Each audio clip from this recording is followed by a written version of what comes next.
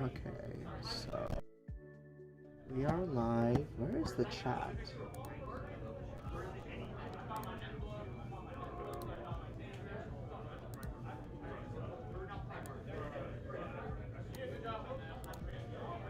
Huh. Where's the chat? Ah, there we go. Alright, so it should be fine. Alright, let me just check on the YouTube side. You can hear the music, right? Yeah. Okay, yeah. awesome. Alright. Actually, no. The music stopped. It's a loop. Okay, we're good. Alright. Whenever Llama is there, you guys can start the call, and you can start without him, basically, yeah?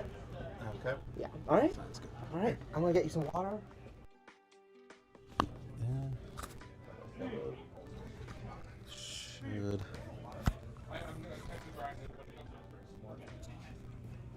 Water later. Okay. We're a little out right now. Okay. No problem. Alright. Good luck, my friend. I'll check in a bit. Yep.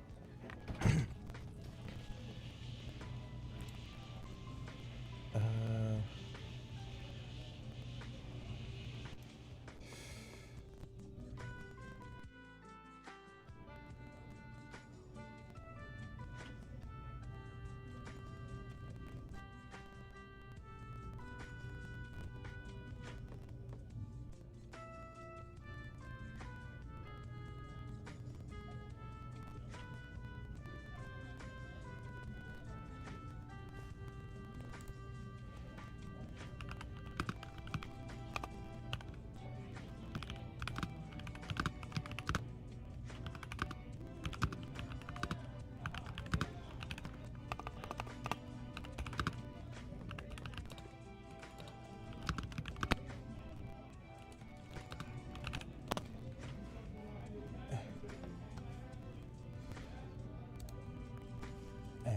all right.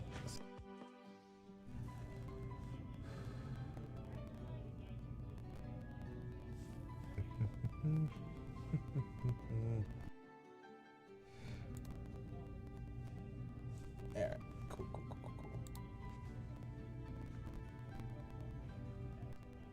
Hello. Yo. All right.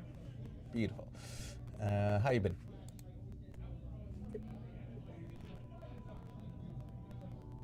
Wait, give me. Mm-hmm. Hello? Yep. I can't hear you at all. I don't know if You it's on my end or can't your end. hear me. Okay. I think I know what it is. Input voice. Hello. Hello. Maybe. Yeah, no. Can you hear me at all? Yeah, I can.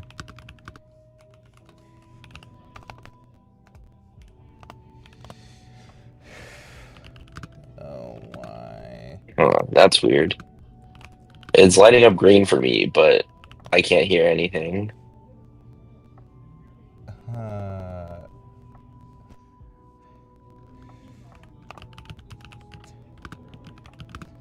It's. Is your.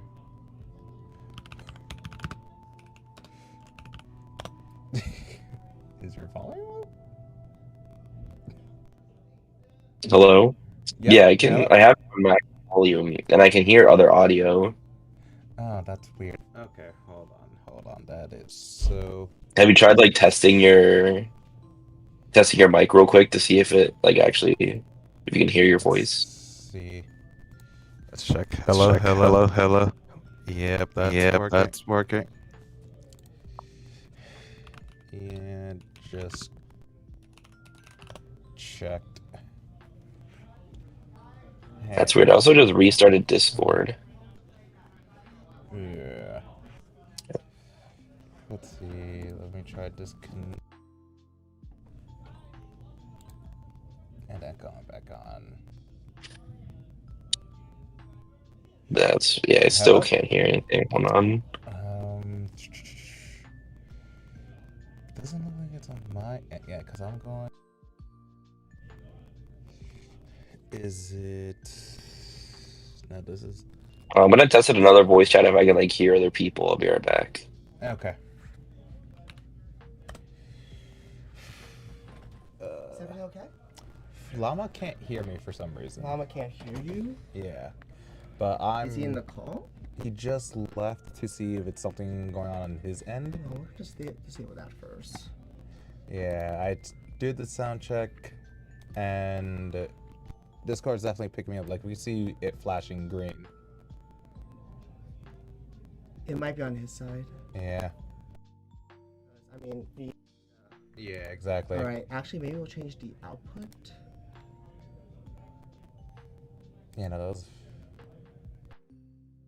No, that's. Oh, wait, yeah. Maybe that was it? Maybe. Have him join back, because you might have to change the output device. But then it would be Wait, this. why is he here? Oh, wait, He's not in. I'm still technically in the call. Disconnect. Yeah. Alright. Try from here then. Try from here.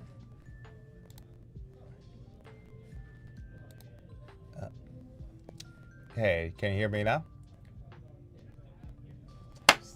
Still nothing. Oh, nothing? Wait, No. I can hear him. Yeah, I could hear him. He can't hear me. So we can hear you, just not.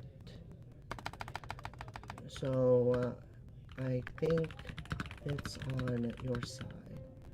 Wait, can he hear us? No, he can't hear us. He can't hear us. Okay, but we're blinking. Yeah, it's.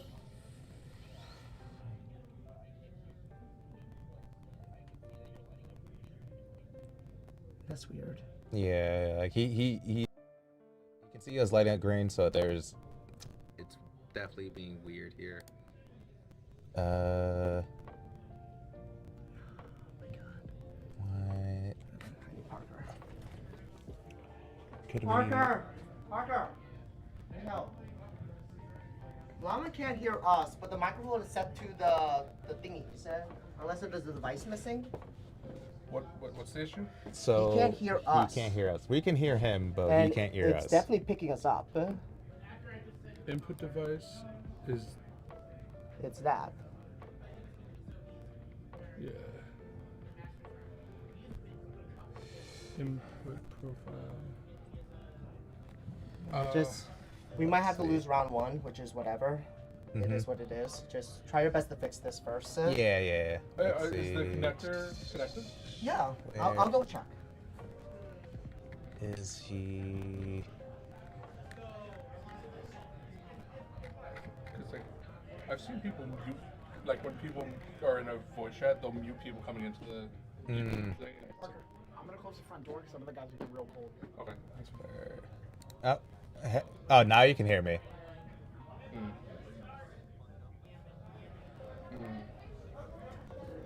It's connected. He's good now. Oh, you're good now? Yeah. Okay. It probably Oh, the got speaker you. connected to your Alright, monitor. Okay.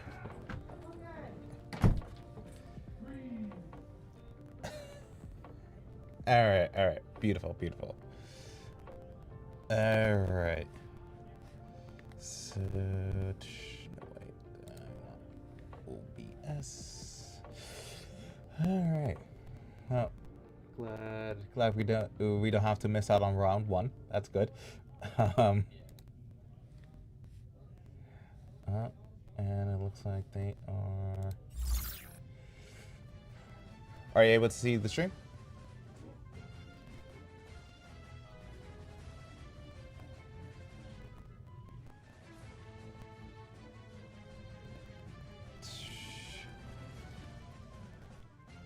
Where?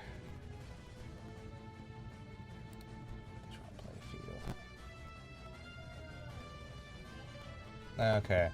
So it's not Machine Dramon or Royal Knights. That's just left over from last time.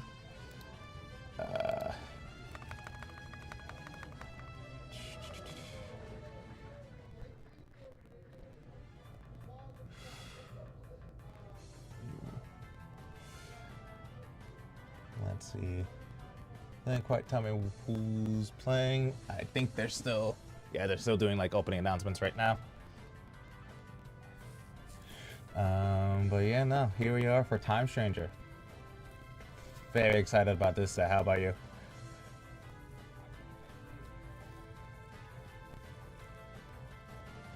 Yeah. There's just so, it's such an interesting set because you can't, nobody, I don't think nobody knows what's going to be like, what's going to shine through from this set just yet. There's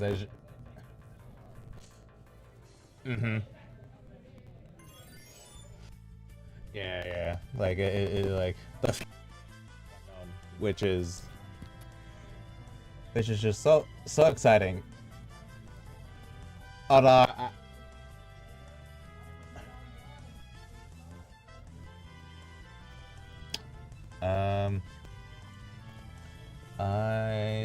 do not know how to actually check that. Easiest way but just to go onto the stream and see. Yeah. Do you know if Llama's being? Huh? Do you know if Llama's being picked up on the stream? You should be. How do we check?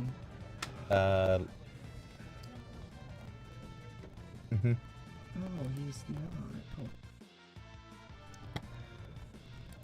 Yeah.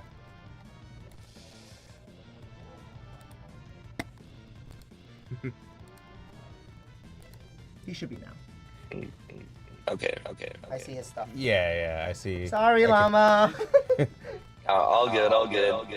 Oh, I wait, can actually. there's a lot. I'm getting a lot of echo here. You might have to like deal with it, or if you like lower this a little bit, or lower the background music a little bit. Is it echoing the whole stream or just my voice? Just Maybe your you could voice. just mute me on. Yeah, because Maybe our you could just setup, mute me on. the on only way we can something. get the call is we grab the audio from the desktop, and so Raph is going to experience a little bit of echo, so it's just something you have to just deal with. Unfortunately, That's it is fine. what it is.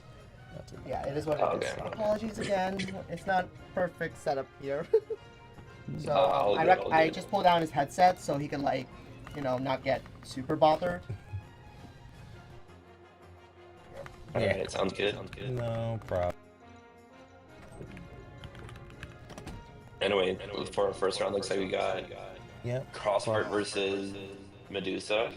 Medusa, obviously one of the new supported decks in Yeah, something what's I'm called very in excited. BT24. Very much looking forward to playing with Styrakomon. Still gotta get my playset though. Oh yeah, and first we finally see or not finally, but we already see Starako coming out like turn 2 already, so pretty good start there. This card is an absolute house of a card. I remember reading this thing and it's like it just kind of does everything. Like it removes, it trashes, it protects, and like you also get to like spit out bodies with the Lamia and stuff. So you kind of just like get a lot to do. Yeah. You hear a little echo. Let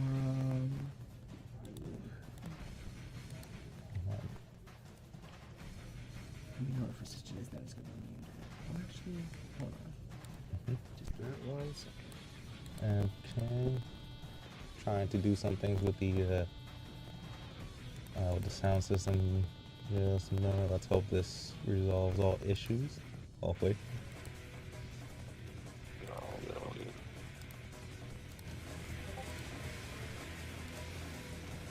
Let me know once it's fixed up.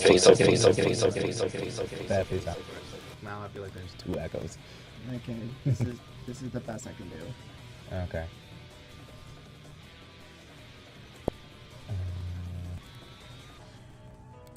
Yeah, because if we switch to this, then he's not audible. So we gotta keep this on. And let's see, might be this. No, it has to be like that. Yeah, unfortunately, it's gonna be a jank setup. Okay. That's fine. It's not the end of the world for me. Yeah. Oh. Hey, Lama, can you speak like a very quick sentence? It could be relevant or irrelevant.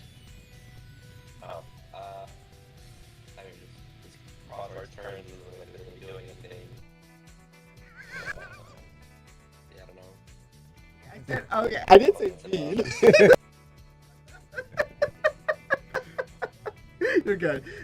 Okay, still Echo, unfortunately. But it's not. It's definitely better though. It's not the worst thing in the world.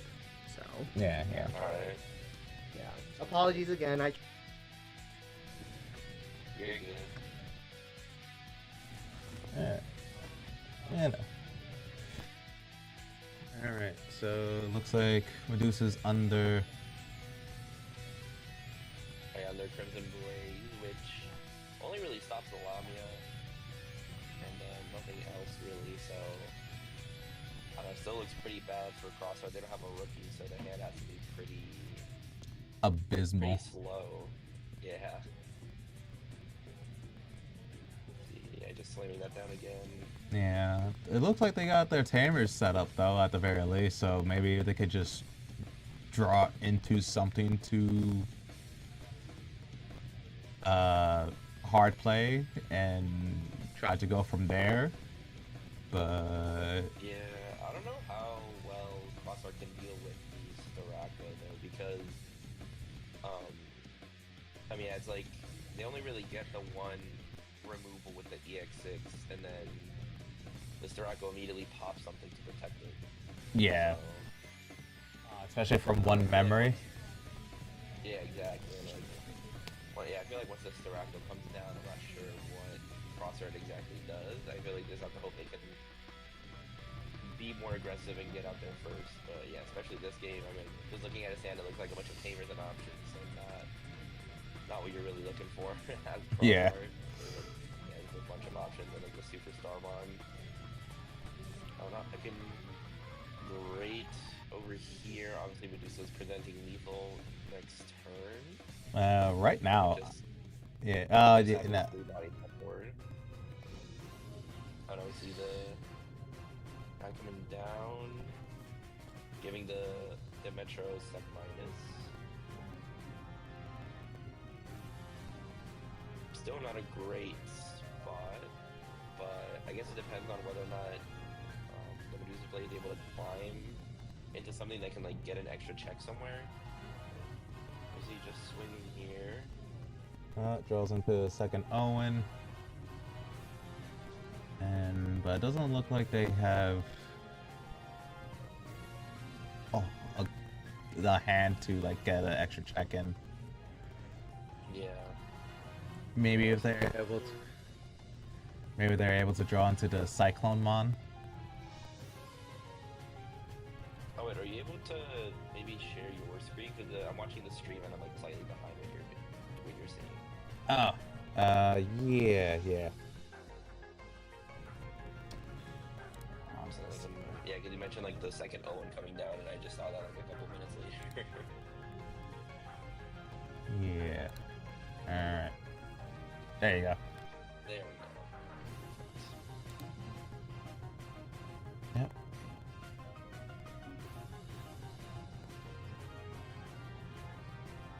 Where?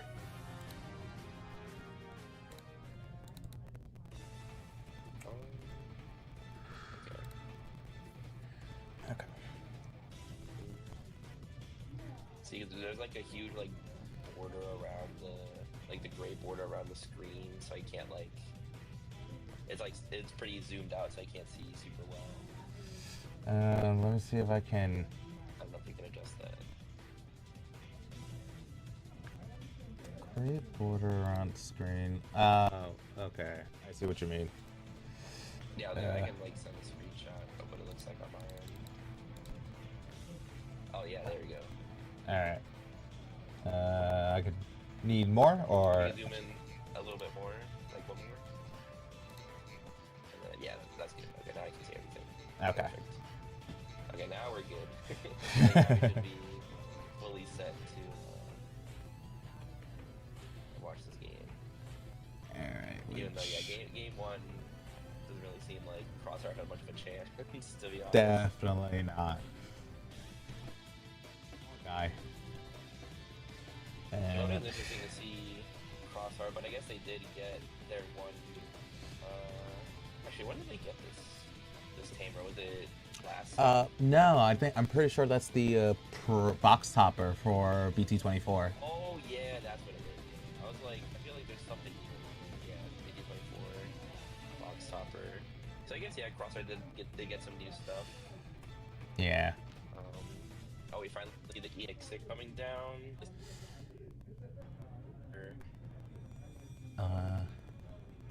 Reading the cards. He could clear most of the board here with like the minus DP. Mm-hmm. I guess it just depends on how much it costs him though. It does. Would this be for free? I don't think so. He's gotta have all the pieces. He's got the Z grade piece. He should have a Shoutmon he can put under as well. Yeah, the Omni Shout. And then he's only missing the Ballista, so it is a 2 cost. Or I guess it might be 1 cost because the promo table reduces by 1, so I guess sorry, 3 cost, and now it reduces the 2 cost with the tamer because he is missing the Ballista. And I can play a Shooting Star, and do minus DP to everything, and then probably Shooting Star the Lamia to kill that too.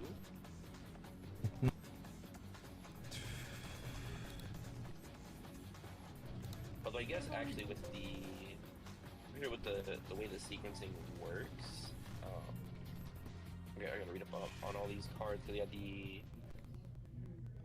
I believe the Starako protection gets to proc before he actually gets the Shooting Star on play. So he actually gets to delete the Shooting Star before the on play happens. He can't remove the Lamia, which is pretty bad for him. Looks like there's a judges are probably discussing that exact thing right now. Yeah. Although they should be able to, I believe the Raptor Sparrow gets blocker, if I'm not mistaken. Oh no, it gets collision. I think it's the one piece he's missing doesn't give blocker. So even if he was able to like clear everything except one, he doesn't even have blocker To protect himself with, yeah. to protect himself from just getting hit once.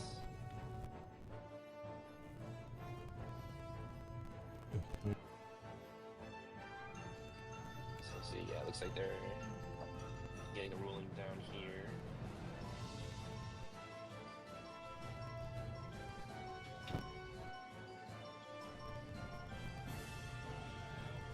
Let's see. Yep, there goes.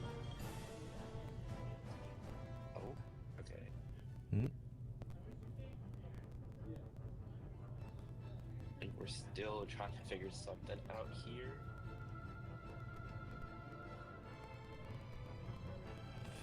She's probably deciding what to delete, maybe? Or... Yeah, oh yeah, there we Yeah. go. Yeah, so... Okay. Oh wait, is it minus 1, 2, 3? That shouldn't be enough DP minus to kill the Lamia. Because he shouldn't get the on play, but maybe I'm missing something. Because the Shaman EX6 is capped at like minus 6k DP to everything, right? Because it's for each color. He's got.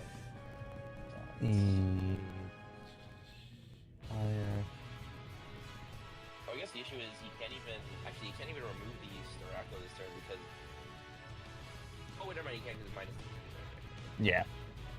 And then yeah, just swings into it. Yeah, it dies. Cause yeah, he can like when attacking, delete it, and then just kill the And then Lamia. remaining Lamia with the body. Yeah. Okay.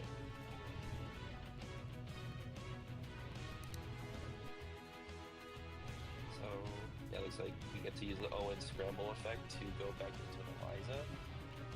And search here, I mean, all we need is a Cyclo. The question is whether or not he's actually playing the Cyclo in his deck. I feel like there's no reason not to. There's definitely no reason not to. Yeah, I feel like I've seen a lot of people, they'll just like go like all in intros, which I think is a little odd. So hopefully we see the Cyclo somewhere, but don't see it in the hand. Can warp though. So you can probably still just remove this thing with Starapto. And then basically just discard one from the opponent's hand, which is pretty funny. And pretty good considering Crossfire right now has like 3 cards in hand. Oh yeah, definitely. And then he should be able to remove the... you won't be able to remove with the Lamia. Oh yeah. Oh, he does. To spawn the tokens. And he can return cards from the trash, which is actually pretty decent considering the Prevalent Tamer can grab from trash. So you can like maybe deny some resources and hope he can't get them back. Oh yeah, it's such a good thing about the Star Record. The fact that you can even use it to deny your opponent deletion effects, I think it just like really helps to another extra thing that keeps deck from being blown out when it's trying to do its thing, you know? For sure, it looks like he's still really contemplating the Medusa. I guess, I mean, I feel like you definitely get rid of the EX6 considering the Promo Tamer can like play from under the store, so you can put the EX6 under and then you get an extra another extra top end piece. But aside from that, I mean, he was able to save with the material save. He saved all of the sources, so like clearly he doesn't have the ballista, so it's not like he'd really be able to deny the ballista from coming out. But yeah, it looks like he picks the... Was that 2 EX6? There's definitely one. Yeah, that's... It looked like a second one. Yeah. Oh, does it deny the save? Because that's technically like a kind of on-deletion effect. Oh, yeah, you're right, because you immediately put the... you put the EX6 that's dying into the bottom of the deck, so the on-deletion doesn't actually result because it never went to trash. Yeah. Okay, that actually is pretty interesting. So, okay, very... Yeah, I didn't even think of that. Didn't even think about that. Pretty heads-up play from the Medusa player, and then yeah, gets the tokens on the board, which doesn't really do anything when they're at 0 security.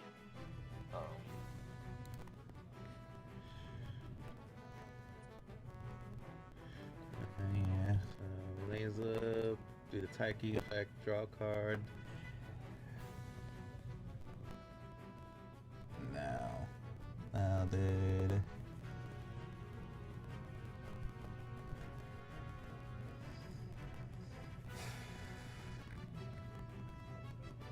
Okay. Yeah, just drawing a bunch of cards here, but yeah, I don't really... I mean, I guess the Medusa here isn't super threatening.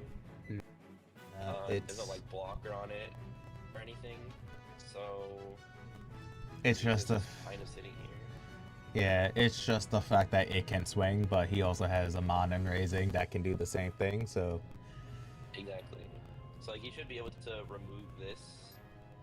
Hits Emblem. Emblem is pretty bad, but it looks like he has very many good targets. There's no, like, Owen, I guess, in hand to play. Oh, that is a card that lets him draw, though, so it's pretty good. Yeah. Get that Cyclomon with that, then... Oh, we get to see the new Owen. Or not the new Owen, but, the, like... BT24, well. I think. Yeah. Yeah, so finally see that, so... Might finally be able to see a Cyclo play if he swaps out the Owen on the board for the Owen in his hand. We'll see. 3 costs. Okay, playing another... this Tamer. Looks like we're... Okay, yeah, we're just like trying to recycle some pieces here, but I don't know...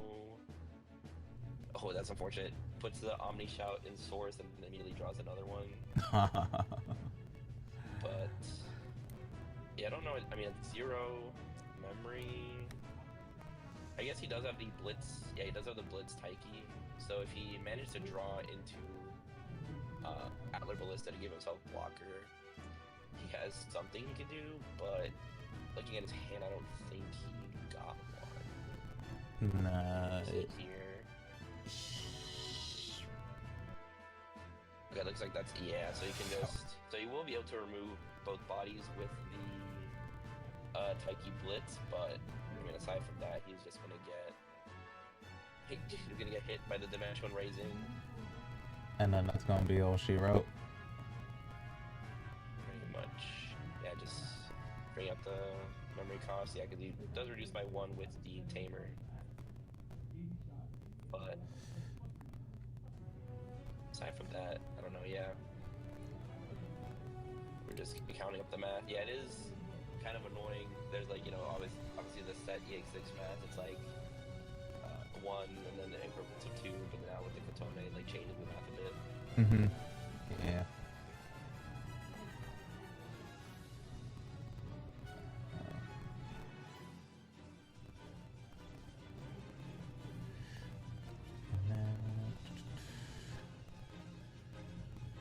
And now we're blitzing. Yep, so hopefully, or probably remove the Medusa.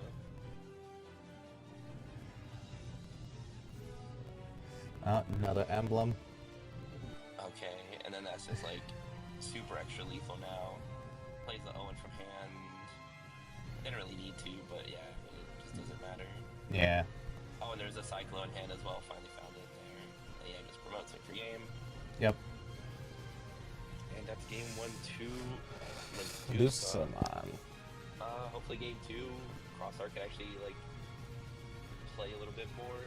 Their hand was just kind of bricked for most of that game, so it couldn't really do much.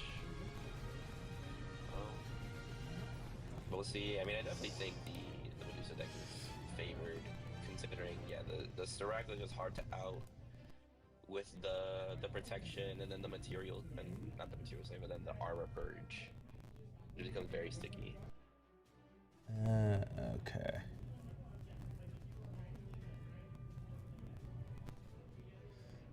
So it looks like Yeah, setting up for game 2. Wondering who decides to go first. I'd imagine the Crosshair player would want to go second. yeah, that way you can get a little bit more efficiently, and you know, so when you draw your tamers. Also, I'm noticing in chat people are saying that apparently my audio is really low. I tried adjusting the background music, and hopefully that helped a little. The music was a bit loud. I think there it was hyping up the Medusa Mon's victory a little bit there with the horns. So let's see, maybe let me just pump you up a little bit, and hopefully that might help. All right, yeah, you could just, yeah, I already, on my end, I already maxed out my mic, so if you could raise it a bit on your end, that'd be great. All right, going to game 2, and yeah, it looks like Crosshair did decide to go second, which makes sense. They want the extra draw and the extra memory, yeah, so they can play at their Taiki.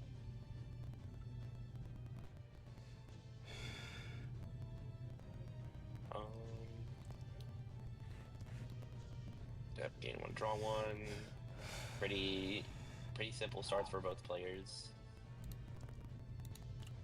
Just swinging this time. Doesn't hit Tamer first check, so that's pretty good.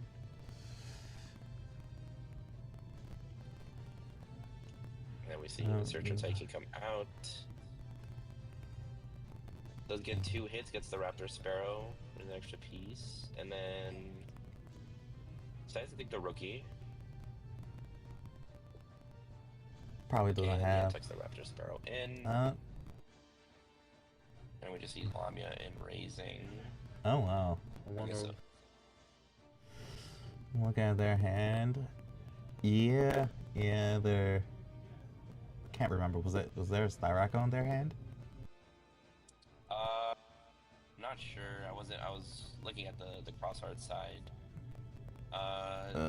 Yeah. I see. Doesn't. I think that's a Sirocco. I think that was an alt in his hand. Maybe. It's kind of hard to tell. I feel like I think it was there wasn't the card covering it, but definitely no Medusa in hand. Yeah. So yeah, pretty slow start for the Sirocco player here, which is pretty good for cross art. I feel like you definitely need that time to get set up, but it doesn't look like he's finding his pieces. He got the exact same 2 cards off both Taikis. There we go. Discard, draw 2. There's a Medusa. Okay, so he can do something now. Let's see, promote here. He's got the Z Gray now. So that's 3 pieces plus a shooting star. Looks like we're just swinging in again. We get a tamer. Into another Owen. Okay, this Medusa's player security has been pretty good both games. Last game, Owen plus 2 emblems, and this game we got Owen second check.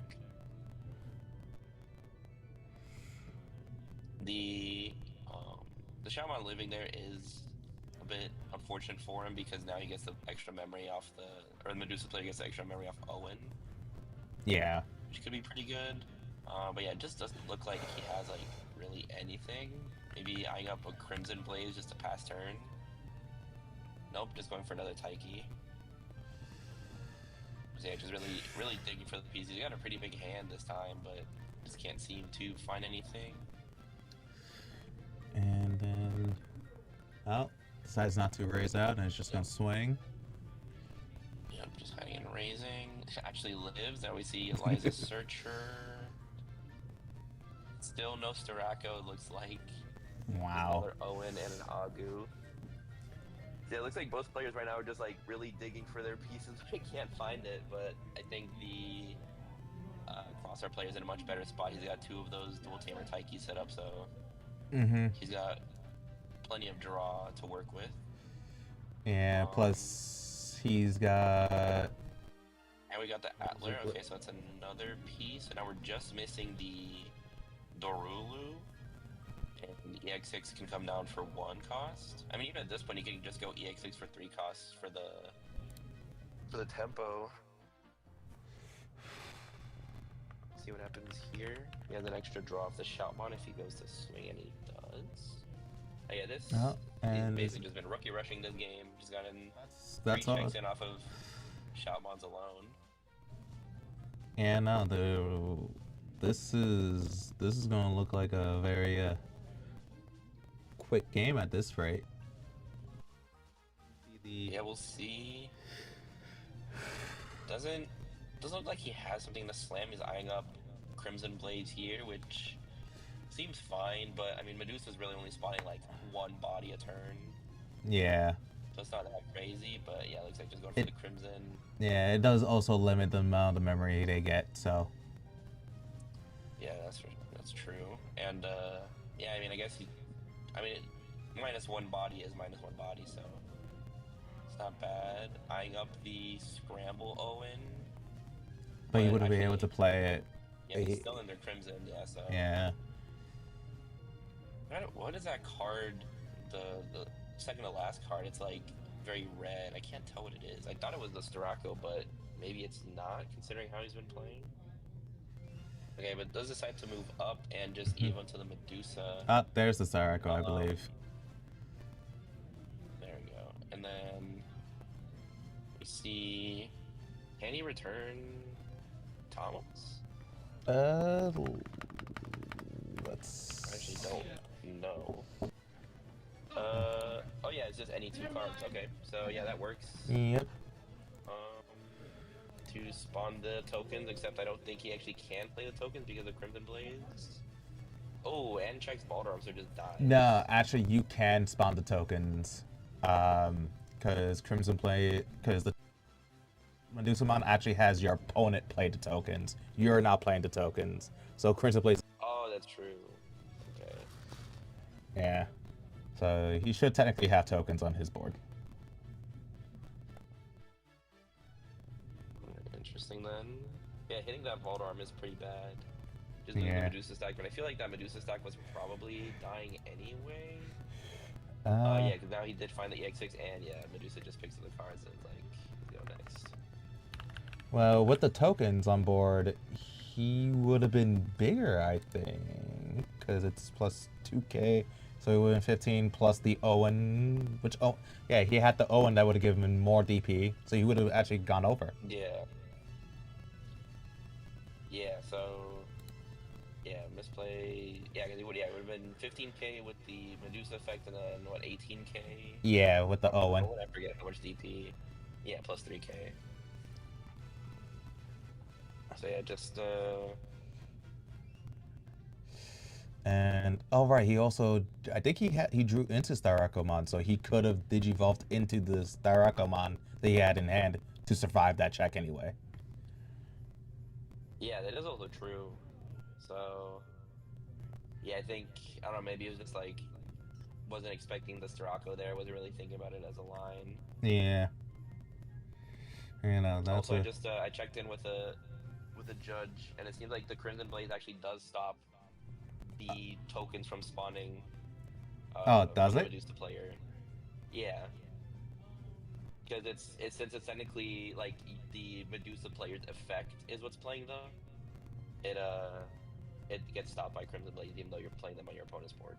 Which is a pretty interesting interaction there. Let's see. Yeah, I see. Wait, Going into game 3, I'd imagine. Interesting. I actually don't know, because I know the Crosshair player wants to go second. I don't know if the Medusa player, though, prefers going first or second here. But I'm sure the extra memory from going second is pretty nice. Oh, pretty bad hand, though, from the Crosshair player. At least he has a dual tamer to try and get some draws. Yeah. We'll see. I think is that Dorvic? It was it? I didn't get a good look. There's a card in his hand that's like very red, and I think the only card I can think of that looks like that is Dorvic. That very red card. It looks like an Owen, actually. It's like right under the Agu in his hand. We'll see. I mean, I don't know if Dorvic even like works with this deck, so I don't know if they'd be playing it for some reason. I'm pretty sure Dorvic requires like it's dragon or soar. Yeah, it technically would, but I think it needs them to be like different card numbers. Yeah, it has to be like different names, or different card numbers or different names. Yeah, but they're reptiles, so maybe it's not Dorvic. Not Lamia or Medusa. They're Dragonkin. Oh, okay. Oh, so maybe it's like. Yeah, like that card in his hand, like third from last. I think that is I can't tell what it is. I think that's the new Owen, potentially. Let's see. Actually, no, Yeah, that is the, Yeah, I'm pretty sure. Because you could tell, like, the three white pits. New Owen, yeah, I see, like, the little, like, white dots. Okay. Yeah. And then... So we see, really slow start from the Crosshair player, but he has cards on board that can draw, so hopefully he can unbreak himself soon.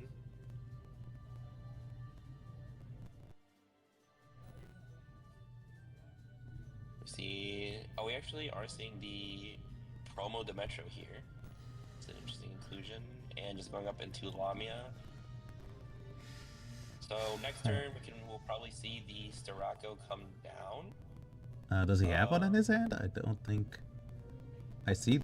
I guess Medusa. He has Medusa, but yeah, no Starako just yet. Yeah, we just see a bunch of draw going on the left side. Yeah. Still no rookie, but does have the Searcher Taiki, so that could get him into some much needed pieces. Yeah, I see the Darulu in his hand, and there's like something else I couldn't really tell. In top 4, there is a rookie, and there is the EX6. So, actually, does the Promo Tamer only play from under itself, or from any? I'm not. From any. Okay. So yeah, he can tuck the EX6 under the Taiki and still be able to play it off the Tamer, which is pretty good. Mm-hmm. And I think, I mean, he's got Shooting Star, Atler Ballista, I believe that's Omni Shout. I think he has the pieces for it, but just decides to wait an extra turn. Oh, I guess he's missing the Z-Gray piece, so he can't actually go into a EX6 without passing turn. Yeah, and he also the Medusumon player 3 memory. I feel like that's a little bit too much, because now that's a safe Evo into Medusumon. Yeah, we'll see. I mean, I don't know, because it's still kind of risky. Because the Medusa's only going to be 11k, and he doesn't have the Starako in hand. Yeah, but he is going. It will be 15k, because he is going to get the tokens on this. Oh yeah, because he has this. Actually, I think technically the security check. Oh yeah, no. Pretty sure the security check wouldn't go to trash yet, so I actually shouldn't get the token there.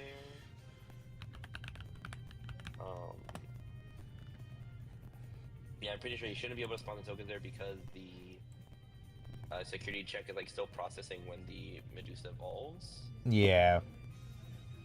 But I don't know if it's gonna, or I don't know if it's gonna matter too much considering there's still no Starako in the hand. Yeah, so he just passes turn. So we'll see, but this should be pretty easy board clear for the EX6 player, even if he doesn't have all the pieces and can't keep turn. He does have the Blitz, so he can still just clear everything off the board. And it looks like he has a lot of pieces in hand ready to go. Well, with all those Tamers and all the drawing, he should. Yeah, exactly. He's literally just been sitting here just slamming these Tamers and drawing cards, so we'll see where this goes. I'm pretty sure the Medusa tokens can't suspend, right? No, they cannot. Yeah, okay. Because I was just thinking if you could use them for Alliance, but unfortunately not. No. They are indeed just there to be deleted.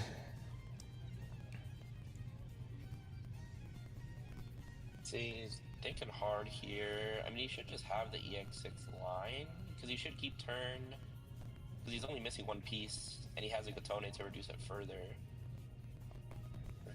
So, oh, there we go. See the EX6 coming down. So it should reduce by 1, and then further reduce by another, like 8? Or is it 9? Or is it, sorry, 10? Oh yeah, it should be reduced by 8.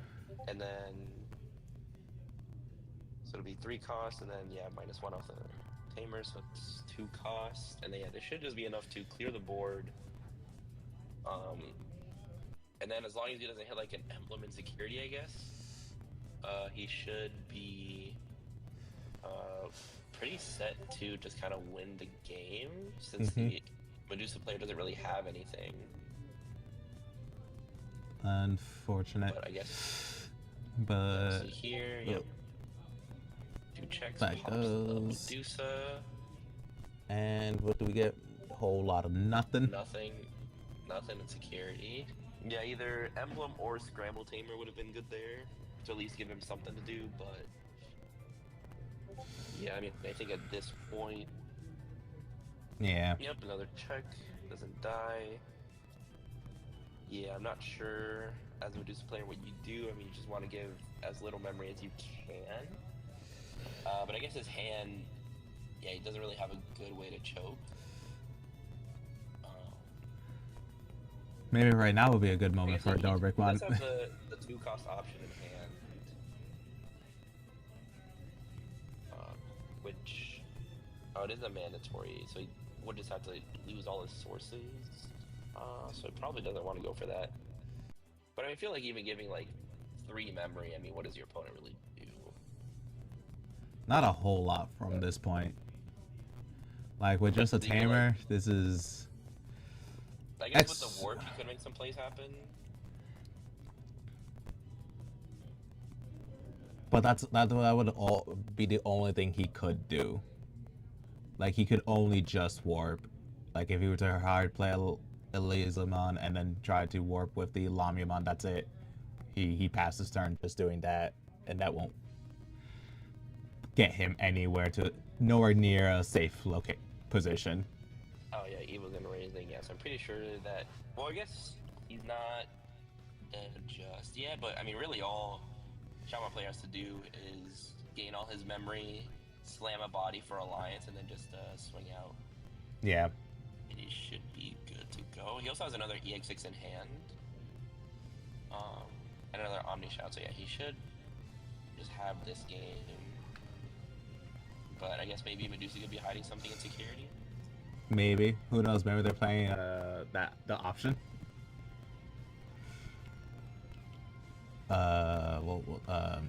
What's that option called? Oh, the Raging Serpentine? Yeah, Raging Serpentine. So yep, just goes for the 2 checks Alliance, and then yeah, just needs to slam the EX6, or just go this, and then even to Omni Shout, which gets Rush, and then just kill from there. Yep. And then that is the game. Yeah, I mean those last 2 games, Medusa just couldn't find a Starako. Mm-hmm. So yeah, I definitely thought Crossheart would be more favored, Medusa would be more favored. But yeah, I guess if you just don't find your Starako, you don't find your Starako. It is, a red deck at the end of the day. That is more or less how it be. Yeah, there's a critical lack of draw. Yeah. But you got the Elizamon Searcher and the discard 1, draw 2, and aside from that, you're just kind of banking on the top deck. Yeah. Although I believe with the EX11 stuff, that should be alleviated somewhat. Yeah, for sure, because there's the actually, yeah, what do they get? They get the new Elizamon, which gives raid, which is pretty good. It's a new Owen draw card. I think it's just like DP. Oh yeah, it does draw 1, and it's an easy way to trigger emblem, so that could definitely be helpful. Yeah. Oh yeah, definitely. Imagine with all that, all those times he was just searching for cards, if he could Owen instead to draw an extra card. Yeah, definitely would have been good. Yeah, it's one of the things with the Liberator decks is you really like playing like your Tamers and your Emblems, so you can't fit in as much of like the trainings and boosts for consistency. Mm-hmm. Oh yeah, these are the lists I sent for the last event we did. Yeah.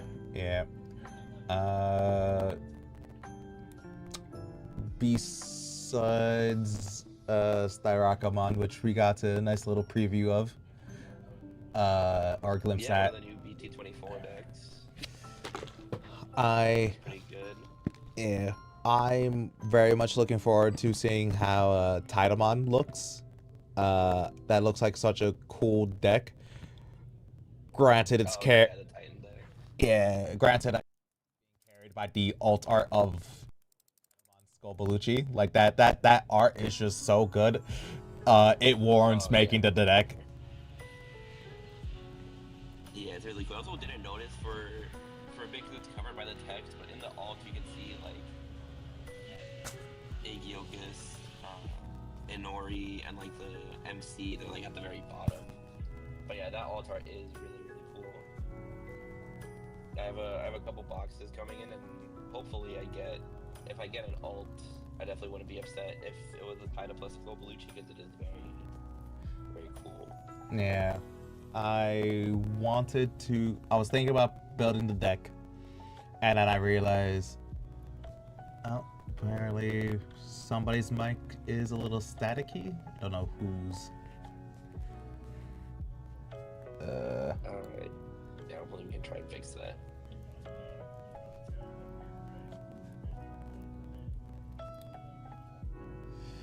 Did that help? I have no idea. I don't know. We'll see. There's a bit of a delay on the stream, so it'll get be a little bit before you get some feedback. But yeah, I mean, BT24 is definitely, like I said before, it's one of my probably favorite sets in like recent memory. There's Could a be. lot of cool stuff you can do with the set. I think the Time Stranger cards are like, I feel like the Time Stranger stuff is like just a better way of doing the like kind of trait swap stuff that they did with the CS cards. Because like with the CS cards, they didn't really have like a set like kind of win condition or even way to build a deck. It was just kind of a bunch of cards with random effects that you could kind of put together.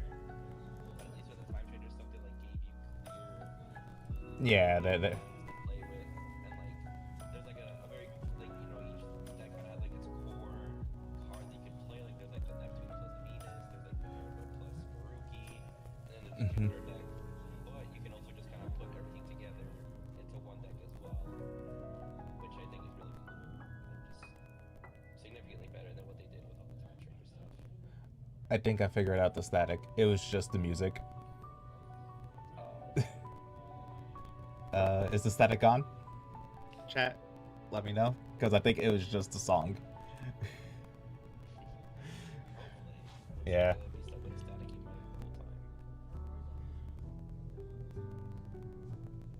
But yeah, no. The Iliad cards are definitely very interesting, and the fact that they more or less did. There's a how to build the decks is definitely helpful, and it's just a matter of which deck the exact combination of cards that's needed.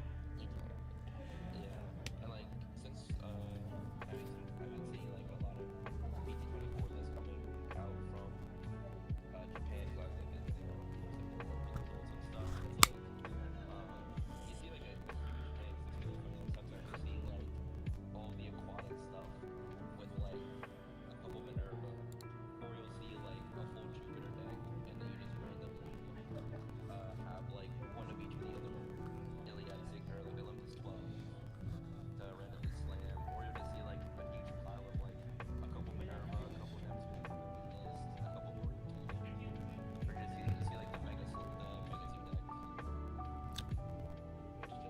play like all the Searcher rookies and then all the Olympus 12 and from there.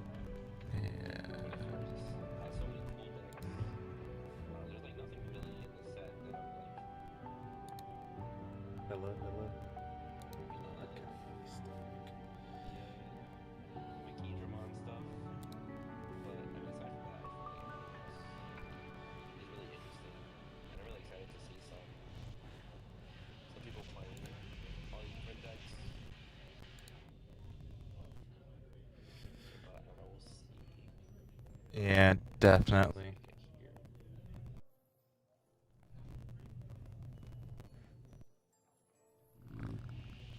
Are you working on fixing the audio?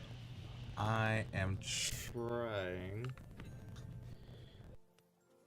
Because like there's so much going on with this audio setup. I have no idea. It's because the mic is slowly dying or what. Let's see.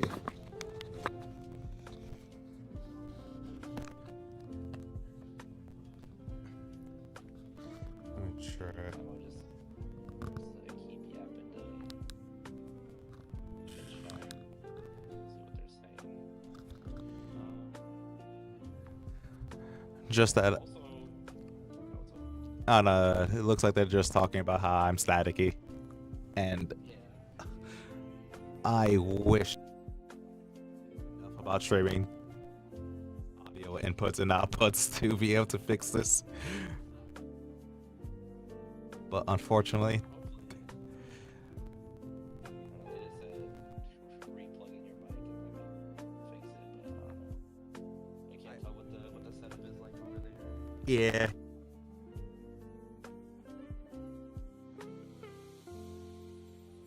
Can I even turn it off? How the hell do I even do that?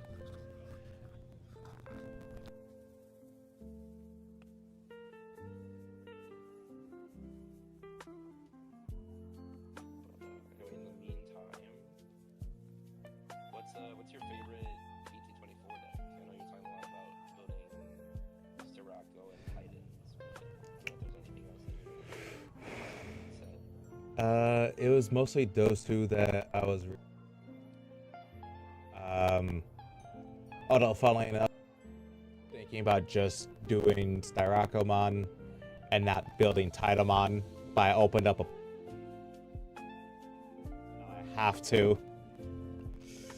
I don't know what happened, but I think somehow your mic got worse because I'm cutting out. I don't know if the stream can hear it, but at least on my end, it's cutting out quite a bit while you're talking. This is what I get for touching buttons on the damn thing. Ugh. Maybe. Is that better? Yeah, that's good. I have to like talk a little longer to see if there's any issues, but that did sound better. So yeah. Let's see now. There's Titamon, like I said, Styrakomon. There's something else in the set that I can't seem to remember. What else is there? The Titamon was the only thing from like Iliad I was really, or like, I guess the Time Stranger cards I was really looking at. Let's see. I was looking at the set earlier. Yeah, no. I was thinking about Marukimon. Okay. I think that's pretty interesting, especially with but more like a Minerva version of it.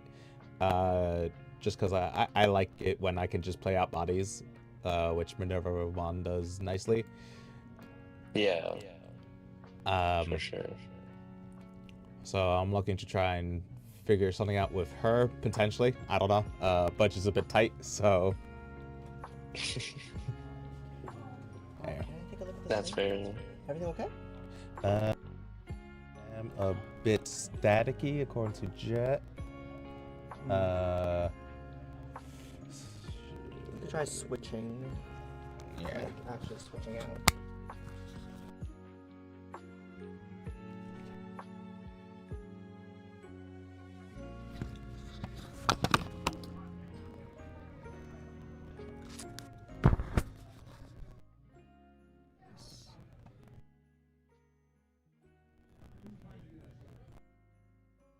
I think so. David, Yeah. how do I check the brackets? I want to make sure Alex is the paradigm. He's playing someone who lost. Right now. Yeah. Just want to check. I gotta pull this. Can you hear me? Yeah. I can hear you. Okay. Swap mics, so hopefully that'll do it. And don't worry about it, dude. It's all good. Thank you for letting me know. Honestly, I'd rather know that there's an issue than just, not know and be blissfully unaware. But so it's all good. Sounds good now though, so hopefully there's no more issues. A little better or worse? Llama says it sounds good. So Okay. I don't know. Just say we're trying. Yeah, we're definitely trying. Alright, I'll get you a round 2 in a bit. Oh, looks like we're about to get 2. Pretty soon I see movement happening in the store.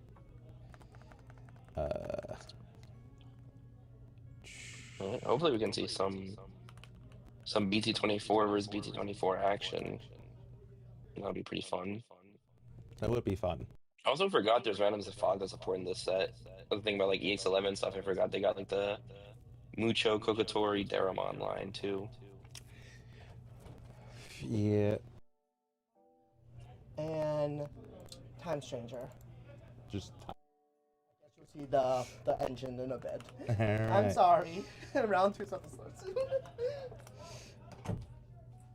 And now we're echoing. Oh no. I don't know what is going on with the sound this time where we're having all these issues because it was fine last time. Yeah. It was fine last time. um, let's see. At the very least. Okay, here we go. Oh, wait, are those names actually Yes. accurate? Okay. Yes. I just put up TS for Time Stranger. No idea which build it is, but was just told it was Time Stranger. So there we go.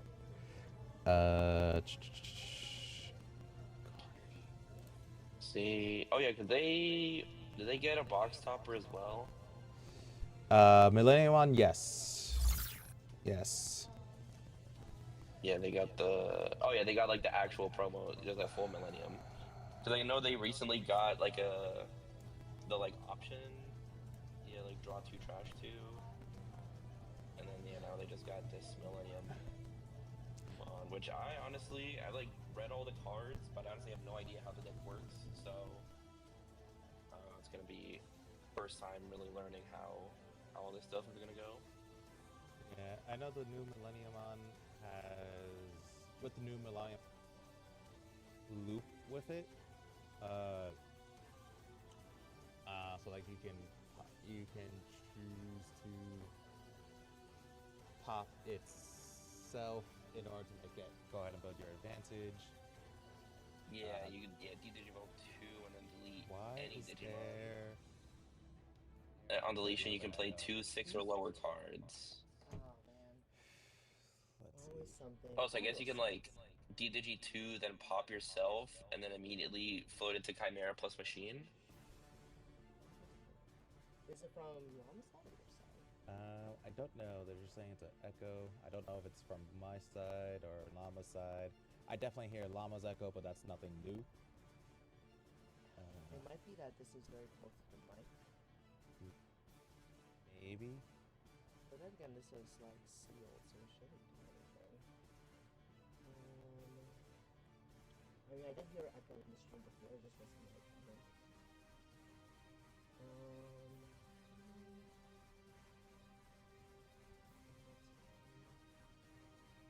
Could be that both mics are on right now. No, they're default on. As long as you plug it in, it's not usable.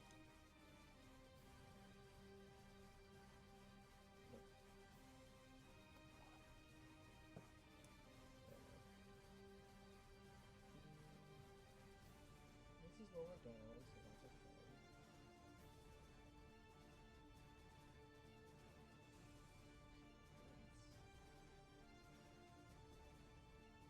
Let's see.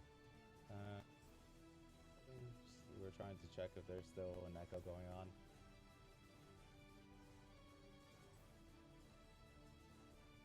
Is he there?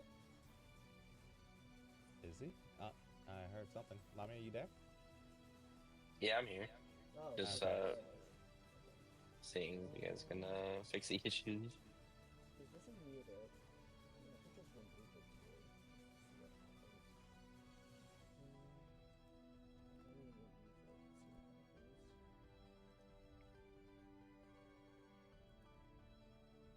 Let's see. Alright, how about now? Is the echo still there, everybody?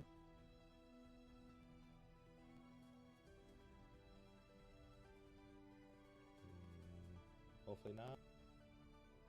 Sometimes silence is a good answer. Yeah. Sometimes. I did lower the background music, so hopefully that helps a little bit. Yeah. And Llama, try saying something. Yo. Hopefully the audio's not scuffed. Are you hearing? Echo from Llama's side, but it's like. Is it from the call?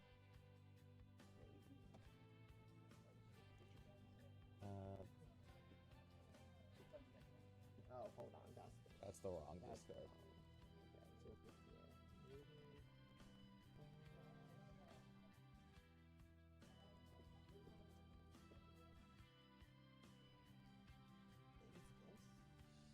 Maybe.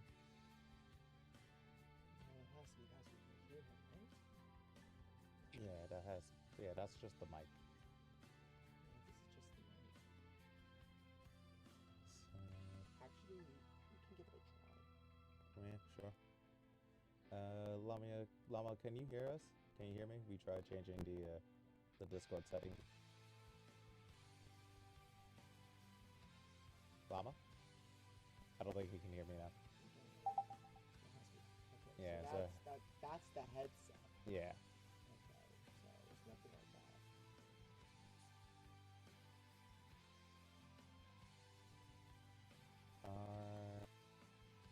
Wait, can we not hear Llama right now? Hello, can you guys hear me? Yes, now, yeah. Okay, there we go. We're just playing, okay.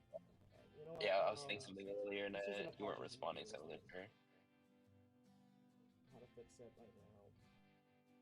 This is a new issue for us, so also I need to change this. Okay. There we go. Accuracy.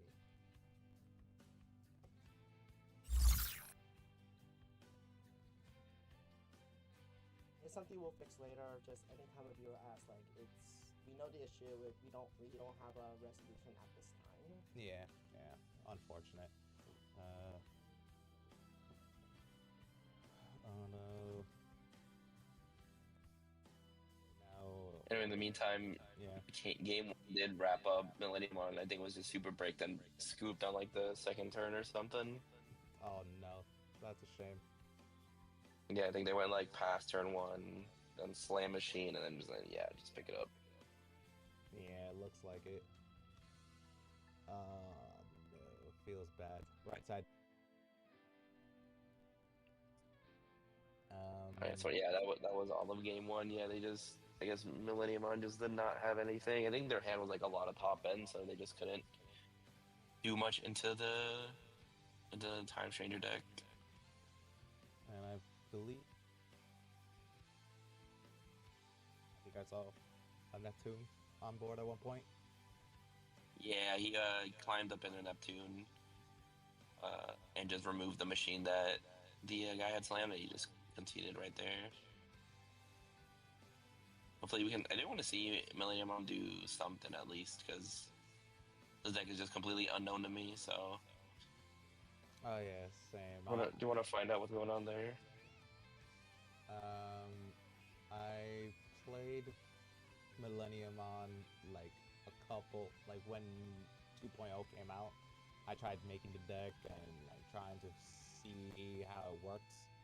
I found out it didn't work. It was just Yeah, it's a very strange deck for sure. It's like very different from how most decks want to play, and the like effect sequencing and stuff is really yeah, different. I've like seen a couple like games, but never really like understood the deck. So I do want to see if it can do something. yeah. It got to know. There's a lot of promos for it that really help out the deck, and it's getting a tamer in EX11. Yeah, Which yeah. It's a deck that's randomly gotten a lot of support, but I don't know. They just can't. I mean, I guess we'll see if it's competitive after EX11, but it just seems like they can't quite get the like yeah, the consistency there. it's between all the, because you got 6 machine Dramons, and they're playing like anywhere between at least another use of various level 7s at the very minimum. So the hands will just get bricky, and you have a lot of facilitate all that, but it looks like, Ooh, oh no. whiff on the analog, but at least we got something going on the right side. You got a rookie, got 2 rookies actually, and then on the left side I saw 2 tamers and a lot of level 6s. So we'll see how this game goes. Yeah. Burn 1, play tamer. This is a Neptune. No, it looks like a Adrio, Jupiter. Just no. I honestly. I think it's just like a TS. I think it's like just like a TS kind of slop deck, because they're playing Yeah. the Sylphie, and they're playing like all kinds of top ends. I think they're just kind of playing a little bit of everything. Yeah. It kind of. Honestly, I would not be surprised if they just got in a box and said, "This is my deck now." Let me see the Sylphie come down here. Minus DP, no sec +1 though. Yeah, this Sylphie card is really good. I remember it's basically just like it's the equivalent of the CS Shaco we got in BT23, but that float effect is really good, especially with like Agio or AGO. You know, if they ever kill it, you just go okay, spawn out another AGO, get another tamer. It's really strong. But really contemplating here what to do. I did see a Hiroko in his hand. So I thought he'd go for that, but looks like we're gonna Evo Jupiter. A lot of different cards. Looks like he's just gonna go for the swing.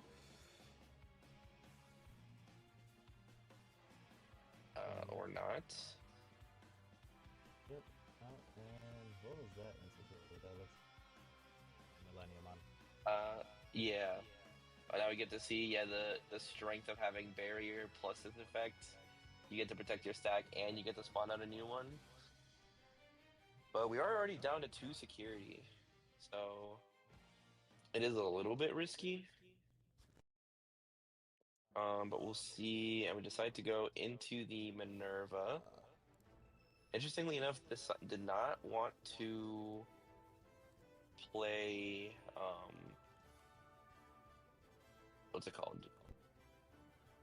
Did not want to play the Asuna, or sorry, not the Asuna, the Hiroko off the Agio goes for the dual tamer. And it just ends on this board. Minerva is also a very good card. I like this card a lot. Yeah. You get to play on Evo and also on deletion, and you can de-digivolve and it gives you like pretty good disruption. It is really fun. This is probably one of my favorite cards out of BT24. I like saw this card and I was like, yeah, I definitely want to try and build like a TS slop deck with all these cards in it. Yeah. It's definitely a whole lot of it's this. I'm really enjoying how Digimon is just making so that way, if you really wanted to, you could just like you and a friend can just like split up decks and try to see who can do it better. Exactly. Yeah, it's like the deck comes out, like aside from the SRs, you'll like pretty much you'll get most of the cards that you'll need to actually make the deck function. Yeah. Which is very cool. But yeah, we just see here slamming the scatter mode, the one of. Yeah, it doesn't really look like much is going on from the melee player side. He's set up a lot in trash, but there's not much going on. Also, watching the him think on the Asuna right now, there is actually a very broken interaction that I learned about with these tamers since their start of turn. Start of turn effects happen before unsuspend. So what I've been able to do and I've seen other people do is you like can start of turn if you have like a body that can DNA with Gato into Sylphie on board. You can use a tamer to slam Gato to instantly DNA and then Sylphie effect instantly attack. And so then you do that, you swing 2 checks, and then you unsuspend. So you get like a free 2 checks to start your turn, which is pretty insane. But we see he just goes for another Agio to play out Inori. And he does have the Electmon Inherit to evolve for free, but decides to just evolve into the Agio for cost. Might have bigger plans for that Evo. Yeah. I thought he would go, because you could like swing the Minerva and then use the Elec effect to add your top security, and then you also get to heal one because you're at 0, and then trigger the Inori and Evo for free. We might just see, 1 cost Jupiter coming down. And I can burn 1 to burn his opponent, then heal 2. I also really like this card with the Home Roast Tamer, because if you're at like 1 or 0 security, you can heal back up to 3 by using his effect twice, which is pretty sick as well. My favorite thing about the at the very least the TS tamers specifically is just the fact that they understood how good those tamers were and decided to cap how much memory. Yeah, exactly. And it gives like a very, yeah, it is very interesting how all the time shifter cards work. Because I remember when they first revealed, I'm just like, oh wow, four less memory. Like, like it doesn't really matter anyway. Because or like choking them doesn't matter because they'll just get all the memory anyway. But now like an actual viable like strategy into time changer is you just slam them to like 4 or 5 every turn. So they can't get their Homeros, they can't get their Heroku or their Asuna, and they can't get their promo rookie stuff. Mm-hmm. Um, so it is a very, very cool way they decided to implement that. Big fan of that versus like just like trying to memory choke every turn and do that. Like it adds a lot of complexity to the game, which I think is really cool. Definitely does. And then what's also nice is the fact that if you do put them to like 5 memory, they're boss monster, so it's not like you're giving them stuff to like come back with. They're already there. So Yeah, all that, like they would prefer not to have the memory.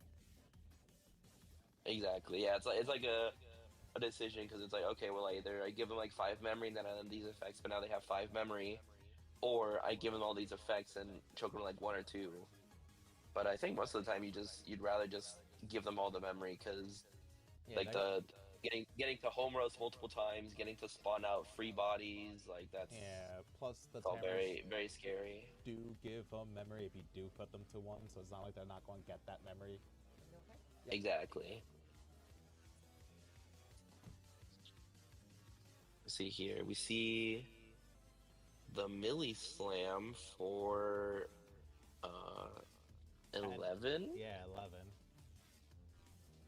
Okay. Although this is the promo one, right? So it should I believe be so. for 8 because it's assembly -6.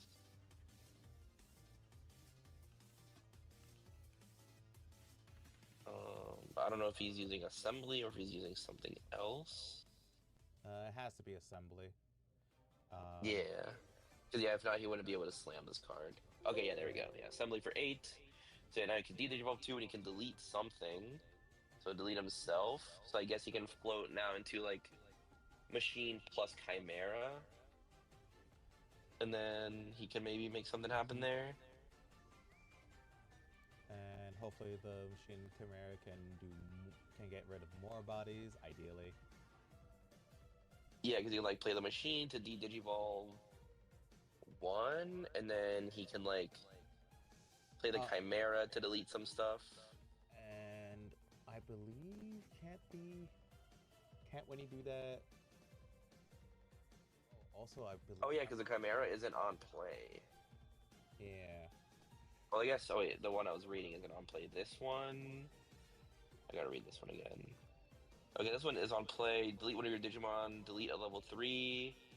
Okay, yeah, so you can actually just clear the board here, which is really good. Oh yeah, that's what it is. Because you can effectively delete yourself to delete all your opponent's Digimon, while still keeping a body up.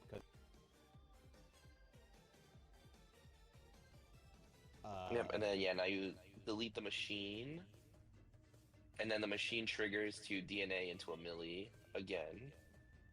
Okay, yeah, I'm seeing the promo Millennium on really does a lot for the deck. Yeah, and they go into the old Millenniumon here. Yeah. Which, when Digivolving, delete something. Oh yeah, and then you return one of each level to gain 1. So you can gain up to, I guess, like what, like 5? If he puts everything? Yeah, technically 6. Because I don't think Tech plays any level 7s. Because oh no, it's 3, 4, 5, 6. 3, 4, 5, 6. Yeah, so you can go up to 5, but here looks like he's going to gain 4. Oh yeah, so yeah, it was game 4, which puts him to 3, or Wait a second. I put him 2, and then he'll go to 3. Okay. Interesting that he's giving him the Venus back. But I guess he doesn't really care about Venus too much, because he functions a lot off of, like, pawn plays. Yeah, plus, technically, if I don't know if he put it to the top, because then that might be a dead draw for him. Yeah, that is true. Yeah, because now he knows exactly what the next 4 cards are going to be, so might not have to be, like, afraid.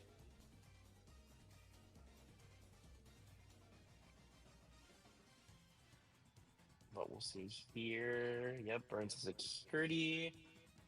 To play the Homeros. Does he have a level 5? Looks like he does. And if he has a Jupiter here, he could like Evo here for free and then immediately use the egg effect to Evo to Jupiter.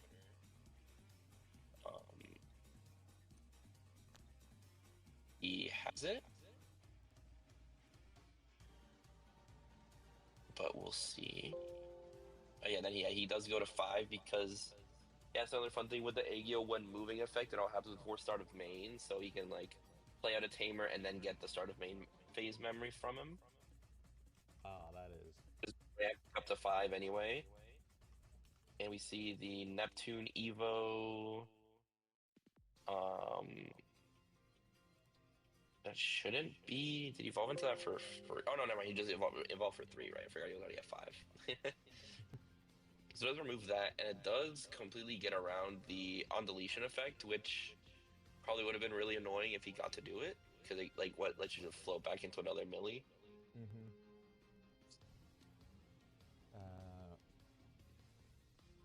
Very unfortunate for the Millenniumon out there. After what is honestly like a very impressive comeback turn. Yeah, exactly. Like facing down like 2 level 6s, 4 bodies, and being able to get rid of all of them was pretty good. Especially since now to see it back on Neptune. If I recall, he only had 1 memory to work with too, right? If I recall correctly. Yeah, he just slammed the Millennium with assembly, and then managed to initially pass 7 memory, but then end turn on 2 memory, which is pretty good. Yeah. And we see just choke to 1. Doesn't decide to really do much here. But yeah, those 2 cards. We'll see what the Millennium player can do here. Oh, he did. I was about to say if he has another assembly, it'd be pretty good. I did see him just draw into 1. We see it looks like we're going for the delay effect, which I forget what this card does. Oh yeah, you can. Oh, play for a reduced cost of 3, and then you can also assembly on top of that, so you reduce by 9. Okay, so you can actually do all this and keep turn. Yeah, because he should be. But I don't think there's like rush or anything. I guess there's like Moon Millie. Oh, not Moon Millie, Zeed Millie, which with overclock, but yeah, we still have a bit to get there.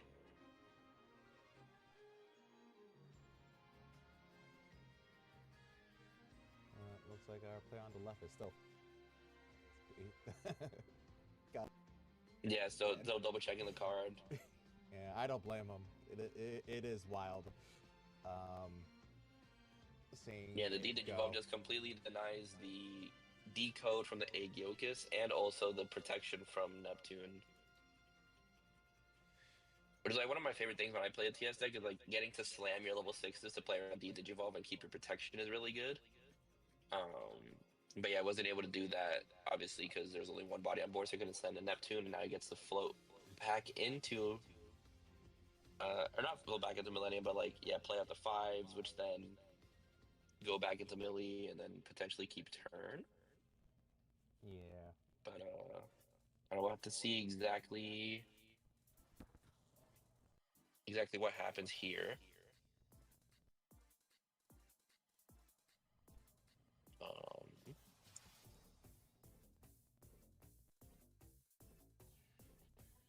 Yeah, you do DNA from trash with the machine effect, so, or sorry, from hand.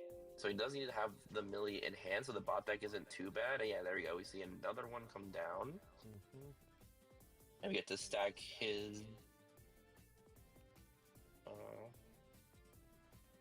stack his cards again. See what he decides to give.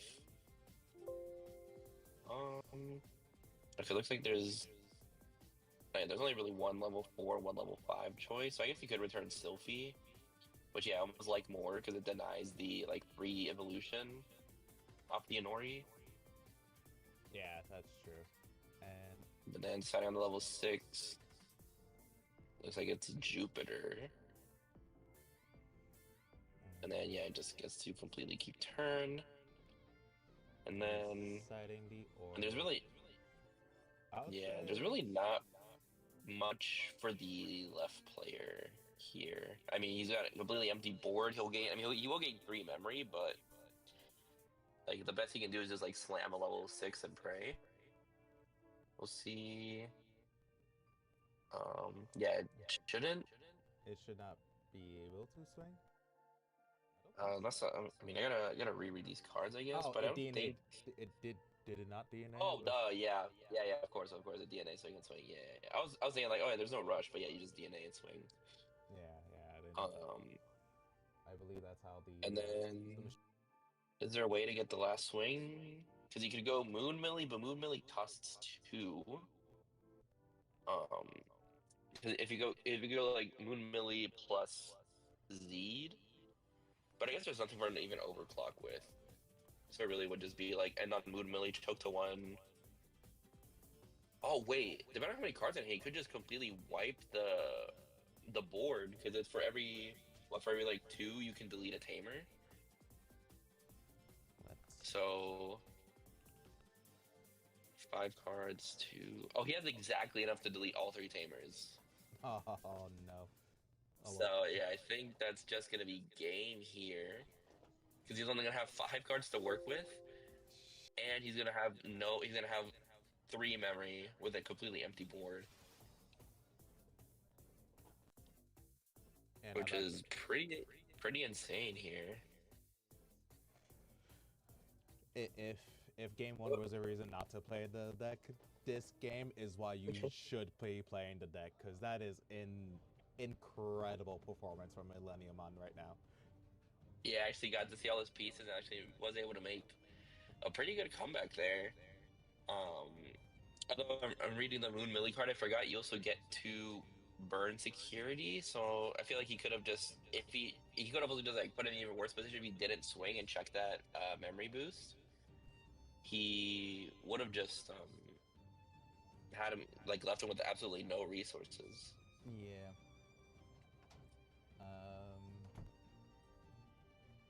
Only thing, I mean, yeah, no, that is true.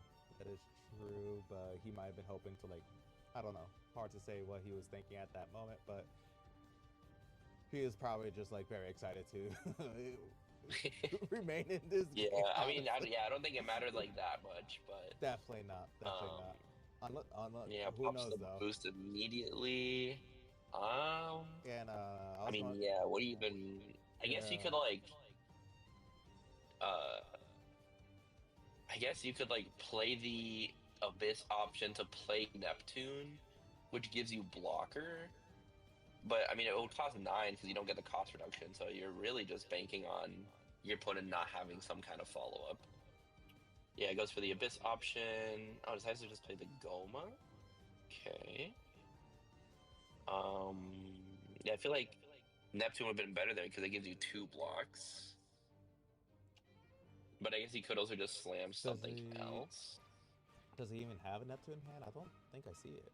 He does. It's like right in the middle there. Yeah. But okay, just doesn't go for that. So I mean, I guess he's technically alive. But I mean, if he had Zeed Millie here, you can just evolve that and just remove the Goma and just swing out. But he does have. he does have the Zeed Millie. Yeah, he just saw it in hand, so he should be good here.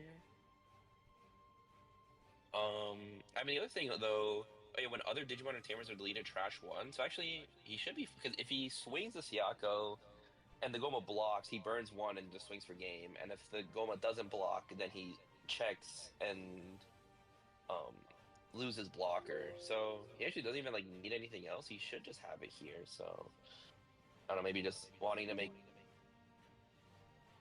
Oh, what the? Llama? Oh, wait. Did he get the... Yep. We lost Llama.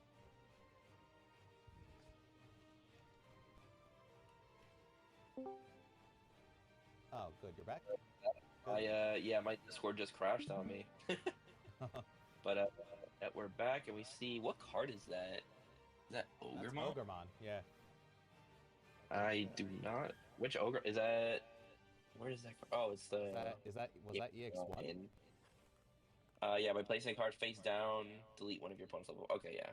So yeah, plenty of outs there for the melee player there. That was actually a very.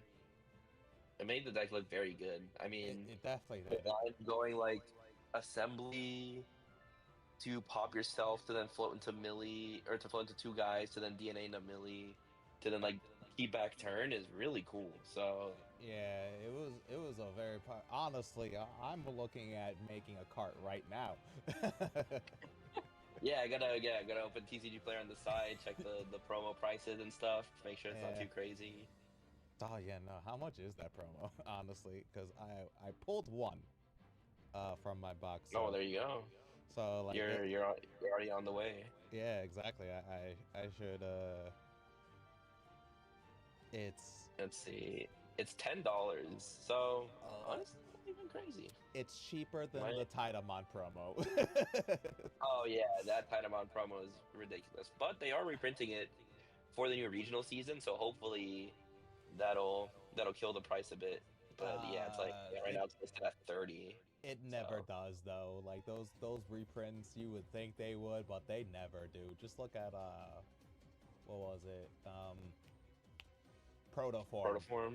Yeah. Yeah. And I mean, technically, although I don't really want to count this one as a reprint, but Medieval got a reprint in the in that box set that they did. Oh yeah, the gold set. Yeah, the gold set. That didn't change anything, but like I said, I don't really count that as like a real reprint. Yeah, I was gonna say it's like a whole like shiny card. Like I feel like it being the same price checks out when it's like a whole gold like shiny card. Yeah, plus the whole thing. If you wanted it, that was $300 to cough up. Yeah, definitely not cheap. Yeah. But yeah, we'll see. So we're going into game 3 now. Yeah, game 3. Looking at the melee player's hand, I see 2 machine in the hand, so not great there. I mean, I feel like it's like very conflicting because like you want to see at least one, and you like your hand. And is that a Zed in hand too? Yeah, might be. They were thinking long and hard about. Okay, we do have a rookie. Okay, so there is something there. Yeah. We have Chimeramon in hand too. Yeah. Oh, it's the Wicked God emerges. There. Oh, this is an interesting card. End of all turns. By deleting one of your Millennium, you may play a Wicked God trait, which lets you play out. Does you play out Moon Millie? Yeah, lets you play out Moon Millie or Z Millie. Okay, so that's a pretty interesting card. We might actually see one of those two come out more consistently this time. We see pretty solid start on the left. We get the Elecmon into the Dual Tamer into the Mem boost, which is all very nice. Takes the Aegyo. Let's see what we get here. Okay, we get another Wicked God emerges. Yeah, looks like Yeah, smartly playing that before swinging, since he'd just like immediately lose the purple source. Oh, that was a really good draw. It's gonna I can end Yeah, turn with an analog, definitely something you and I can mean see. he's digging through a lot of his deck right now, so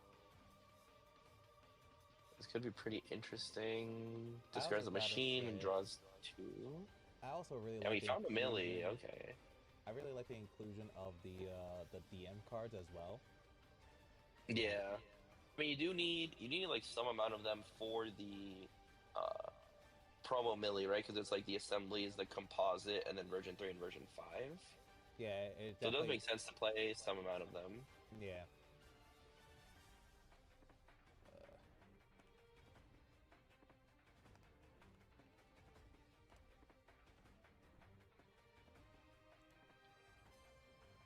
We'll see. And yeah, I mean, with the analog, that was a really good turn. mhm. Got to do a lot of digging. I think he has the Chimera and the machine set up in trash now, and I think he has the millies he needs in hand.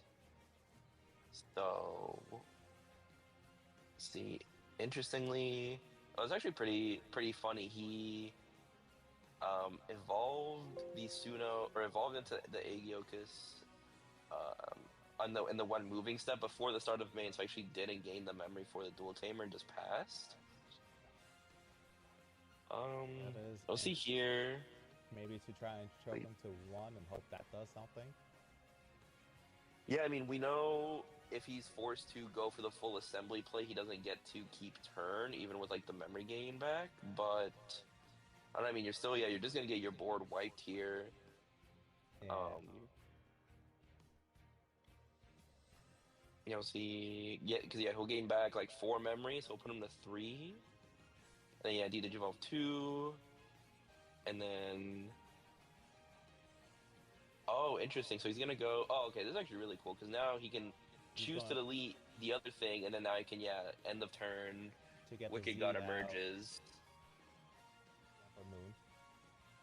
Okay, goes for the moon. Oh wait, this is actually wait. This is gonna be a crazy board state because now he does this, and then he can also on deletion play out the Chimera plus the Millie. Or sorry, Chimera plus the machine to then go into another Millie to then gain back memory, and then Moon Millie to discard, and then wow, there's so much going on this turn. Okay, wait, Wow, this is actually sick to watch. that is. This is exactly what I was dreading because I really didn't want to try to build another deck, and here I am being just dude, you want to, I want to, and now I'm showing why I have to.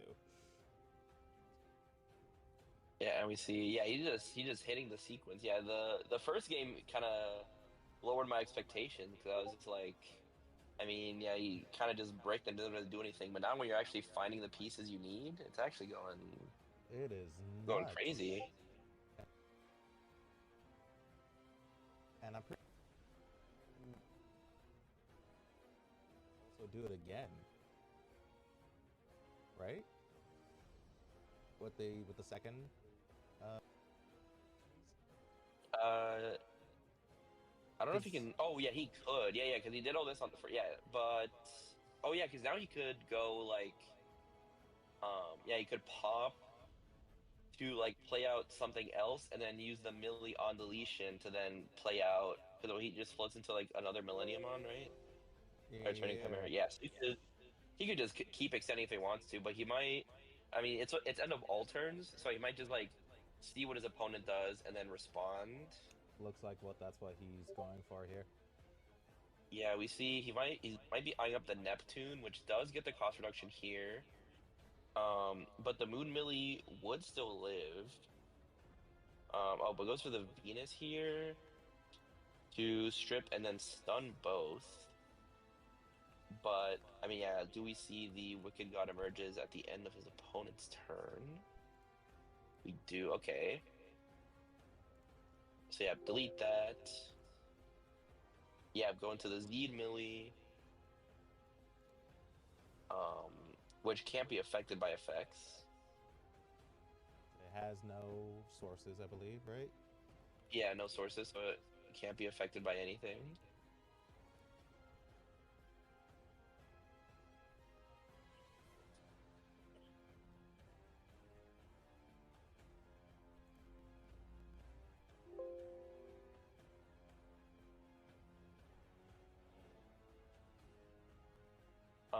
Yeah, just thinking here on what he wants to do. If he wants to activate the one thing is he has to be careful of the Venus protection effect since both of his bodies have no sources. Obviously, he can't use the Z for protection, but he can just like send the Moon Millie to security.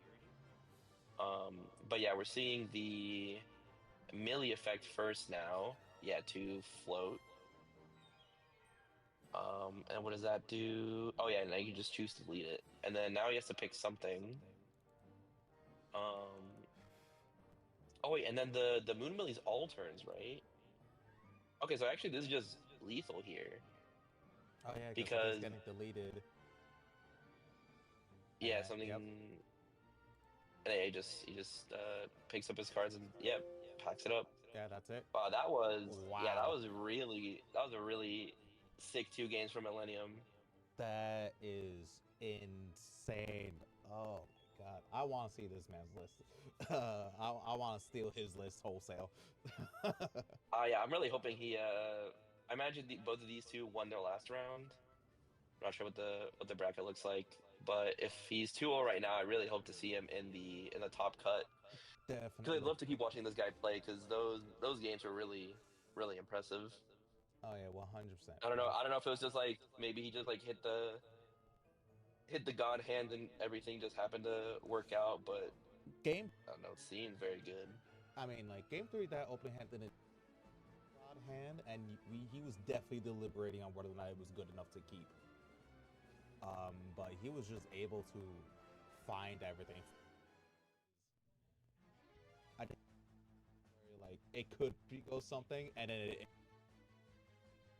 like it was missing 1 or 2 things, and he was like, you know. Yeah.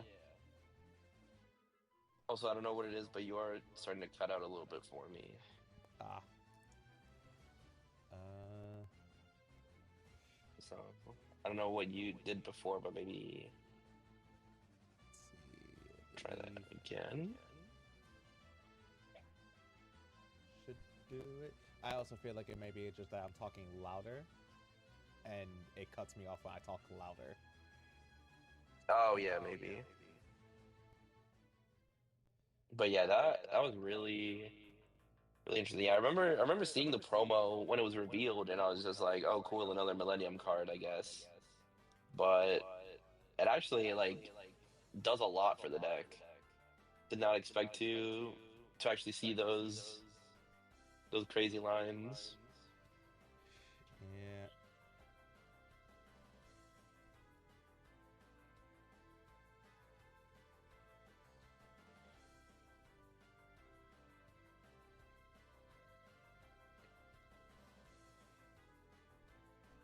Oh. Just such that honestly.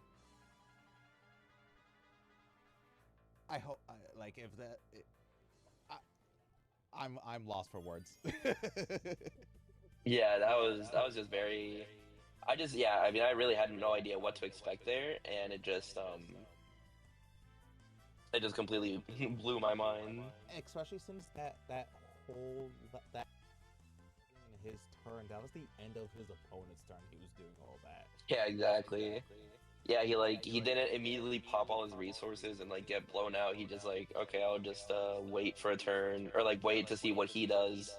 And at the end of his turn, then I can just pop off and do everything. And then yeah, that was a sick game. So hopefully we can see more than that. Or Yeah. I'm sorry, see more of that because yeah, that was He just really enjoyable to watch. Yeah, no, he is definitely my favorite as of right now. Like I that was so impressive. I honestly, and I hate to say this, but I don't remember what happened round 1. Yeah, that was like yeah, out of all the all the stuff we got in BT24, I was not expecting to be hyped about the Millennium promo that we got, among like a bunch of other random promos we got in that pack.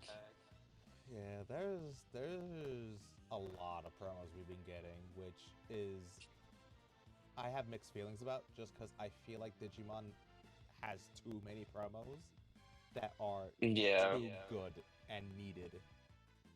yeah, for sure. At least now, like distribution of them has gotten a lot better. I remember back in like BT5, I don't remember if you were playing back then. There's like the Pulsemon promo for the Lord Knight deck that was like pretty like it was distributed pretty poorly, and it became like a $40 card or something that was a four of in like Lord Knight, which is the most popular deck in the format. So it's kind of a whole thing. But now like it's pretty reasonable to get most promos. Obviously, you know, there's stuff like I think the Time Stranger promos were a They pretty big miss with how they were distributed.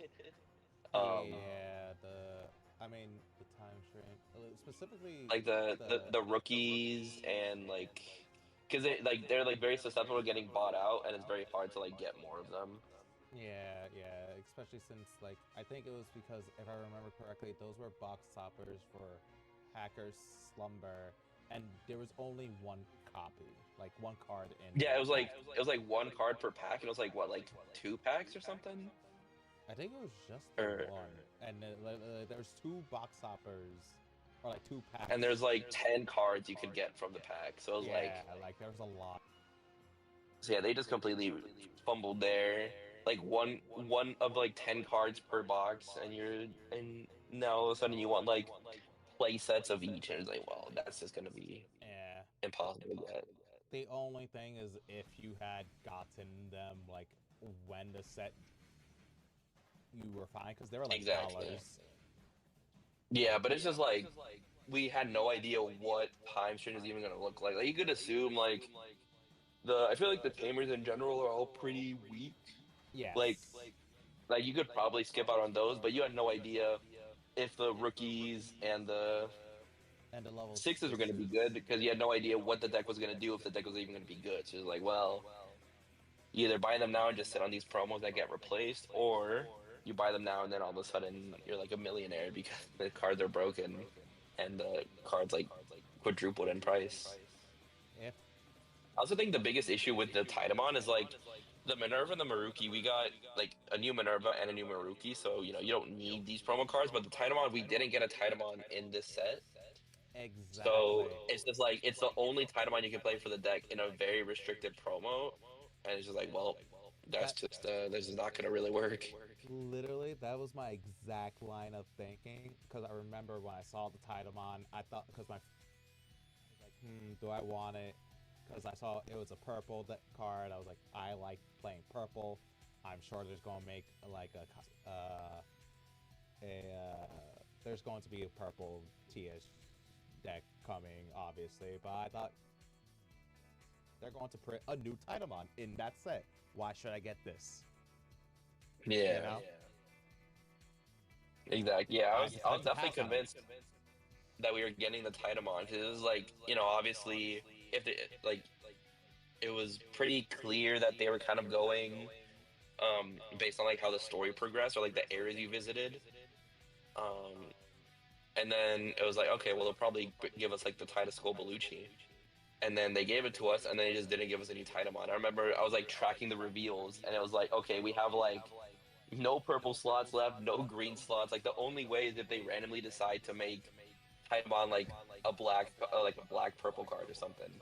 And obviously they did it. I was like, well, now we just have this one promo, which I mean it works in the deck, but I feel like they could definitely design like a better Titamon to to float into because I feel like this card just doesn't do as Yeah. much as you'd hope after like going for your big Titus Skull Bellucci play and then floating into a Titamon. Yeah, does it?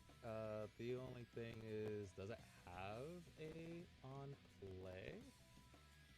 Yeah, the like trashing one to stun something is on play and on Evo. So like you Yeah. can like float into it and on play trash something, stun something, and then you get to play at a level 4. But I don't know, it's still like pretty weak. Like I think the Titlemon deck is pretty cool in general. It's also funny that's like a Time Stranger counter because you slam it for like 8 and pass your opponent more than 5 memories so they can't activate their effects. Um, but then like the follow up off the Titlemon is just not great because obviously the following up with a 5 is pretty weak in general, and then you'd hope your Titlemon kind of gets you there, but Yeah. it just doesn't. It's just like not enough at the moment. So hopefully BT25 we'll see We'll see. some more Time Stranger cards Definitely, we definitely will. I'm pretty sure that that's already been like revealed that this is confirmed. at Yeah. the minimum was going to be like a 2-set kind of block. Yeah. Although honestly, based on like what else we know from BT25, which they're including the like more support for the starter decks as well. I'm honestly Yeah. thinking they might stretch BT like the time changers off all the way until BT26 because like we got I feel like a pretty small amount of stuff in this set, right? Like we still have like we're still missing a lot of the Olympus 12, probably Yeah. some lines. We're getting the starter deck support, and they'll probably do what they did in this set and give us like other random lines. Yeah. So Because I like feel like we just don't have enough space we to have 7 Olympus 12 members that still need to be printed. exactly. We also Plus, like all their form have- changes, like there's like yeah, Mervamon, Wrath like the mode, Bacchus modes, the Ceres modes, yeah, Wrath mode. Mervamon. Plus, you also need Plutomon, who's not in that count of 12 either. Which still bumps, Exactly. but Yeah, and then also, I mean, at this point, I mean, I guess light time changer spoilers. I guess there's like the big bad villain at the end of the game as well. Like Oh, I'm sure they'll yeah. introduce some lines for him as well. that There's like a lot of stuff they could do. yeah, no, he does technically have like a whole, if I remember correctly from my playthrough of Time Stranger, there is technically like just a straight up line that you could follow to go through him that like all like, you know, you go, yeah, no, that Yeah, makes exactly. sense. To get him. Yeah, yeah. So I feel like we'll definitely see those. And then I'm So then it's just really if we have enough space in 25, which I feel like we we won't, definitely honestly. don't. We definitely don't because they're But I guess it depends on how hard they commit to the lines. Because, like, for example, Minerva didn't really get a line. Well, I guess she got the Sylphie line. So never mind. She did get a line. Like Maruki got a line. yeah. But like Neptune and Venus didn't get like they just got like actually I guess I don't know if these are direct lines or not, but like Well, you got the Shellmon too. like we got Shelmon Venus and we got Diver Neptune. Yeah, that was more or less for the most part.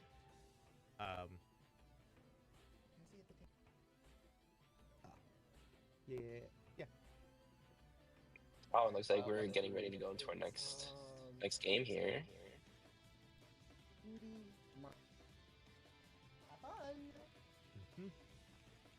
Oh, what are those sleeves? I can't tell what they are, but they look pretty cool. Oh, those are the Omnimon sleeves from that Premium Bandai. Oh yeah, I see now. So it's Harimon versus what are we? Maste? Yeah, Maste. Oh, okay, so we're just getting a BT23 matchup here. Which I mean makes sense. These decks are both still very good. Yeah, preparing for Nats, you know, in next month, I believe. Yes. Yeah, month. or I mean, like, not even. weeks, It's actually. like 2 weeks from now. 2 weeks. Yeah, 2 weeks Vegas. I'm pretty exactly 2 weeks from now, actually. So yeah, obviously, Harimon still a very broken deck, and Mastic is still pretty good too. So expecting to see, and probably expecting to see these decks at nationals as well. Definitely. So definitely. make sense that we'll see them here again. I do want to see if we can, if there's. Oh, it looks like it might be Loop. I see the Ankylo, but I guess it's not a direct indicator. But yeah, I was gonna say I do want to see a Huddy versus like a Time Stranger matchup. Mostly if the Time Stranger player is playing Minerva. Because from I've been like helping friends test for nationals and stuff. So I've been like I built like a like kind of Time Stranger deck and we tested it into Huddy, And the Minerva seems to do really good at kind of slowing Huddy down by just like, getting to block and evolve their Huddy. So I would be Yeah. interested in seeing like how they approach the matchup, but obviously we'll have to see later what the bracket turns out to look like.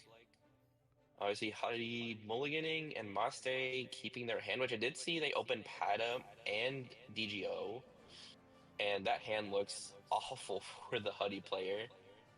4 Tamers, a rookie, and an option. I mean, it's a Gatsumon, so maybe they could hard play the Gatsumon and pray. um, Yeah, I feel like, I don't know. I guess it depends on what egg they're playing, but I feel like it might be better to just evolve, and then if it's the one that draws on swing, then you'll get an extra 2 draws and hope that gets you somewhere. Or hopefully they're going second, and they can just slam the Gatsu for a search, and then hope they hit another rookie off it. We'll see who's going first here. Also, I did see obviously the Huddy players playing Comet Hammer Ryuji, so it looks like it's like the more control build, yeah, which I'm more of a fan of because I think Huddy, the loot version, is just very cringe and lame, and also I just don't think it's as good. But sometimes you just hit the turn 2 combo and your opponent has nothing they can do. yeah, Um, yeah. Plus, we the see Ryuji build is just it seems more it seems better to play for like a longer tournament anyway. And if they're exactly, yeah. and I'm guessing that they're trying to like just prepare for Nets anyway. So Yeah, for sure. And we see, I mean, I feel like there's probably like a dream opening for Masa. You open your Pada, you open your and you open your Mirai. Okay, it looks like he does decide to just evolve. the And probably just slam a tamer here. yeah. Yeah, there we go. Mhm. Honestly, with the so we have the Erica, we did draw into another rookie. Would be interested to see if he goes for Sure. You want me to surprise you with something? I'm gonna hit act. Actually, just give me like a burrito from like that Mexican place Oh. next door. Anything? Like a, I think they got like Actually, a. I'll let you go first. Okay. Open it. Okay. Oh, and here we can Let's see see. they actually get the dream. Yep, they got the dream. Now the Oh, dream. playing. This is I saw no way. one of the CSPs in there. I saw Terrier in there. Interestingly enough, yeah. So this is actually the It looks like it's kind of a mix of like the CS Maste and like the regular Maste build, which is interesting. I've never seen it before because normally when you see like the Pada, um, and this Mirai, it's because you're playing the like standard build, but there's also some CS cards which is actually pretty interesting. Interesting thing. And then we see the broken 5-cost Mirai here, and then just another Mirai to pass turn. So actually, he can out got all this turn DP minus and then swing and Comet Hammer, but his hand is just still really abysmal. Yeah, that's not what you want to see at all. Hopefully, I mean, I think at this point you're praying this thing lives, because then you can like evoke Shaq for another draw potentially, and it does live, but it hits another Mirai. So yeah, now Maste has the double Mirai setup, which is just kind of just wins you the game almost on the spot there. I don't know about on the spot, but like, Well, I mean, Maste is just gonna have infinite resources here. They'll always be able to make a DNA, so it's just very rough position. I mean, do to they be in have for- the level 5 and I mean, yeah, do they have the level 5s? Because that's really the only. I question don't about think that. they have it right now, but I feel like at this point you aren't like super worried because obviously your Huddy opponent is like not doing too well either. Although interestingly, we go Erica to pick up the stack and then not play anything in raising, even though we did have the Terrier. But I think he probably just wants the extra draw, which makes sense considering how like bricked his hand is at the moment. I guess the one thing is he doesn't have a level 5 in trash to use the Mirai with the 4-cost Mirai, but I don't think it matters too much here.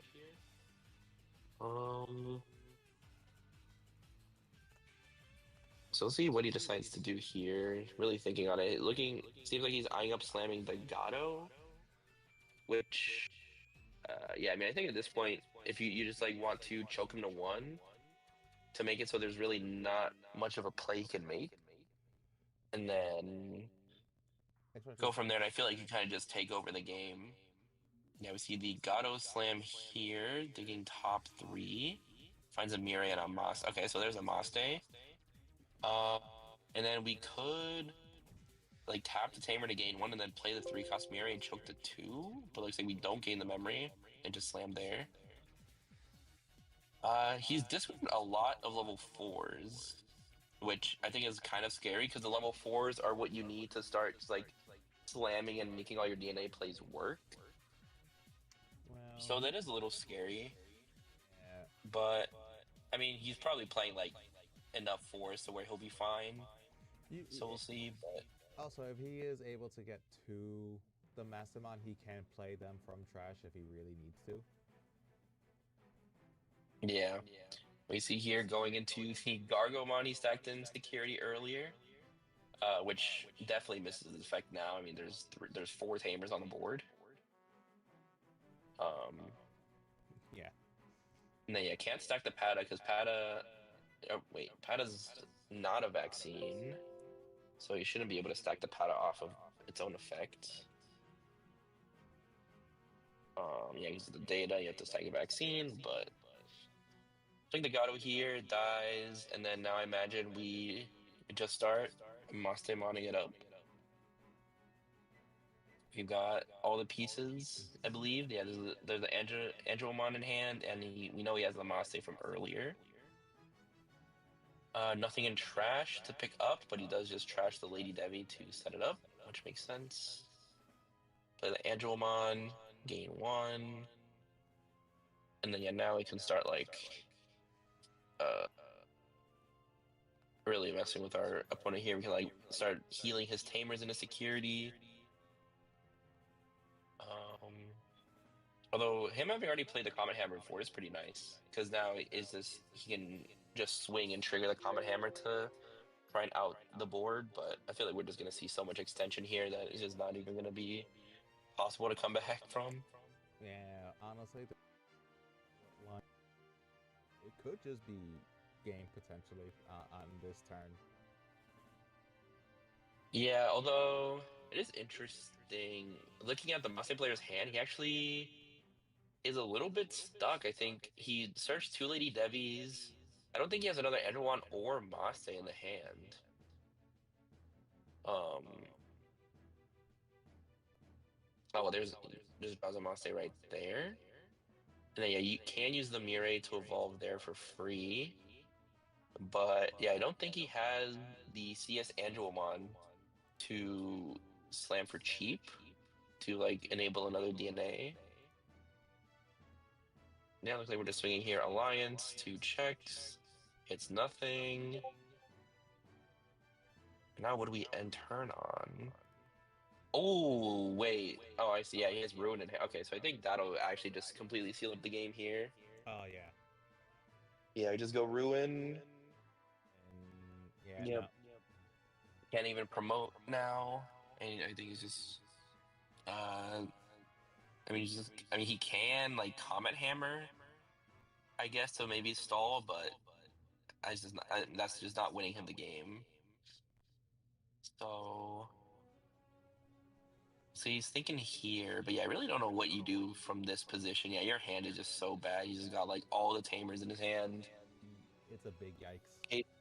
Yeah, Case K came out late, so he couldn't use it to like kind of start getting rid of those Tamers from hand. So he's just stuck. See what he decides to do. Like, I feel like there's really not much aside from like Comet Hammer, the Ruin mode, and Hope. Yeah, and that's what Yeah. they opted for. Yeah, no, there is no other play there.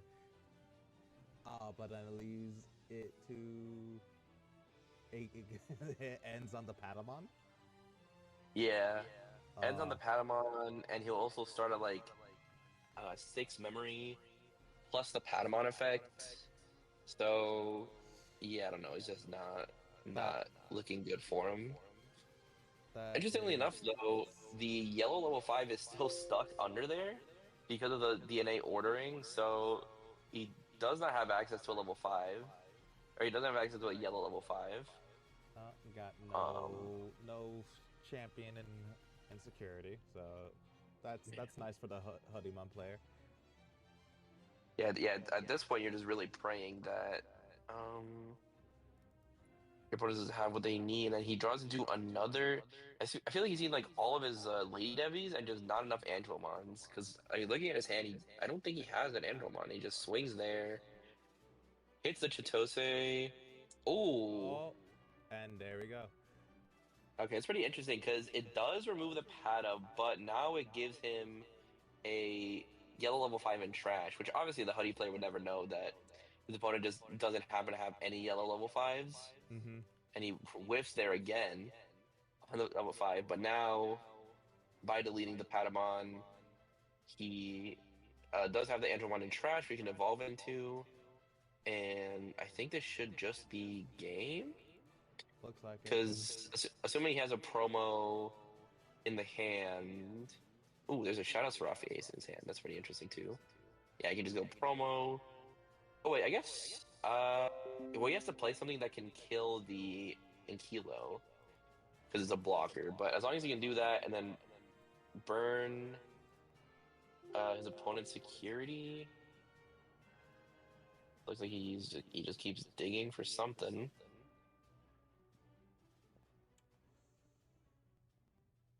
Oh yeah, then he can do this and then evolve. Okay. I feel like he keeps extending when like he doesn't need to, but we'll see what exactly he's cooking up here.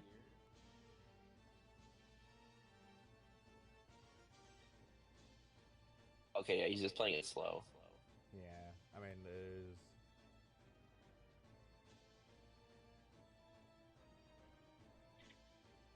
Um. Oh yeah. Okay. Okay. So yeah, this. Okay, this also gets in there. Yeah. Yeah. I thought he was playing it slow, but yeah, he just does that. Yeah, Burn has enough, Yeah. more than enough damage to get there. I think he probably could have done that without having to make a second Maste, but either way, still gets him the win, finishing up game one of this matchup here. We're into game two. Hopefully, the Huddy player has more of a playable hand. Yeah, yeah. Ideally, Huddy's coming out, hitting you for 2 checks turn two, and then like running away and sending out more board and stuff. But Yeah, if I uh, recall, I don't think we even see a Hoodie outside of security. yeah, exactly. Yeah, his hand was just like all tamers, Yeah. so he just really did not have much to work with.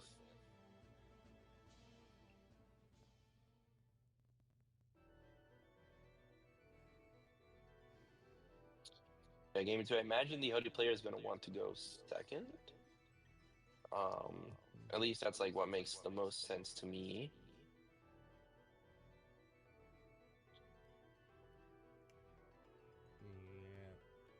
Yeah, definitely. But we'll see how it goes. Yeah, I feel like in this matchup, the fact that the Huddy player has the Ryuji Kamehamer makes the matchup a lot more bearable. And oh my god, that hand is just like all tamers again. I think he has a rookie in there and the Yugo, but I don't think that is a rookie. I don't think that it could be Shakomon. That is. Oh, thank you. yeah, it is Shaco. It looks like he does decide to keep the hand. Probably because of the Yugo. Yeah, I mean he's got rookie plus Yugo. Oh, and he evolved the Terrier for 1, which makes sense because he can't evolve for 0 over the Toko. Oh, and the hand is just not improving. He just drew into more tamers, which is not what he needs. Okay, there's level 4, so could be something. But still, again, just a very slow start.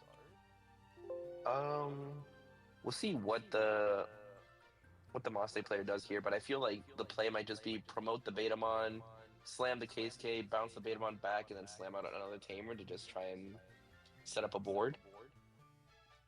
Probably just try to, yeah, spit out the Tamers. He's got them in hand. There's not, realistically not much else he can do. Maybe hopefully he can draw into a God. You can start playing that out and just looping that for a bit to get into his pieces. If he's able to find it. I see the 5-cost Mirai coming down. See, draws into a Huddy. Oh, he already had another Huddy, but it doesn't have enough memory to go into it, so I'd imagine we just go. Okay, it looks like he's not gonna promote the Betamon. I guess values. I mean, values the having a stack already in raising to answer or something, but I feel like there's not really much you'd be able to do even if they start popping off because you don't have enough memory to go into a Huddy. Yeah. So I would have liked to see him try keep sending out more Tamers, but we'll see. We'll see what he goes for here. Yeah, it's always an awkward position trying to see cards, but you don't want to lose out on what you already have. And so, like, raising can be like a catch. And to be able to hatch again so you can start drawing again. Yeah. Yeah. But we'll see here. Yep, just goes for the auto and raising. And I mean, Maste player has everything he needs to start comboing, right? He's got the Gato, he's got the Mirai. And with the Terrier, we could see like a random OTK come out this turn. If he has all the pieces, obviously. So yeah, just slams the Ryuji to pass. Yep, goes for the Angelomon. Can search security. There's a Lady Devi if he was missing that. But I feel like it's a very real possibility that we will just see an OTK here. We draw the promo Maste, so he needs the secret Maste if he wants to go for like the full OTK this turn. Oh no, we just see the promo Maste, which is good here. I mean, we can just like, you know, tuck away their Case K and then try and choke to 1 so he can't make a Huddy.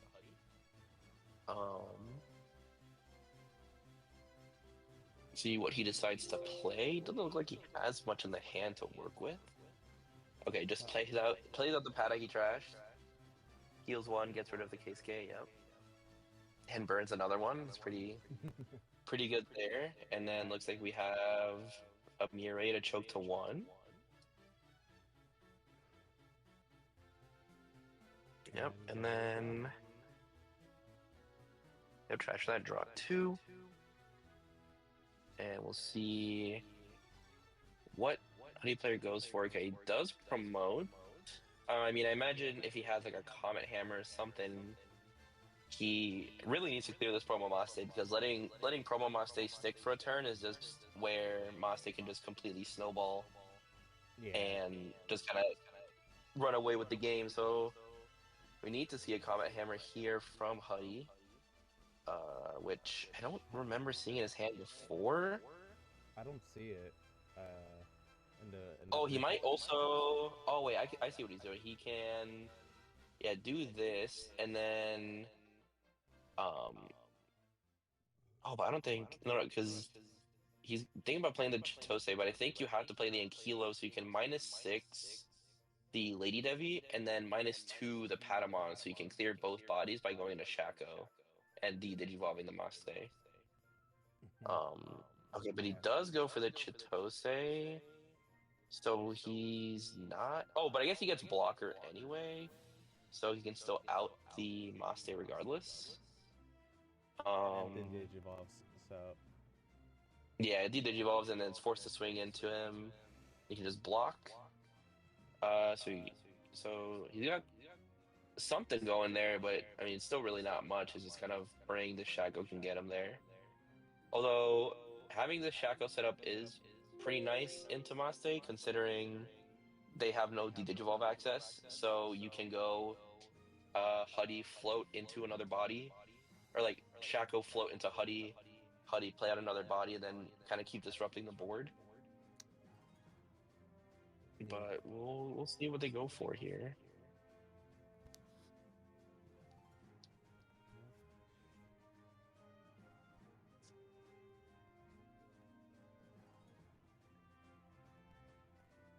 Looks like the Mastermind is definitely deliberating on this turn a bit. Yeah, exactly. I mean, there's a lot to think about here. Yeah. I don't know exactly what his hand is.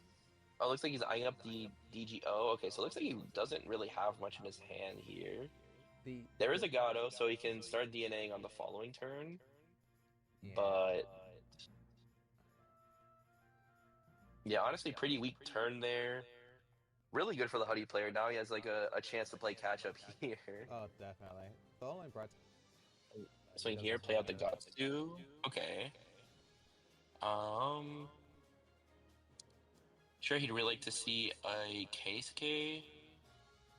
Doesn't look like I saw one. I think is that the gold Venus in his hand? Because if he goes for that, then I mean, obviously his opponent could still DNA, but it doesn't really do anything.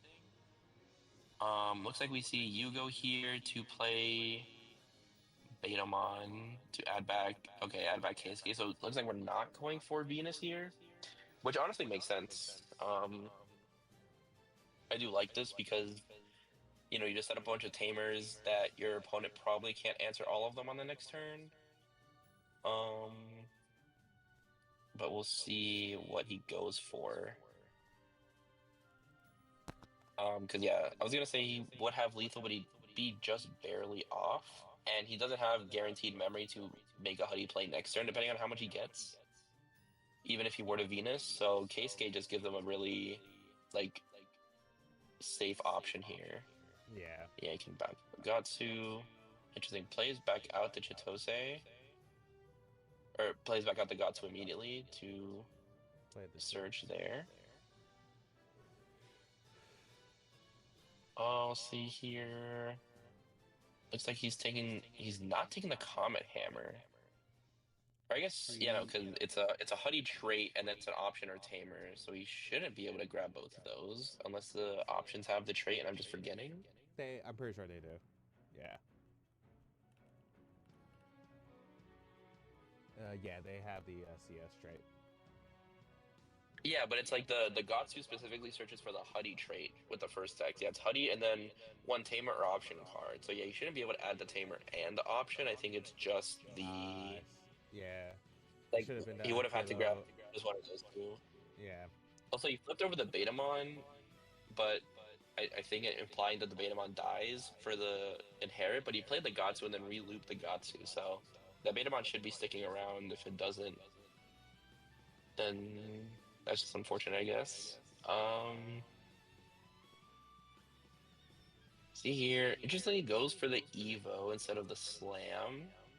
So I guess he's probably got the pieces in hand to make something happen here. He's got the Angelomon. I don't see a Lady Devi. Plays out the Mirai. He's got 4 Mirais on the board. He's got everything he could want. Okay, he does have the Lady Devi, and he can actually keep turn on this because he can gain 2 memory back from the Mirais. So see that, but I mean this board is a little bit annoying because the Shaco can potentially float into 2 bodies. Although I guess maybe not, considering the Huddy player's hand size is pretty limited.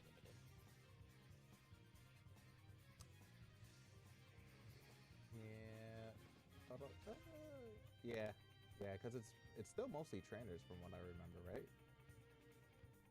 Yeah, it's still like mostly tamers, so he doesn't have like a lot of bodies to play. So we'll see how that goes. Or like how he chooses to play it once the Shaco is removed. Um, not using the Mires yet makes sense in case he wants to like play a Gato, which I feel like would probably be the best.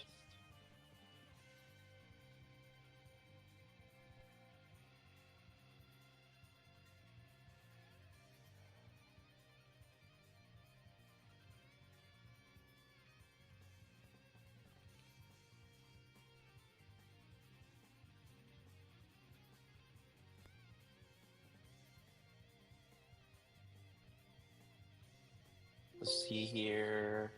What is he going to remove?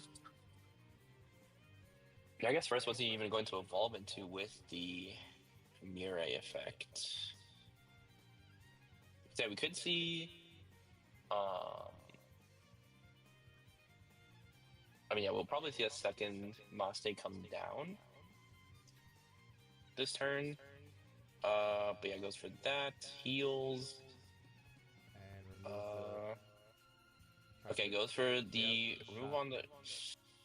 That's kind of. Ooh, I don't know if I like that because now, I mean, the Huggy doesn't even have to play anything to remove the Lady Devi.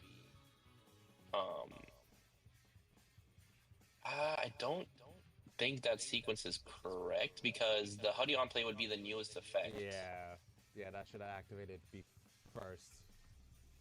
Yeah, that should have activated first, which then you could have used to kill the Lady Devi. I don't know if you can like tell the judge or something, but yeah, because that Lady Devi should. Or I guess I mean it might not be dead, but it very likely should be dead at this point. And there's a ruin mode to clear out the board. Yep, and okay, so I guess the Lady Devi living Doesn't. for now isn't too crazy, but I mean it just means next turn the Maste player can probably lethal with a body that shouldn't be there.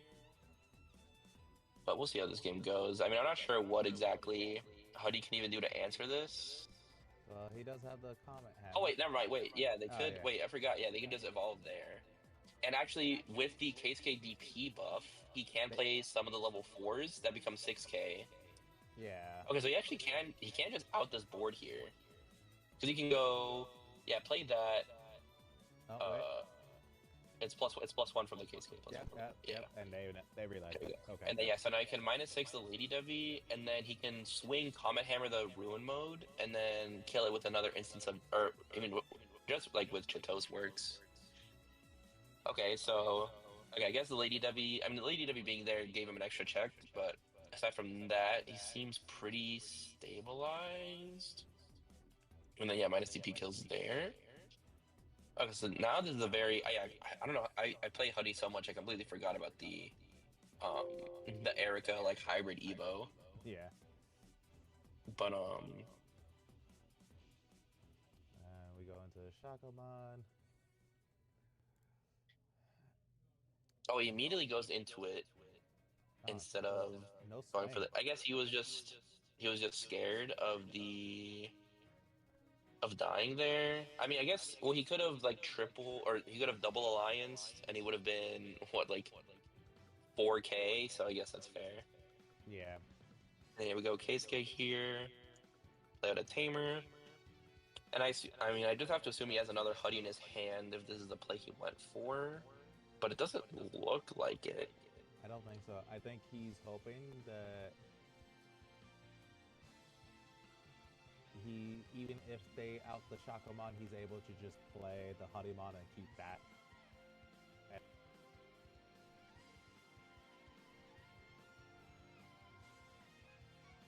Yeah, we'll see how it goes. Does he have a Gato in his hand? He has Repa, which I think Repa works for the Mires. I'm pretty sure has the right trait. Yeah, it's double check. Holy Beast. Yeah, Holy Beast, and that's Repamon's trait. So he can slam Repa to combo off that. It's not the best, but it's something. Okay, but he does have a Gato, which you can play for cheaper. Yeah, it goes for the dig 3. And so he Will he be able to keep turn? Actually, yeah, he should be able to keep turn on this because it falls for 2. And then yeah, he gains a memory off that Lady Debbie. So yeah, he should be able to keep turn on this play. So I feel like there's still a world where actually is there a world where the monster player can lethal here? I don't think so, because I don't think he can double DNA and keep turn, which is what he would need to kill here. But he plays out the Angelmon. I guess just thinking about what he wants to, or he's just, or no, he's thinking about what he wants to add back. Okay, adds back the Face Maste, very sick alt art. Oh yeah. Very nice. cool.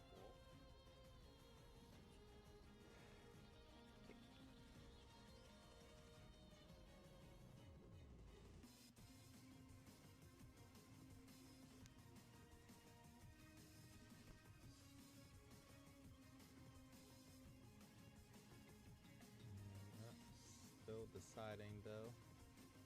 Yeah, still thinking hard. I mean, I don't know exactly what's in his hand, but I mean the Gato search was pretty weak, so he might just be missing some pieces. I think like it just add like a Mirai, which obviously he doesn't really need at this point. Yeah. But does decide to go for the Secret Maste. He has a lot of 5s in his hand. I mean, it looks like his hand is like only like 5s and 6s. So we'll see what he goes for here. Yeah, so adds that back. Then yeah, play out this.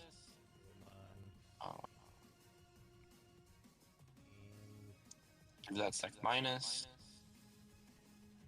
Now this thing isn't a blocker, so he could. I was gonna say maybe ignore the Shaco because like I feel like I guess it depends on when you remove it, but the fact that it spits out 2 bodies that -6 is whatever you play makes your like follow-up extension really weak. So I feel like giving it sec -2 and then just leaving it on the board might be better for him. Yeah, see the Promaste coming down. What tamer do you get rid of? I mean, definitely needed of the Chitos because there's 2, and it's like probably the weakest tamer on the board. Definitely. Rid of Ryuji would be nice, but he already has a Comet Hammer on the board anyway. So you can just like use that to make plays work. Maybe it's just Erica. So because you deny like 1 memory,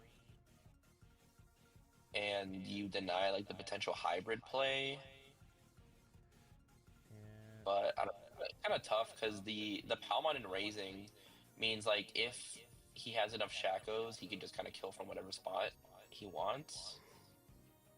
Oh, interesting. He decides to heal. Okay, he decides to heal his own Mirai. That's actually pretty. That's pretty cool. Yeah, he might be just scared of dying here. Okay, checks the KSK and checks the Shaco. He also did Oh yeah, we knew burn about that. Ice Archery, which is pretty sweet. Yeah. Is there a lethal line here? I don't think so. Yeah, I don't think there's a way for him to kill because there's no like blitz effect. So play that for 4. So he just so what was the point of healing there? Because you just burned himself back anyway. So I feel like it would have been better just remove a tamer and then you can just like burn it here. But I guess with this, if you go for the Secret Master, then you can't burn it. Okay, burns himself down to 3. And he could extend into something. Doesn't remove the Shaco, makes sense. But he also doesn't have any blockers. Maybe he's hoping for a ace play, like maybe he's... Yeah, I do believe he has the... I mean, I don't know if he has it in hand, but I know we've seen the Shadow Serafi before, so maybe that's what he's banking on. Mm-hmm.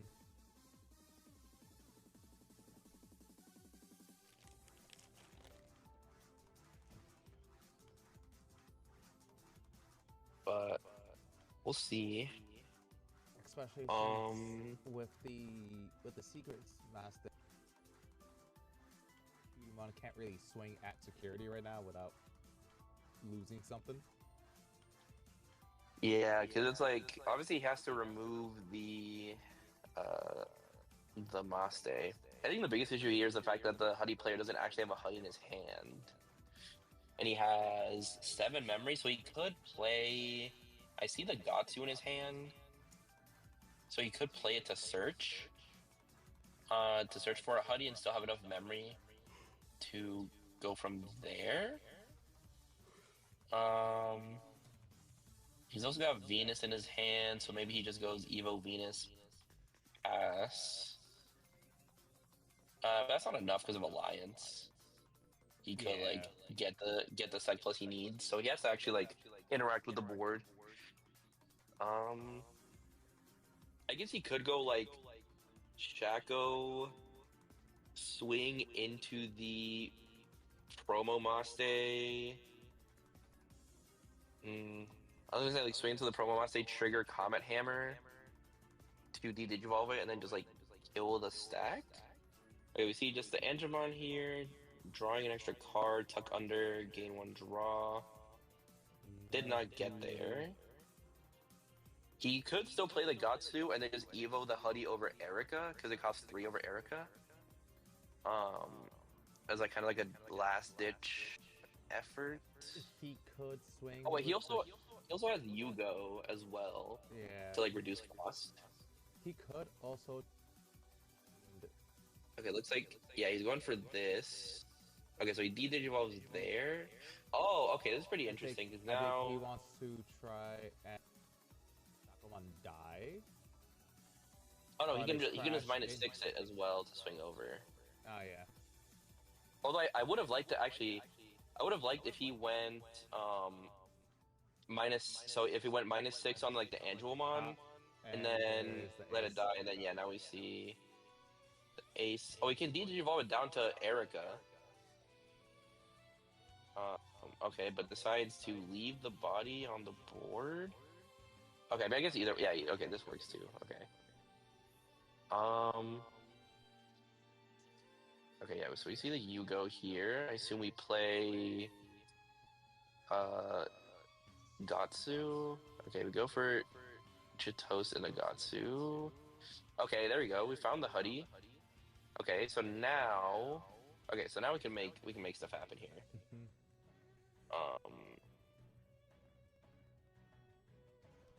Because yeah, especially now because there's no Sekmaste, so he doesn't have to worry about like randomly getting removed.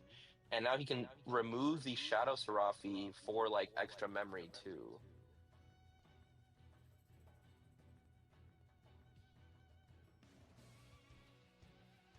Yeah.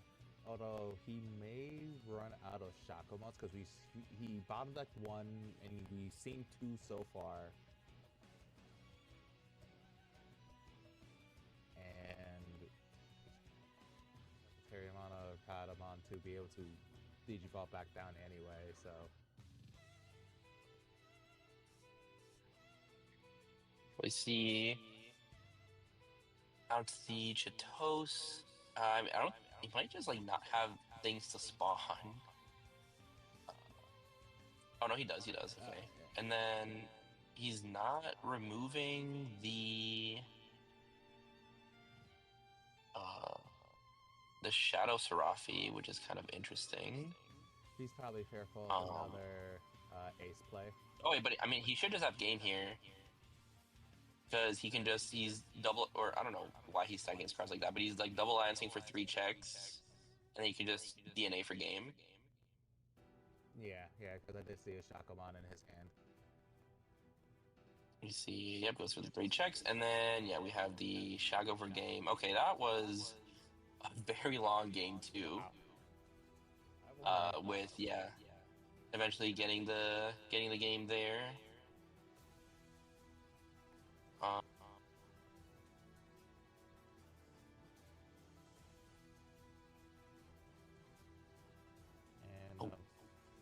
And cards are upside down over there. oh no, you hate to see it. But yeah, that was a real. Oh, there's also an egg in his deck.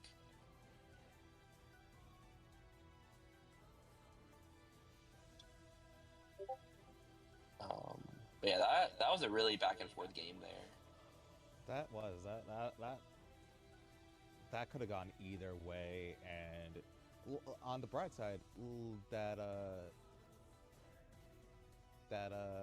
extra check the Mastermind player did it turn out Did to not be. matter. Yeah. Yeah, thankfully.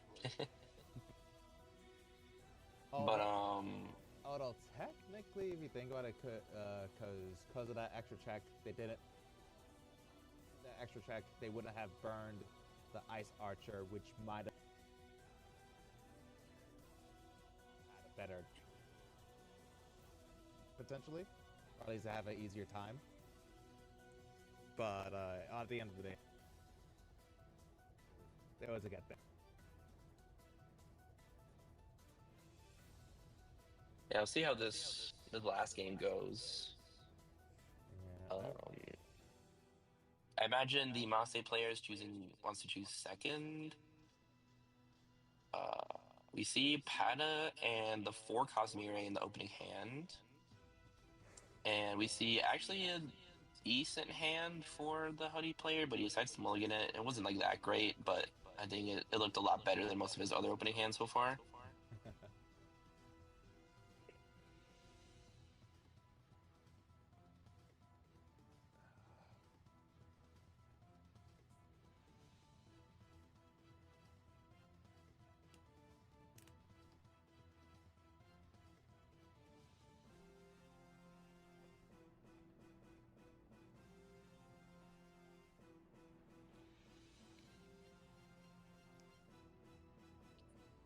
All right. Let's see. Let's hope. Let's hope, yeah. Hopefully he's got a decent hand here.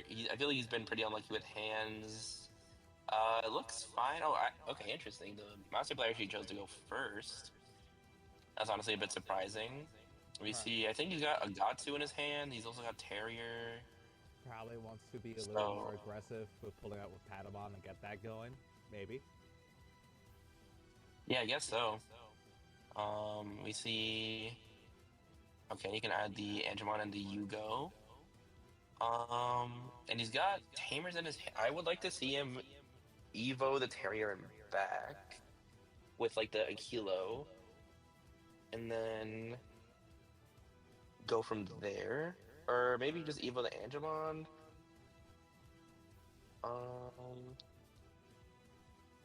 Because I mean, I guess you don't know if you'll get enough memory to actually Evo Angemon again to draw some cards, but I'd like to see him Evo him back to kind of set up Tamers faster. Yeah, there we go. Yep. Evo's the Aquilo.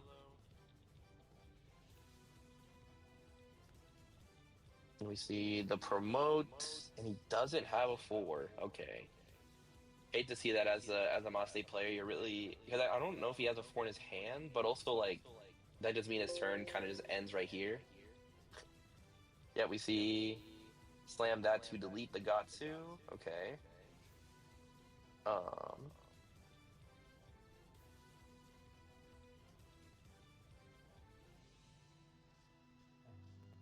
Then play out. Yeah, Erica makes sense. Here though, I think I'd like it. I think you probably want to go like Evo Angemon, draw, swing, and then like end on Yugo because the Erica can't pick up the Terrier, so if the Terrier sticks around, it's kind of dead. So evolving into Angemon at least kind of lets you use the Erica effect, but it looks like he's just swinging there. He might just end on like Gatsu. Oh, he just actually lives instead. Okay, so we can play a rookie.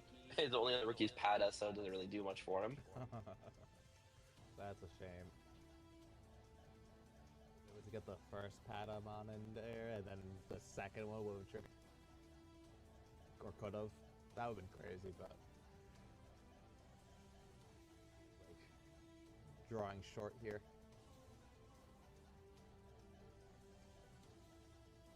Hello? Oh, what's up? Yeah, I can hear you. Yeah, just waiting to see what he's thinking through here.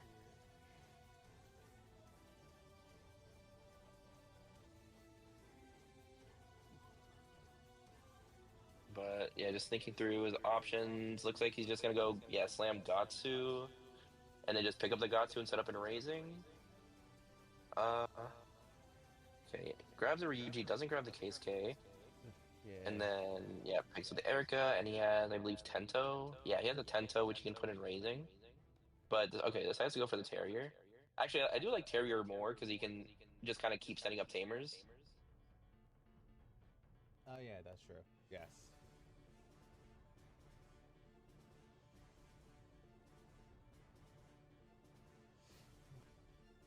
We see. I mean, looking at the hand for the Massive player, I feel like it's probably just like DGO pass. Maybe like punch over the Terrier and then DGO pass. Or I guess he does have the Mirai, which he could play as well.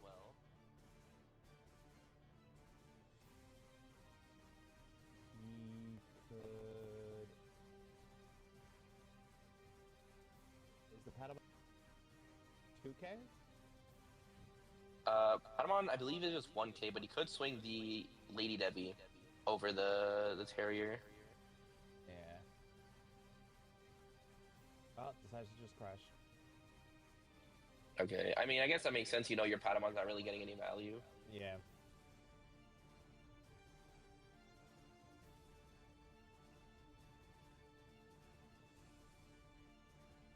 We see. I guess he's thinking about whether he wants to DGO or go for the Mirai. I don't know. At this point, his hand is like just really bad. I feel like I'd want to see him go for the DGO first, and then he could just DGO into the Mirai next turn. But no, decides to go for the Mirai slam. Or okay, okay. Yeah.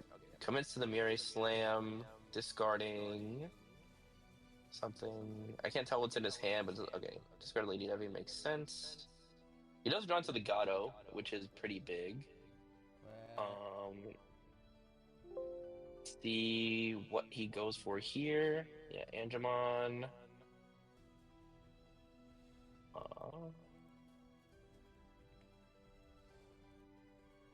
He's like just barely got enough memory to make like a really cool play happen. If he had like another memory, he could Evo this to a Huddy and then slam another body and then use both Keisuke and Erika, but I don't know if he's got that, and he doesn't have a Chitos to enable that.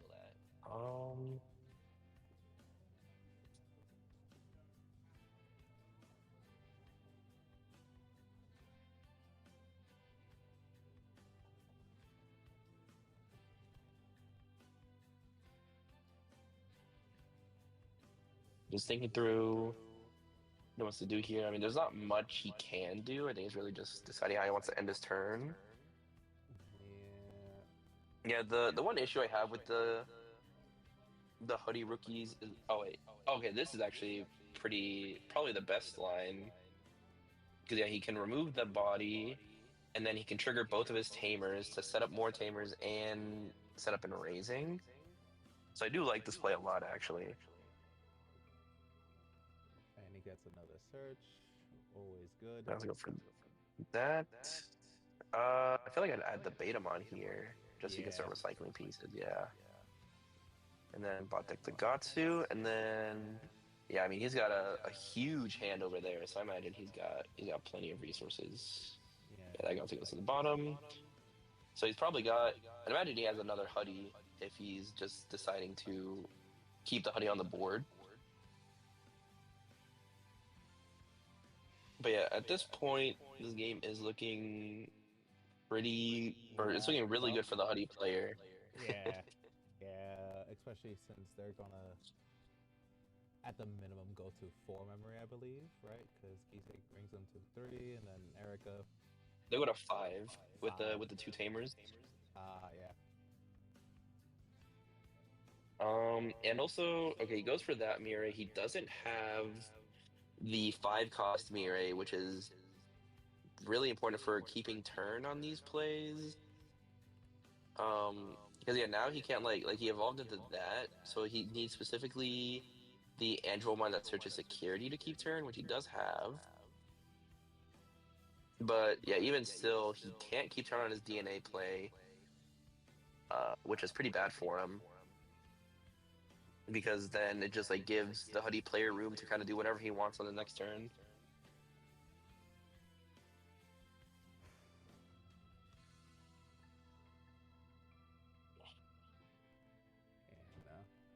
And it is a truly unfortunate showing for the Mastodon player. Just can't see everything they need.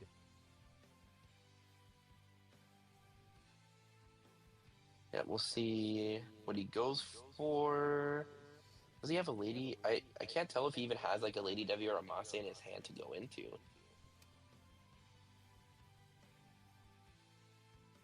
Okay, just decides to slam that for 7 cost. I guess it ends up being 4 costs, or yeah, 4 costs with all the memory gain. Okay, he does have the Secret Maste. But I mean, I guess he's not quite dead next turn. Even at 3 security, he is a bit safe. Because he doesn't have, there's no 4 tamers to Eve over Erica for double alliance. Oh wait, actually, oh, he does have enough memory to, okay, never mind, he heals. Oh, he gets rid of his own guy. Okay, so he can heal it. Okay, so he has an extra security, and he denies an extra memory.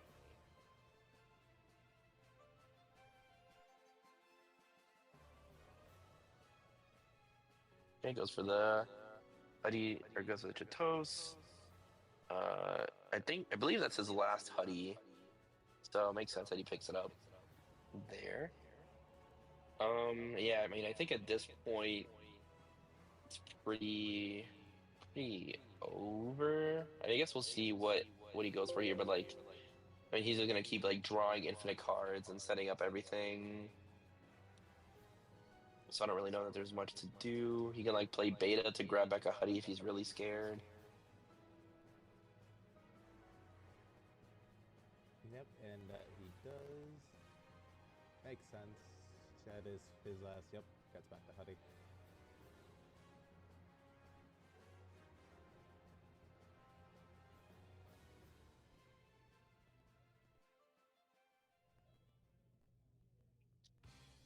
Yep, and then yeah, bouncing back to Chitos, and then yeah, I mean that should be. Oh yeah, there is the partition. Oh, it'd be interesting if he has Ace in his hand. That would be, but I don't think he does. I don't remember. Oh, a Mastodon. I don't know if he has the Ace.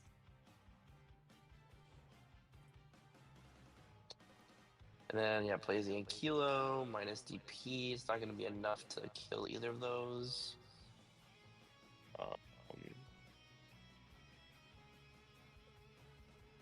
It just goes for the Alliance minus DP again. I guess the question is if he has a way to out these bodies, because just leaving them on board does give the Master player a pretty good chance. Oh, that's... Actually, wait. Oh yeah, just barely because it's 14k. Oh, that's actually really big. Although he has Huddies and he has a Shaco in hand, so he just needs a way to DNA into them.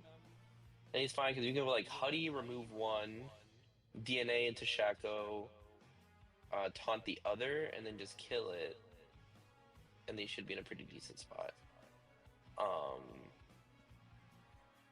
We'll see. He did have Common Hammer in hand, which I guess didn't really matter. Or I guess, yeah, well, he could have Common Hammered if he could have like played a Ryuji off Huddy and then Common Hammer to get rid of the partition option. But I think he should still have the pieces in hand to remove this, to remove both these bodies. Yeah, I agree. I feel like he really ought to, and he could probably he can taunt one of them and oh wait, but would it have blocker? I don't think it would. I mean, if he evolves over the Ankilo, it gets blocker. Then yeah. Also, he can use Keisuke to play out a Ryuji, which then gives reboot blocker, which I think is what he's gonna do. So I guess he didn't have another DNA 4 in hand to go for the Huddy play. Or Yeah, he goes may, for the Ryuji, and then yeah, so we can do that. he may also want to try. Um, sorry. For his What's up? He may also want to try to conserve the level 4s he has in hand for his Hootie. Yeah, that could be true too. So we'll see how it goes here. Does he have? Okay, he does have the Mirai now. Oh, interesting. He gained the memory because those guys say like when you play a Mirai, gain one. So yeah, you can block there. No option to play. I honestly, I think I would play the Comet Hammer there. Well, I guess, he has other Ryujis. I was thinking like you could play the Comet Hammer to just set up. Oh, there we go. Yeah, just to set. There we go. Yeah, just to set up the delay so he can't interact with it, and you don't have to like waste a Huddy play on getting the Comet Hammer down. Yeah, yeah. So I do like that play there, setting up for the next turn. But we'll see. I mean, he's got essentially 5 memory to work with thanks to the Mires. We gotta see what his hand looks like though. Okay, you can't just like slam an Angelmon for 4 in DNA. And the Ankilo doesn't really matter. The Ankilo flow doesn't really matter too much. It is like -2. I'm just wondering if there's like a line to win here. If he goes like slam this for essentially 3, then going to Angelmon.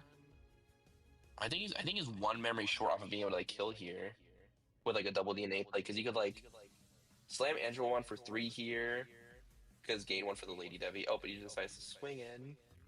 Oh wait, that actually That might have done it. did that get him there?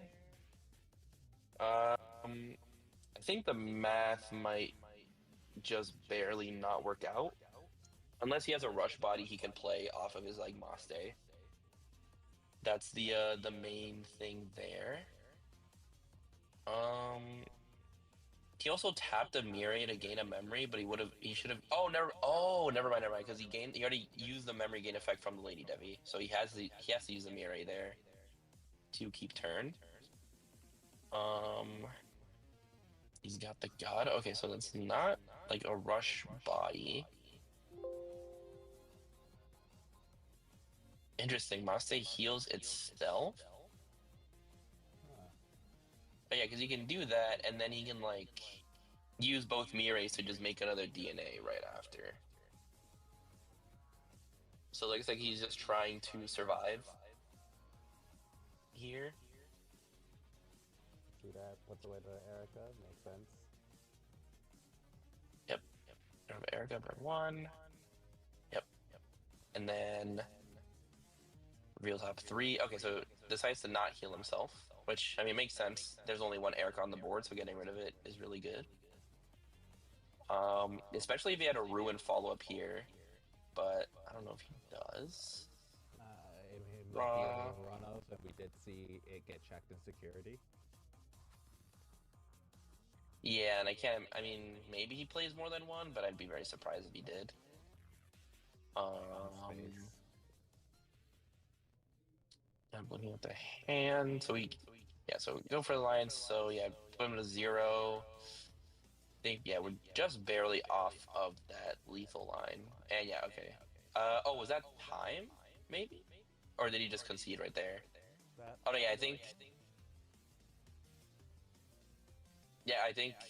that was time in the round. I'm not sure, but like they just like scooped, but they're like still kind of showing stuff off. Yeah, that looks like time because yeah, that was definitely time. They're the last people playing. Okay. Yeah, I mean that game too went on for a really long time, so I'm not surprised that we went into time there. Yeah. Yeah, that was that was a pretty good game to watch. Unfortunately, that ended in a tie, but yeah, both players played really well. I think I think that last game a big issue was just the Maste player had a very slow start. But even then, the Huddy player wasn't able to like fully capitalize on it. I think I feel like they definitely could have been playing a lot faster. If they had like more pieces, but maybe they were also just missing stuff too. Yeah. But yeah, It ended definitely. in a tie. That what were you gonna say? No, no, no, no. I was just gonna say. I think they were also hard up on trying to find the Digimon because I feel like it took them a while to find like their first copy. Yeah, and then and then once they got there, they had as many as they needed. But oh yeah, we Yeah. can see a report. Yeah, it looks like reports a Yeah. tie. Yeah, unfortunate there. They both played well. That was a good game to watch. But hopefully next round we can get some more BT24 decks because I feel like that's what we're really that's what we're really here for. Oh, definitely, But definitely. obviously Maste, Huddy, still very dominant. I feel like the last tournament, the 23 one, there was a lot of Maste. So I'm not surprised that we see Maste here again. Yeah, they're Assuming if the definitely. players are like a lot of like the same people. Yeah, I definitely remember there being. I remember the last one. The first round was a mirror of Maste, Yeah. and then I feel like there was at least 2 other games with Maste. Oh yeah, for sure. There was like I feel like we got him like almost every round or something. And not every round, because I remember there was the Machine Dramon versus Green Ranger. So it definitely Yeah, wasn't every round, but I think it there was was a lot also though. it was definitely a lot. It was at least half, definitely.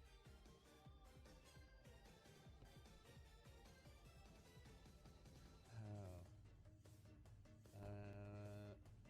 I Titamon pop up in this next round. I would really like to see. Oh yeah, that would be great. If we could see those come out. Yeah, hopefully we just get some different decks. Big fan of like variety of uh Hmm. variety of decks being shown on stream, at least before Top Cut, and then Top Cut is just well whatever did the best, right? Yeah, and I wonder, were there any other that supported some decks that gave some deck support besides the Millennium on and Crossheart? Um, I mean, let me look at the promos again. Oh, there was like Cell support with the new Voldararm, or not Voldararm with the new Chaosmon. Oh yeah, yeah, yeah. There was oh yeah, there's oh I mean Creepy got support in the set, but they also got the Flame Inferno promo a little bit before the set dropped. Yeah. So we could see Creepy as well. There's also the That was um the other deck I was thinking of that was interested in was yeah, Creepy is a pretty cool deck. I had a friend who tested it a lot. And yeah, it's pretty scary. It's like I remember when I first started playing into it, it kind of felt like it was like a mini, maybe not mini, but like kind of like a different version of Huddy, where it's like you're promoting, you're doing a bunch of checks, and then you're also setting up something and raising to kill on the next turn. yeah. And then yeah, there's also the Kuzuha. Um, what is it? The Kuzuha promo as well. So in case there's any Sakuya players. Seeing Tsukuyamon would be cool. We didn't get a chance to see that deck come up in the last um tournament. The last tournament, yeah. Although to be fair, I'm pretty sure it was like There's within a like week. the Wind Guardian Rosemon, but that's kind of whatever. Yeah, yeah.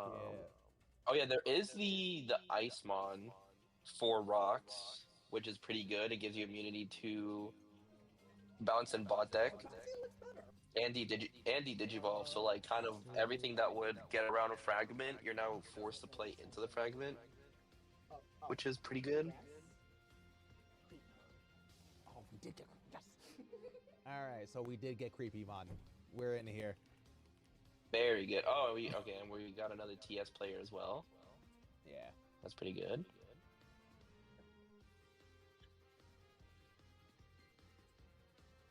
All right, so yeah, we can watch some Creepymon versus some Time Stranger, it seems like. Yep. Creepymon So that could Time be Stranger. pretty good. Also, is this the same Time Stranger player from earlier? I don't think so. I think the sleeves are different. Oh yeah, they are different. Yeah, yeah, okay. Okay, so yeah, the sleeves are different. So it is different Time Stranger player. I just remember seeing they're also playing the Suno egg. So I was wondering, they're the same. Yeah. But yeah, it looks like I wonder. Well, I was gonna say I wonder who's like favored in this matchup, but I feel like the Time Stranger builds can change so much. It's like hard to be like, oh yeah, Time Stranger is like favored or unfavored because like, well, they could be playing so many different cards that you don't know, Yeah, it's really hard like to tell. who's actually favored in the Also, matchup. But there's also like variety in the Creepymon list because like you can do like a Growlmon, or what I saw recently was this really cool creepy Beelzemon list where you play like the regular Creepymon line with the Vilemon and the Skull Sodomons, but you also play the Itmons because they're all evil trait Digimon as well. yeah, And so you use and you them can to also be play able. like Deathslinger and Wizardmon as well. No. That there's nothing else outside of the Deathslingers, um, from like the Beelzemon line. It's Oh, just the interesting. Itmon, and then you have the Beelzemon Ace to digivolve on top of your Itmons, and you can Oh use yeah, the that's pretty Itmons interesting. to pop for your Creepymon's effects. Yeah. Yeah, I remember I also saw some list. I was like, it was like a bit less committed to the Beal stuff, but it was playing like four Wizard, four Deathslinger, and the one EX2 Imp. So you can just like when you're doing your mills, you can just randomly stack your opponent into like continuously extending, which seemed pretty good too. But I will see what the list looks like. Also, the it looks like this Time Stranger list is gonna be very similar um Yeah, to the one we saw before. Although there was a card in their hand, I couldn't tell what it was. I saw it was a blue card. I thought it looked like the Kamemon, but oh yeah, it is the Kamemon. Okay, yeah. yeah, it looks like we got a pretty similar list going here.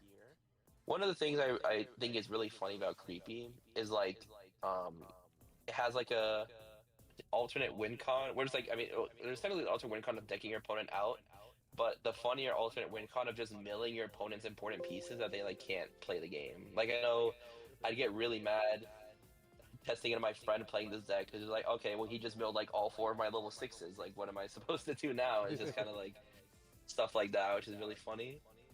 Um, I think so that's that is something that the deck can do, which I think is pretty cool. I think that's the true ring con like that. Even if you lose the game, you win if you do that. Exactly. And then looks like we're gonna see the Suno egg into the Aegyokus. So we could just get some early damage in here. Yeah, he is playing the Sylphie. Um,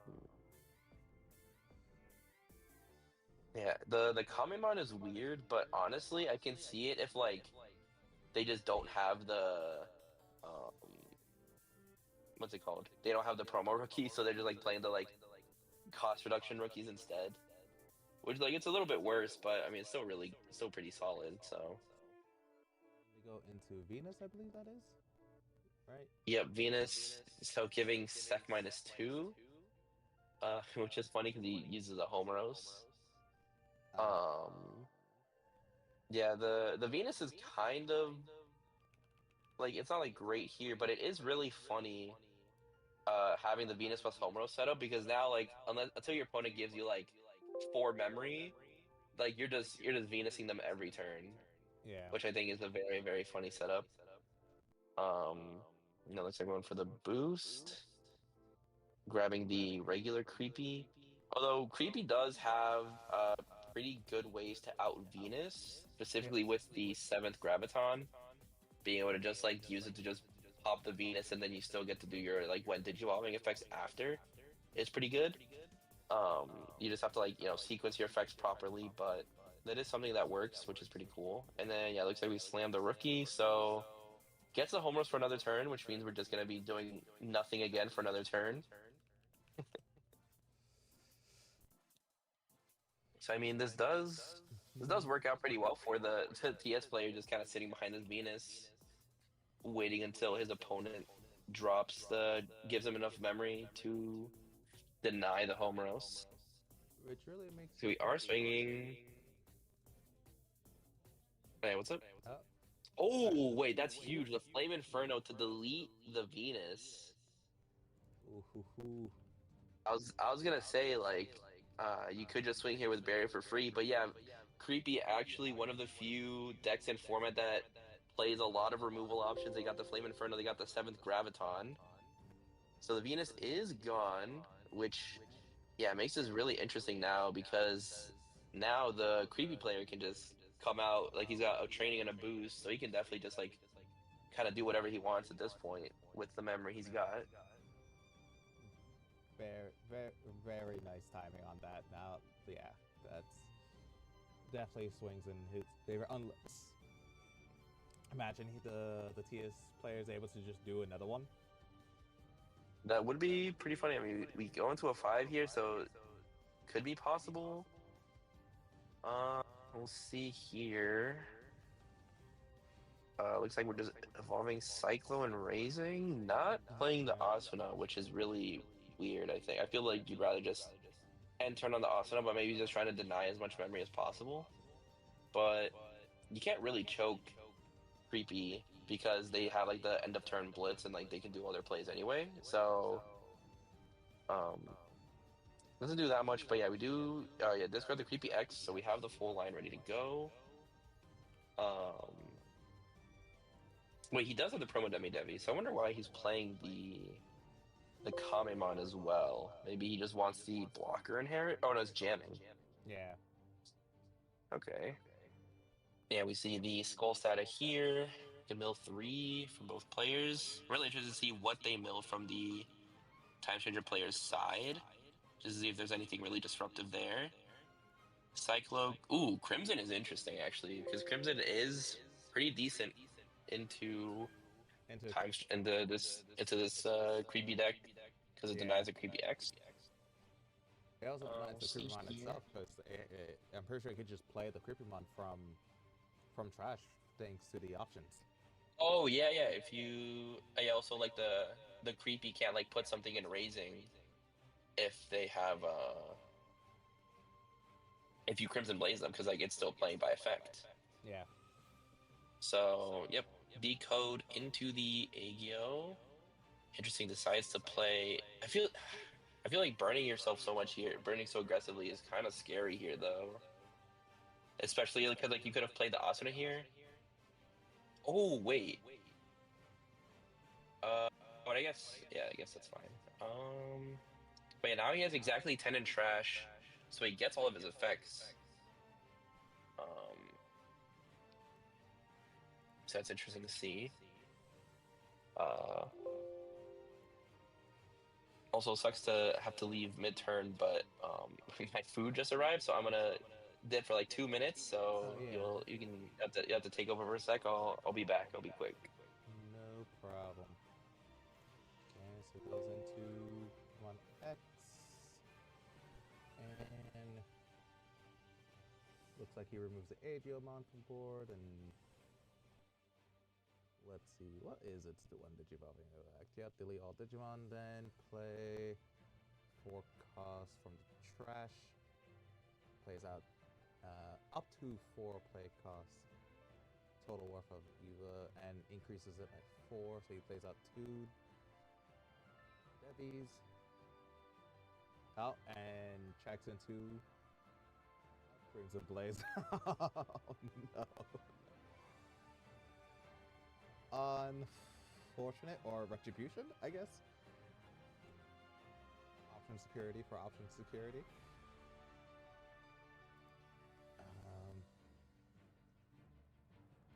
Let's see how will the Time Stranger player come back from this?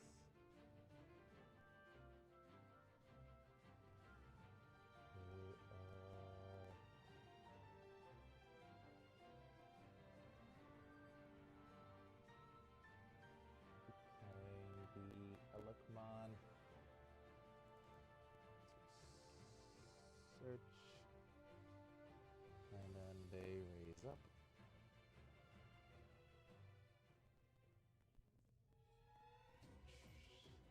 Let's see, game memory, Homos. And what do they do from here? They gotta... Oh, they just swing with Cyclomon. Do some chip and Spiral Jamming. And they play... Is that the Godamon? I believe. Yeah, that looks like Godamon. Are they gonna go into the Sylphimon play? Yep. Definitely a Sylphimon play.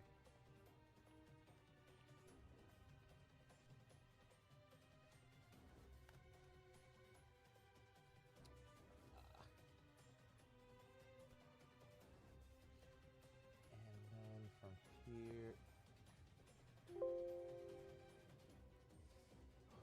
they can go ahead. DP minus.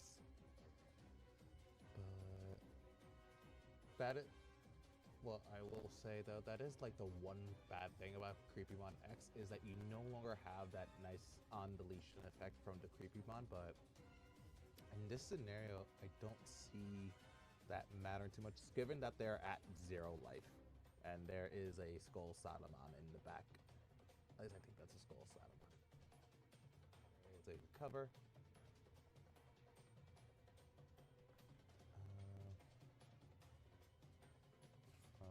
And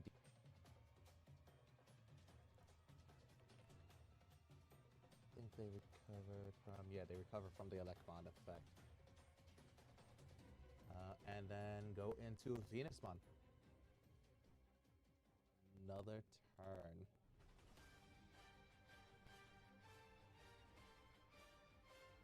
And they're at 0.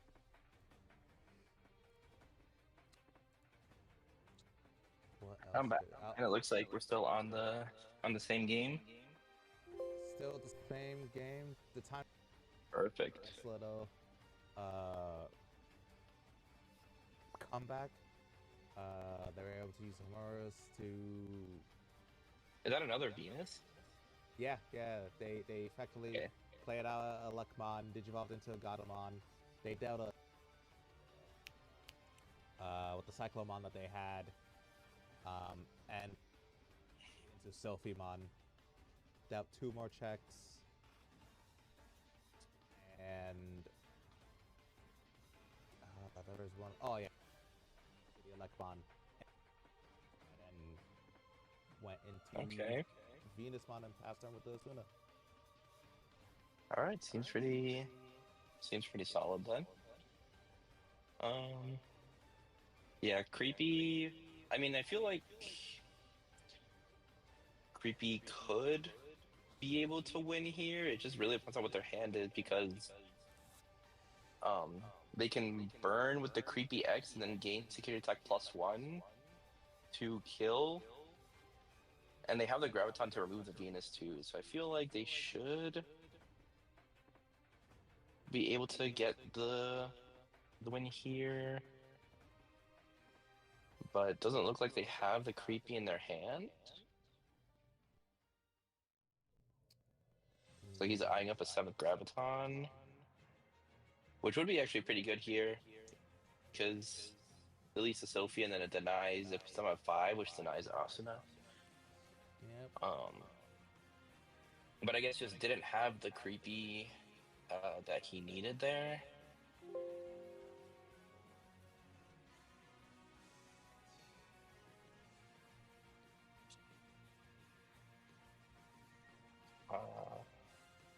But I mean, he does still get to float off of the Sylphie, so he still gets to keep a body on the board.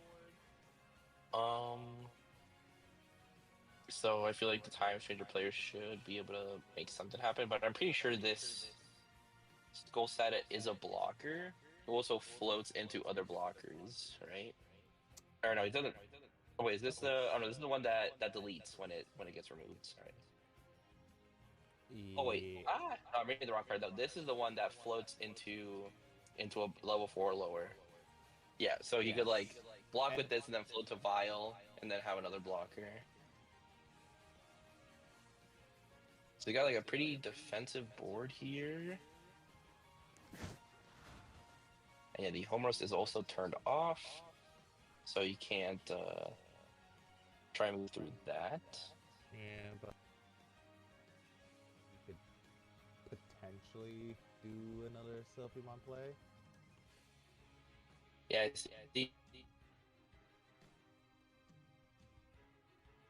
do. So I think I mean, I guess he could, or the card under that's a Devimon, right? Under the Skull Sata. Probably a Vilemon. Okay, I can't tell exactly because if it's not a Biomon, he could like actually even then what he could do um is he could go like well, I guess the math might not work out, but we'll see what he goes for here. He goes for the Gato minus 3K on the Skull Sata. Interesting, which means we're probably removing it then.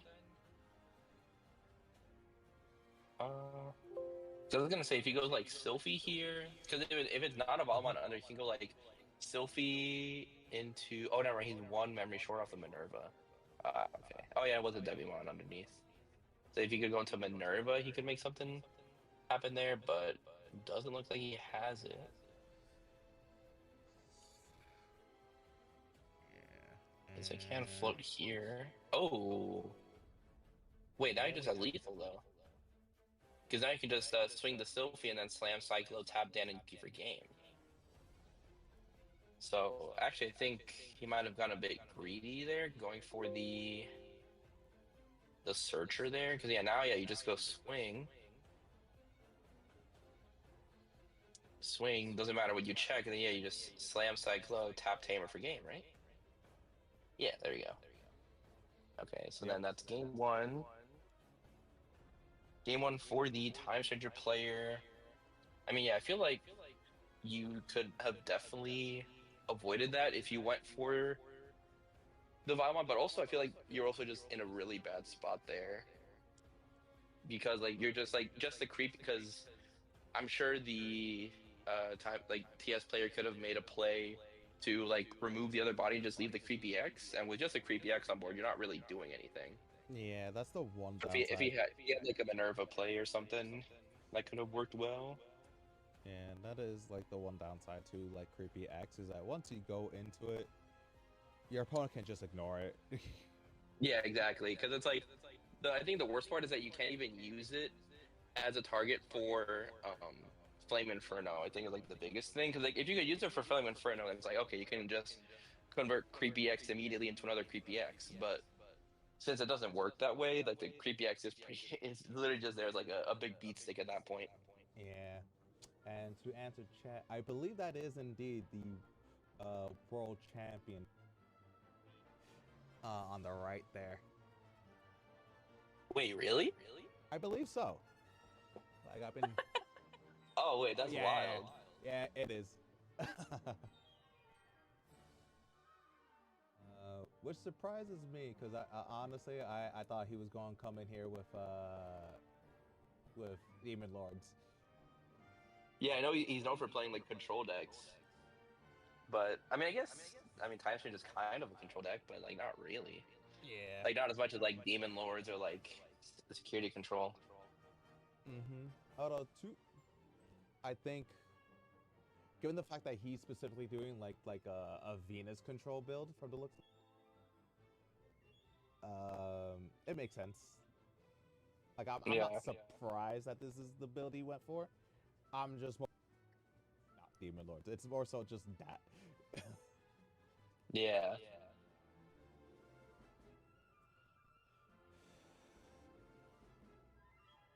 Yeah, it looks like the creepy player opts to go first. Grabs the 7th Graviton and the Skull Sata. And then immediately trashes the creepy X, which is pretty sweet. Just immediately getting that set up there.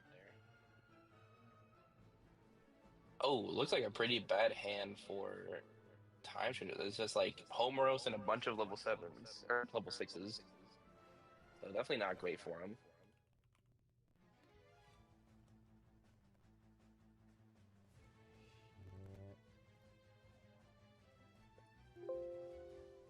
So he does promote. Oh, Mills a rookie off the top, which is pretty funny. And then just keeps milling. There's that Mills game is plan. Sophie. Yeah, exactly. Now you're just disrupting everything your opponent tries to do. And I mean, it just works.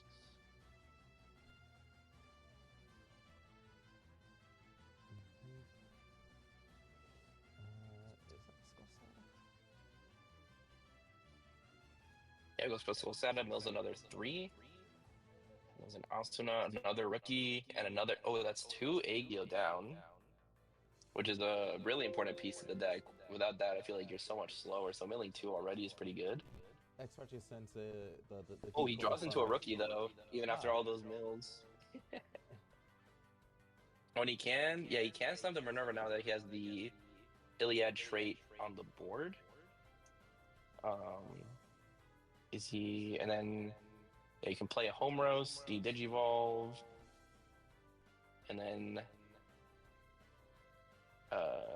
yeah, he could tap double Homeros and just keep the Digivolving, I guess.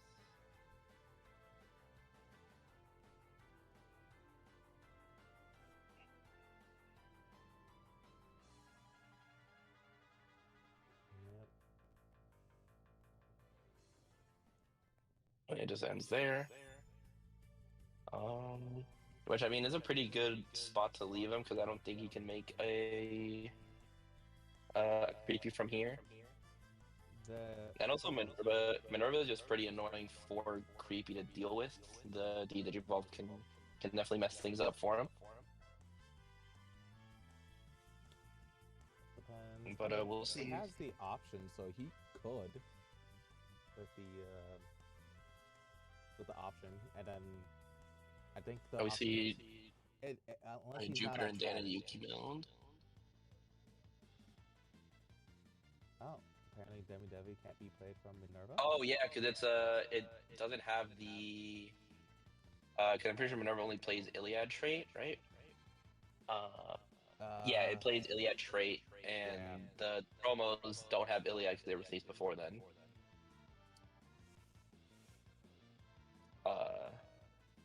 So yeah, if you could, I mean, I don't know if you're able to. Oh wait, there's the Flame Inferno. Oh, that's actually pretty big because that can delete the Minerva, and then he can just immediately go into a creepy X from there.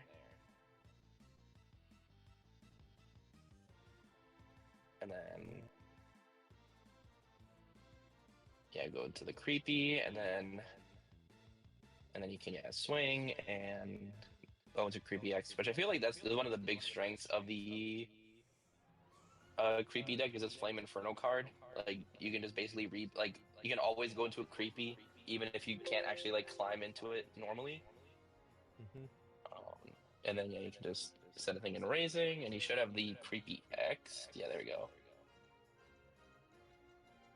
And then that removes the Devi, so it's like it didn't even matter anyway. Yep.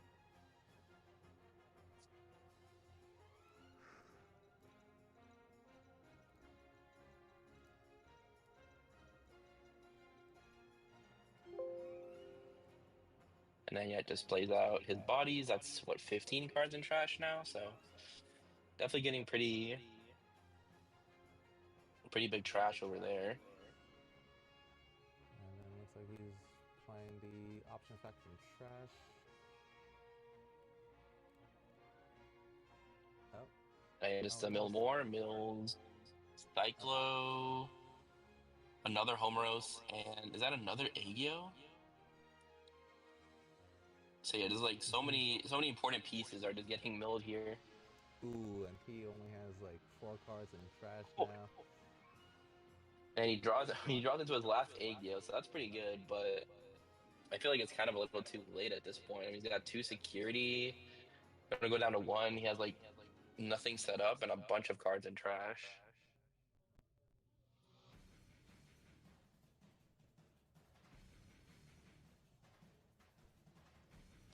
I see an egg, Yokus in hand, so we probably see that come up potentially. Yeah, you could go into that, and maybe it's just barely not enough to remove the Creepy X. Oh no, he just goes into the Sylphie instead for the -5, and then what's he follow up with? Is the question.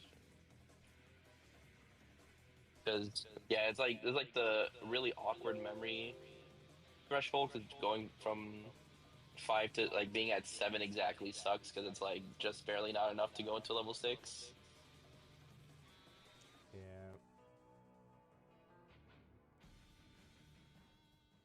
But we'll see what he goes for here. I mean, he could like I forgot what did he target with the DP minus? Looks like he targeted that guy. And just swing on security, 1 check, it does die. Is he gonna choose the barrier? Yeah. Interesting, okay. For the Venus mon. And yeah, back into Venus.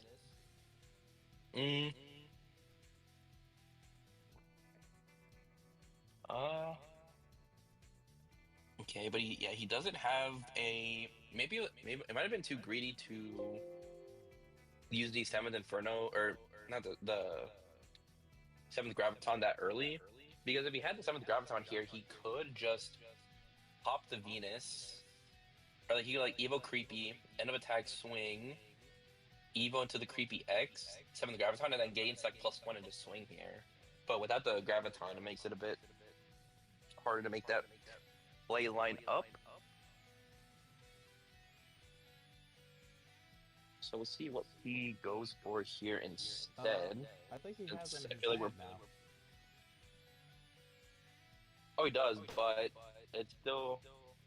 I mean, the issue is he would have to. He would have had to like have it in trash already, and I don't think he has a way to. Oh wait, yeah, I don't think he has a way to fill up his trash here.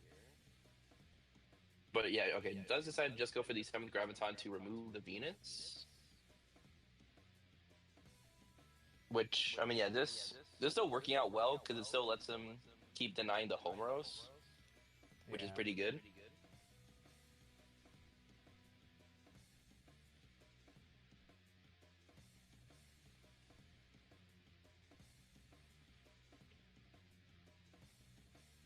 And yeah, it just floats back out into the Aegyo.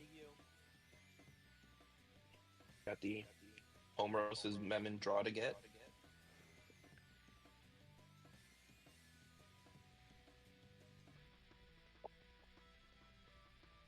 See what he can set up here. I mean, if he goes, actually does have a pretty good line he could go for here if he went like, Slam and Nerva, play out something that can DNA into Sylphie, Evo Sylphie, and then Evo Neptune to clear the board, since he can like Digivolve the Creepy X, and then they'll all have the same amount of sources. But I don't know, with all the mills going on and stuff, I don't know like what he does and doesn't have access to. Yeah.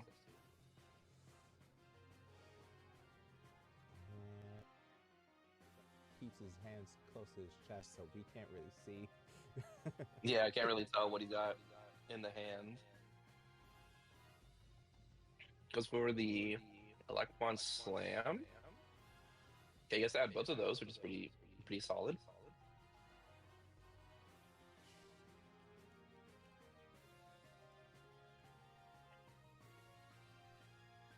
Okay, now he can DNA to Sylphie here.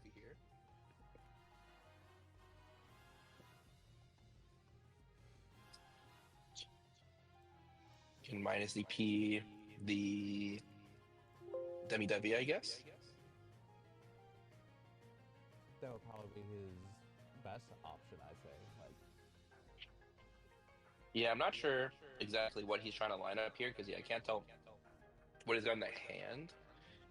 So I don't know how much the DP minus is gonna matter here, but I mean, I guess we'll. Did he choose the Skull Sada? Looks Yeah. like it. That seems like that's what he grabbed, or what he picked.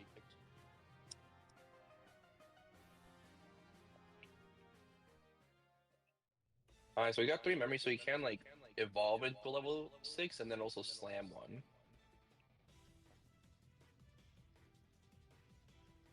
Which would be pretty good.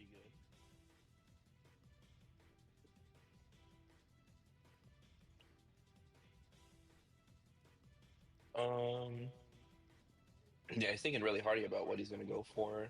I can't tell. I see the Minerva in his hand. I can't tell if there's a Neptune in his hand though. Yeah, it looks like we just go for the Minerva Evo. We have the Taper, we have Elect to play. So we got a couple searchers we can go for.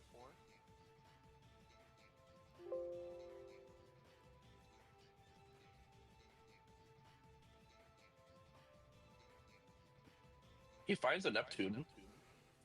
And also Venus. Okay, so he's playing at least 3 Venus. Honestly. And he's got one of each alt.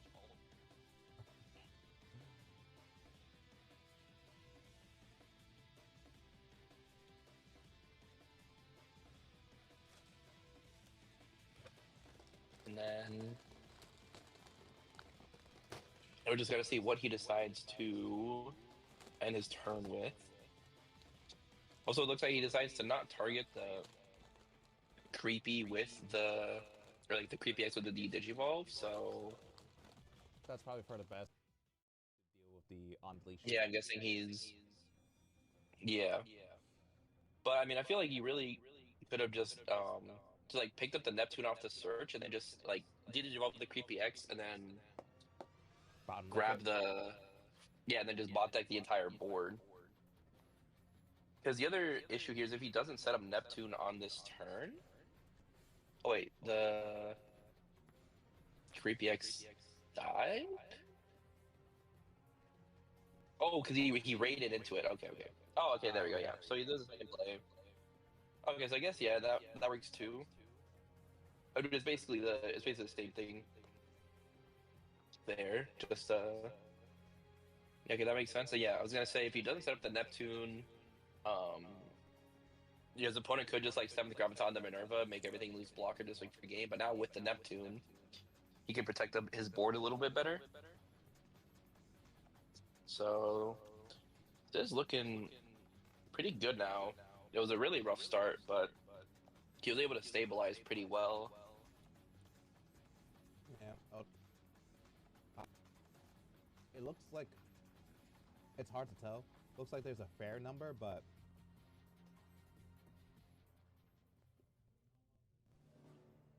could be iffy. You're cutting out a little bit, so I didn't hear everything you said. Oh, I was just wondering how many cards are left in Pete's deck right now. Yeah, because I mean we've got like what 25 or 24 cards in trash. I mean it's got to be pretty low, I think. Because when I was got 25, he's got like 10 cards on board. Then like however many he has in hand, so like I can't imagine he has more than like maybe 10 cards in deck. Yeah, goes for the Flame Inferno here. Which uses the protection on the Neptune. He does have double 7th Graviton, so he could mill a lot of cards here.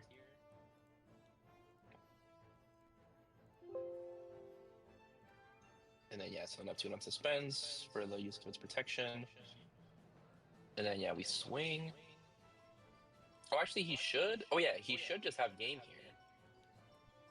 Because he can go Creepy X, use 1 Graviton, pop the Minerva, attempt to pop Minerva, he protects with Neptune, use the 2nd Graviton to pop the Minerva, and then yeah, so this should just be game here. Yeah. Yeah, because he's got triple graviton. Okay. Yeah, So yeah, that should definitely do it here. It should be enough to just completely clear the board. So even if he somehow didn't kill here, he just completely clears the board anyway.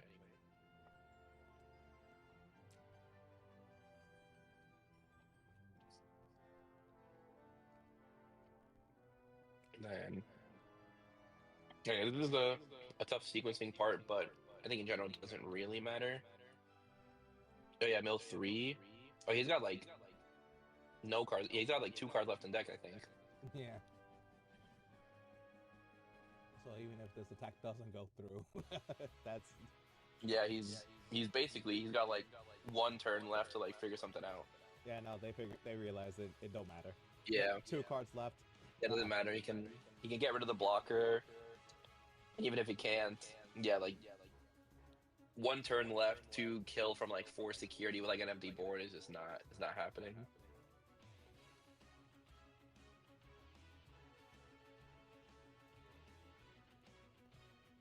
So now going into this should be game 3, right? Yeah. Game 3, Pete gets to pick who goes first. I'm not sure what's actually better here because Time Stranger I feel like is really good either way because going second obviously you get the nice consistency boost on the memory, but going first you can sometimes just like rush your opponent down with like Sylphie and Aegyokus and stuff. So not sure what exactly is like the best option here. I think you will want to go for whatever would deny your opponent the most advantage with a deck like TS. Yeah, so and I mean we saw actually I guess we don't know which Pete would I decide to go because he won the first game. But it looks like he's going first? I don't know, they're just setting up securities. We'll see. I think I saw a flick of a hand from Pete, so it looks like Creepymon might go. Oh no, it's Pete. Oh no, yeah. Alright. See the promo Devi. And then interesting. Decides to move on to the Aegyo, even though he has the promo rookie effect. The E went to it for free.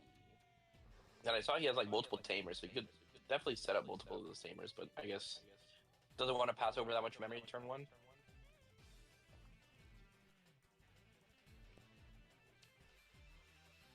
Passing over too much memory. It never, and it always feels so tempting, and then it always just comes back to haunt you. Exactly. So I mean, yeah, that's fair. So I just want to did I have memory? I can promote here.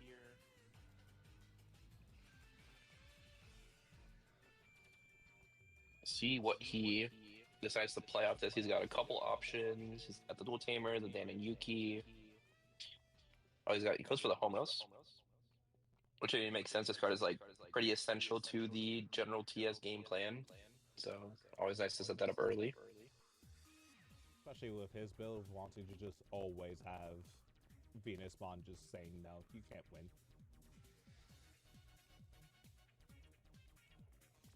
Yep. And Science just goes Sylphie, remove the body, and swing at security. So a bit of a weak board state there, but I mean, the opponent's really not doing much either at this point, so it's fine. We mill the Cyclo and mill a Venus. Creepymon So pretty player good. must love to see that. Creepymon, Yeah. the Venusmon in the trash, where she belongs.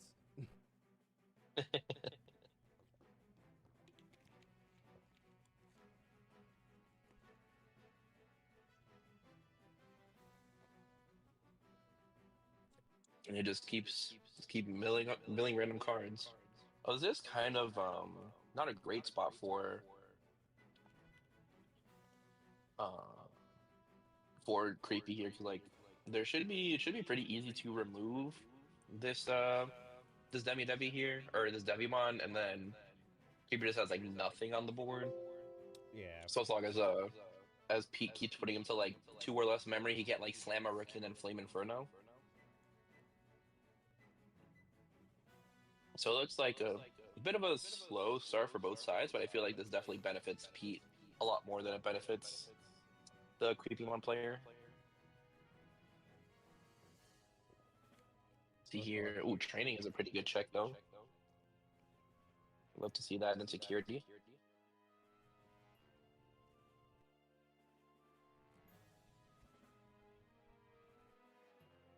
And there goes the Neptunemon.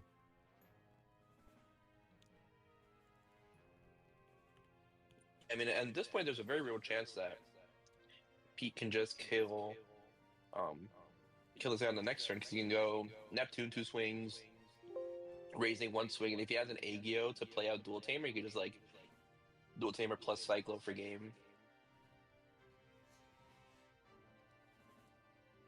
Yeah, we'll see what the creepy player tries to do. I can't imagine there's like much. He's got training, Yeah. so like he can threaten a creepy on the next turn. But at this point now, I feel like you're just praying that your opponent can't kill you this turn.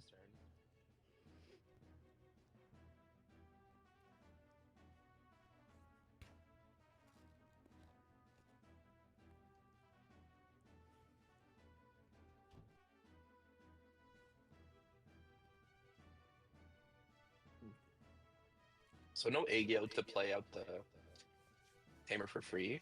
But I mean, he could like stack in a Neptune dying Dyna by battle, and then triggering Sylphie to play out the Agio to then play out the Dual Tamer. But like I said, we're just barely off. So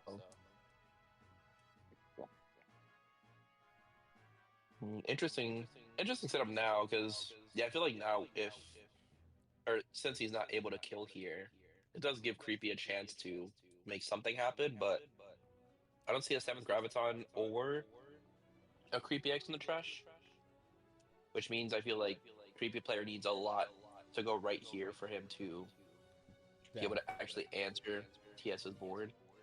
Definitely. Plus, he would also need to remove the Agiomon that gets decoded out.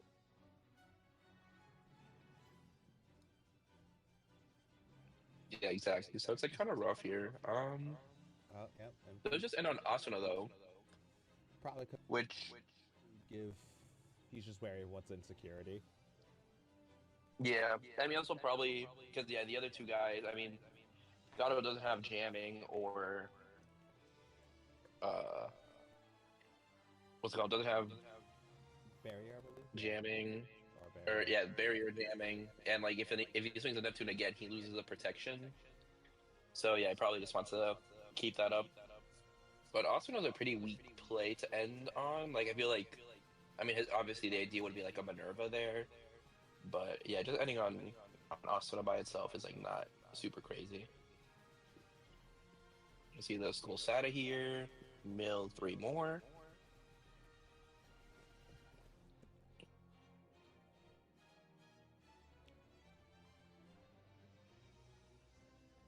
Interesting. Chooses to protect the Gato on with deletion there. I guess. I mean, I don't see, and without having a creepy X or a Graviton, I guess you're not really scared of your opponent like clearing your board here. Or yeah, so you can like do that, and then you let this die to be protected. That he just mills 5, which is pretty annoying to deal with.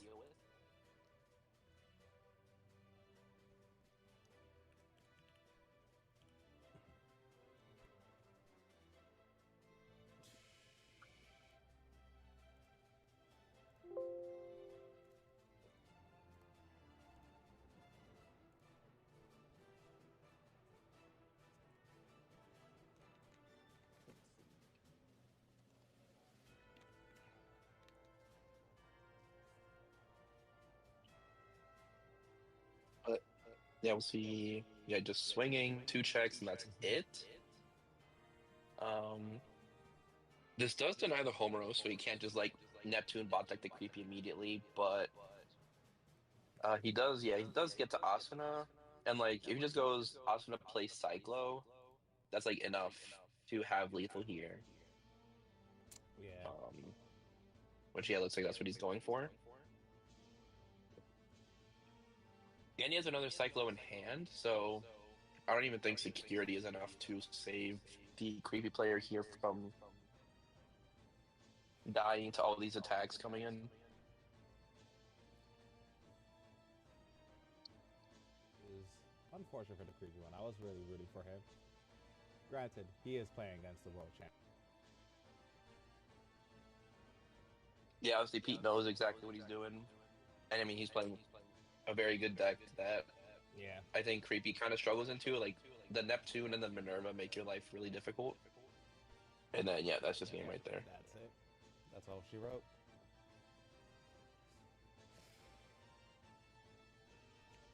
So that's, was that really round 4? Yeah. Oh, yeah, because we saw TS, Millie, we saw, obviously, Huddy Maste, obviously this matchup. What was the other round? It was that legendary round of Millennium on. Yeah. Yeah, that was the. Oh wait, no, I forgot round 1. Round 1 was Crosshair round one. versus. Yes. Yeah, Crossout versus.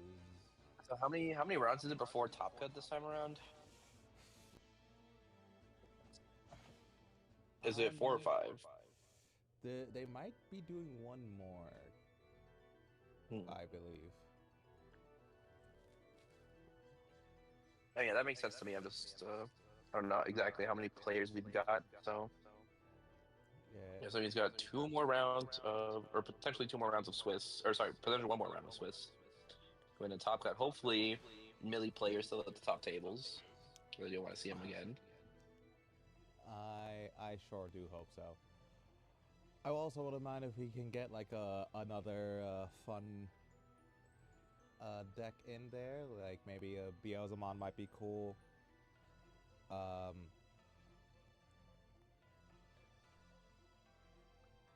wouldn't mind seeing maybe Rocks.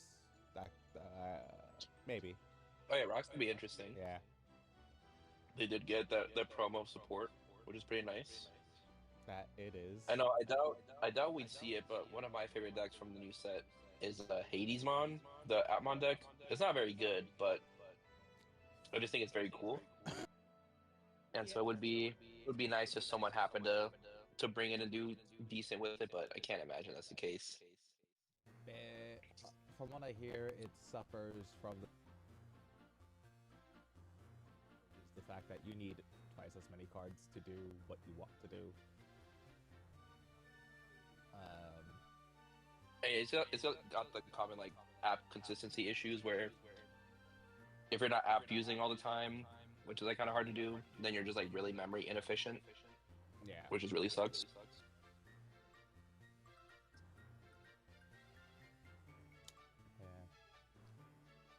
Yeah. Medusamon. Deck. Pop up.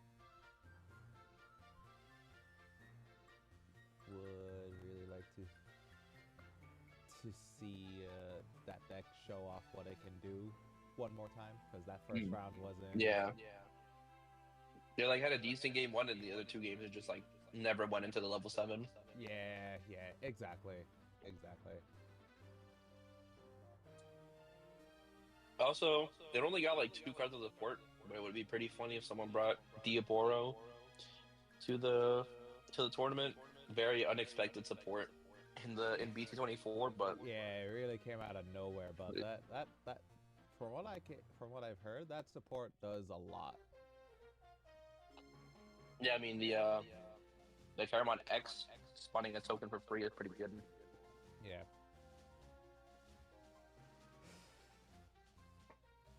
So I definitely wouldn't be surprised if we saw someone playing it and like doing decently. And also just like I think the Diaboro X is a really funny card that you can just like play Diaboros from hand. What I find to be like really crazy about it is the fact that not only just from hand, but also from the stat sources as well. Yeah. So if you ever just don't have one in your hand, just do it from the source, and it's just as good. Exactly. You can like you just climb up your stack normally, and then you have like you can just randomly float into a into a Diaboro. Although I will say, Diaboromon just in general scares the living daylights out of me as like a concept of a deck. Like I like spawning infinite tokens just sounds like, no, I don't want to deal with that. I don't want that at all.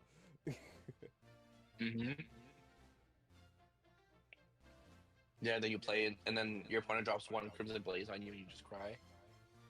That is what keeps me warm and safe at night, is the Crimson Blaze.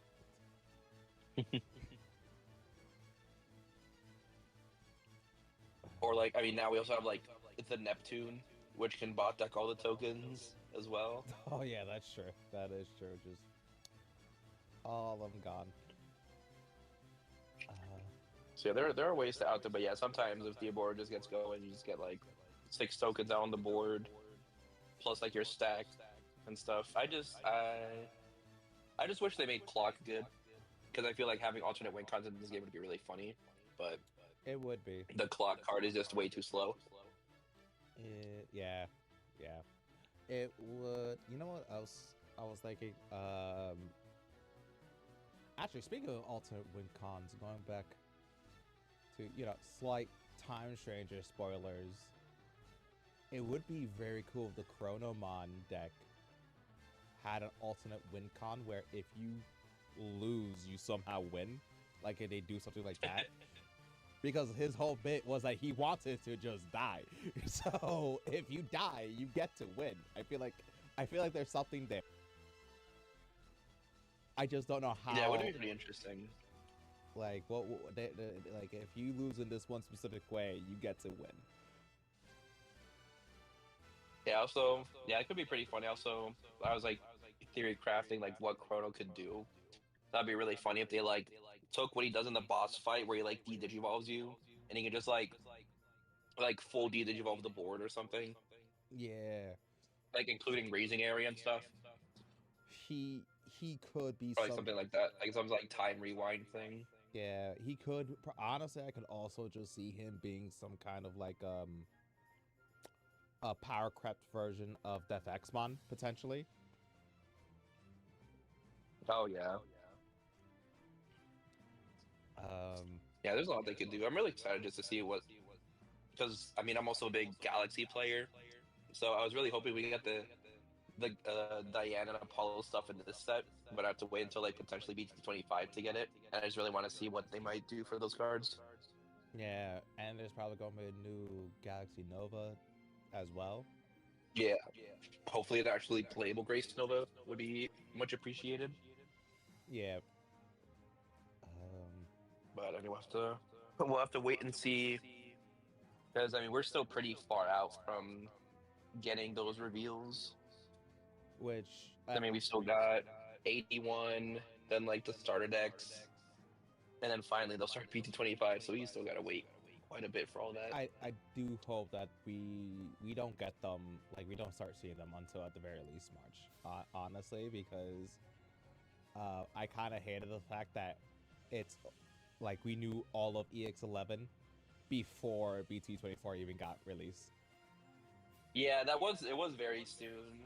But I mean, like, I would like that, but also I just love seeing new cards, so I can't say I'd be like upset if they just started revealing everything early.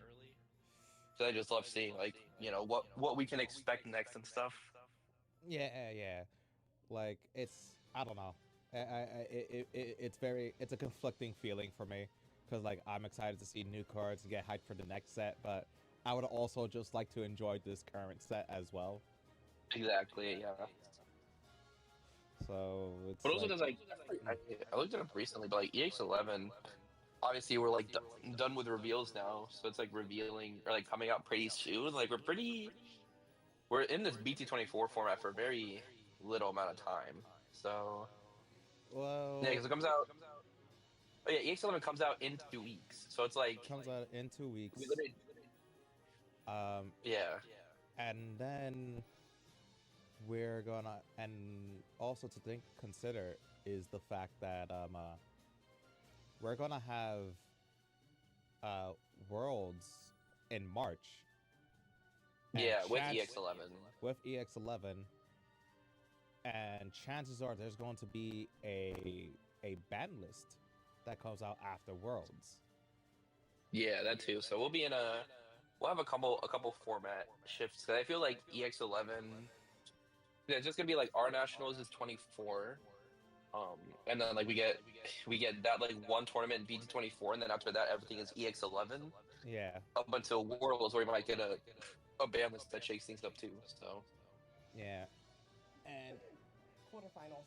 quarterfinals? Okay, so we're going to top cut then. oh, we're okay. So we're already in top cut. Okay, solid. Is What's the matchup that we got here? TS. What was it? What was Gallimon. it? Gallimon. Okay. Gallimon. It's our national Gallimon versus champion. yes. Uh, Oh wait, is this the guy who won Nats? Yeah. Or what? Okay, this is crazy. There's so many celebrities at this tournament. Yeah, no. We the East Coast, we represent over here.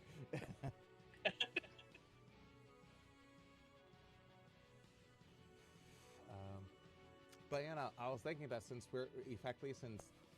this whole meta is like so short-lived, this could theoretically become kind of like what's that Edison format in Yu-Gi-Oh. I don't know if you're aware of what that format is. Yeah, I played a bit of it, so I know what it is. Yeah, so like this could be the Digimon version of the Edison format. So I guess it would be the Las Vegas format for Digimon, because that's effectively the only tournament we're going to get of it. Yeah, literally one tournament of only BT24. Yeah, EX11. I think EX11 is probably gonna. Well, I don't think it'll be like too crazy, but I feel like the Vortex Dramon and the Ex Machina deck are both definitely gonna be like meta relevant. And then I don't know what else from Liberator is gonna be really good, but I'm sure like there's gonna be random Liberator stuff that you can play that's also gonna be solid. I'm glad that what's it called? Heavy Metal Dramon seems to be finally a actual deck with EX11 that can potentially function. Yeah, it's like it's not even like necessarily good. It's just like actually a functional deck now. Yeah. Oh yeah. No. The bare minimum of I can play this deck and maybe have an actual turn of doing something. Yeah. Yeah, it's just such a weird mechanic they printed for a deck. Yeah, if they had gone with the design that they did for this new line, I think we could have seen a lot strong. It definitely would have been a lot stronger of a deck. Oh yeah, for sure. Yeah, like actually like consistently evolving from trash, and then like the new tamer as well is so important. Like being able to like add back cards from trash so you can consistently like evolve instead of just like, well, I have one card in hand. Hopefully, I can draw into like my full line.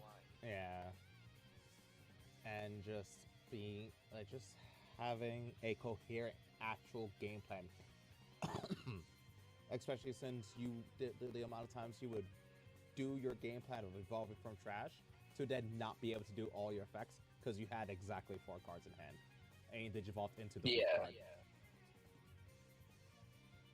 And guess what? Your on Digivolve effect didn't have you trash any cards. Yep. Anyway, looks like we're gonna be. Well, I was gonna say getting started soon, but I don't know where the Gallimon player's deck went. Oh yeah, it's just deck check. We do that here. I guess so. Gotta make sure, I guess.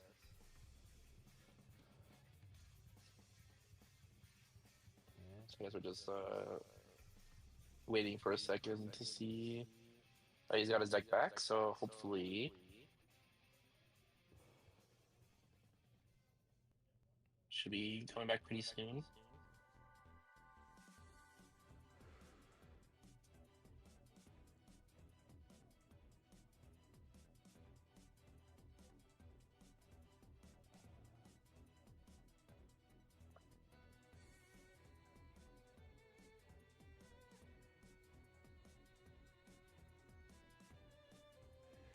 See, we're shuffling up here. Gallant versus TS is kind of interesting. I feel like I think it it'll depends. be. I feel like it'll be probably Gallant in favor just because like TS doesn't really have like a clean way of outing the Gallant. Because like they can War Girl X to protect from Neptune. Um, I guess you could like Digivolve it by like slamming on Minerva, but like you don't really have options that like clean outs to remove them, and you're like interruption with like Minerva on their turn won't work if they just like play around it a little bit.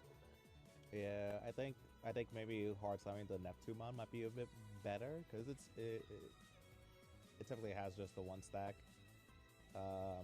and it gets around the Growl X on deletion effect as well. Yeah, that too. It's just like, yeah, I mean, Zero Neptune is a pretty good out, so it just depends on whether or not they have the War Girl X to counter it. It's like the big thing looking for.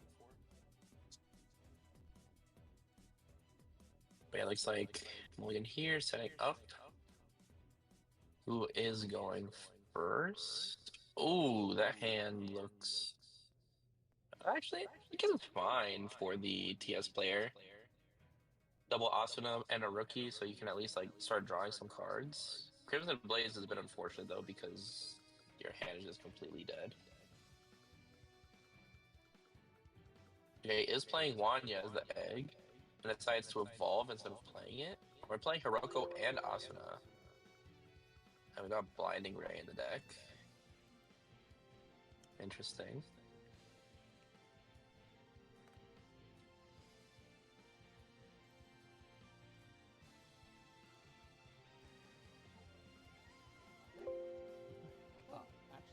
Let me use the question real quick. Oh yeah. I'm gonna swap over with David real quick. All right, sounds good. I mean, just not much to really see here. Hi. Just welcome, welcome. I mean, nothing really interesting going on here yet. They're just both setting up here. Yeah, setup turns are just boring. Yeah, I mean, I mean, yeah, I don't know what Gallant's hand looks kind of whack. I mean, both players' hands look kind of bad. There's just like not a lot going on. I mean, if I... Oh my god, and all this guy is drawing tamers. I mean, You just keep so we just did a Rocco's very box quick deck plays. check because that's something we're trying to like implement going forward because we had a little mistake. I did you do another good shuffle, blah blah blah, just in case it like if I move anything, so that could be it. But I think Gallimard is doing a little bit better. Like Yeah, for sure, for sure. I mean, he's like at least being able to like dig for his pieces and stuff, Yeah. whereas like the TS player on the right is just stuck with like a bunch of tamers in his hand and like nothing else to really work that is with. the problem with like those like decks I've been noticing generally. Tamer heavy decks like those so much. If you don't necessarily want to have a bunch of them per se early on, like you want to keep like having Digimon, have like something to do, blah blah blah, and like all that stuff. Like not to, Yeah. See here, oh my god, he's still finding more tamers, but at least this is like, yeah. Aegyo means we can actually start getting on the board. Well, the annoying thing is, like, I feel like in this matchup, it's kind of scary to, like, keep burning yourself a lot because Gallant can kill so... Oh my god, there's another tamer. But, like, Gallant can kill so fast that, like, keep burning yourself, and they can, like, be immune to your, like, Minerva and stuff, so they can just, like, pop the Minerva, you lose blocker on everything, you can't really de-digivolve it, and they just, like, swing and kill you regardless. Yeah. I do like that Gallant is keeping, like, a rookie in the back. Yeah, he's just, like, waiting to let his board. That's kind of, like, the biggest game, like, plan, like, for a lot of these.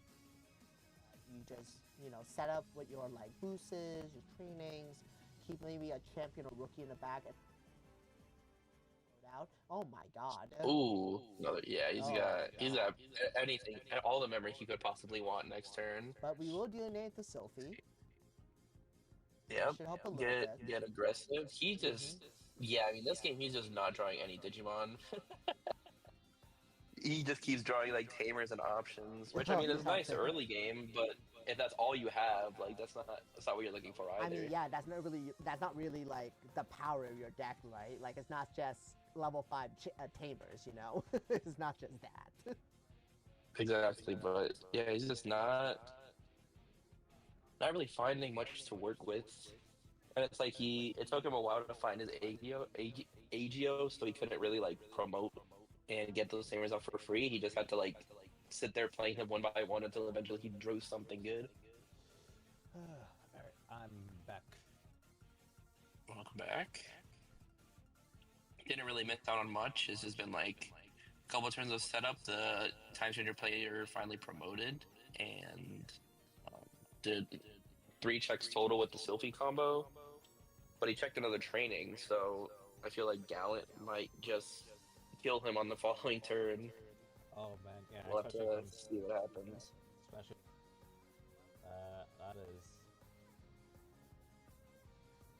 that is And we'll see if he has an X anti line, then he'll most definitely kill because he can just like gain infinite memory. But he did just evolve into a Geel X on board, and that died. So maybe he doesn't have another Geel X to follow up, which looks like that's the case because he's popping the boost early. Yep. Pop the elect, and then I'm pretty sure he searched the Growlix earlier. Yeah, there we go. And draw one, trash one.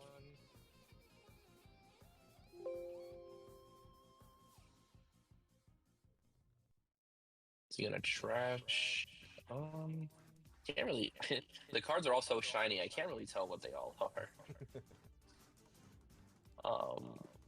Oh, interesting. He is playing that Gallant. I mean, which makes sense. That Gallant is really good. that's The Floodgate Gallant. yeah. He's solid here. Looks like okay, gonna discard that the old I think BT17 Gallant instead. Yeah. Let's see, and then yeah, training into the War Growl for 1. Which one is that? Is that That's the delete something if it doesn't delete Evo for reduced cost. okay, so that's the It's like- BT12 one then.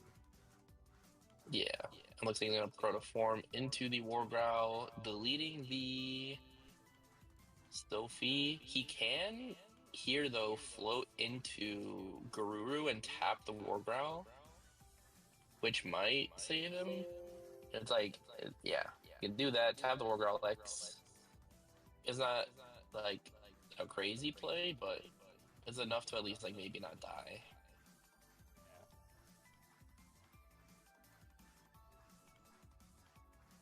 But I mean, we'll see here. I mean, yeah, he can't just go like Gallant X, burn 1, or yeah, pop and then like burn 1 on suspend, swing 2 checks, and if he just has the Omni X, he has Omni X. Yeah, that'll be all she wrote. But we did see him bot deck 1. I don't know how many he plays. It's probably like 2 if I had to guess. I can't. It most likely is too. I've seen a lot of lists that.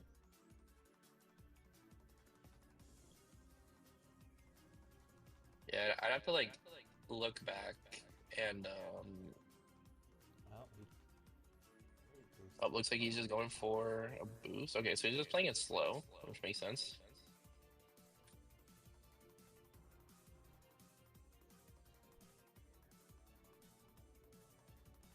I mean, this is pretty interesting because I guess with the War Growl X, you are pretty safe.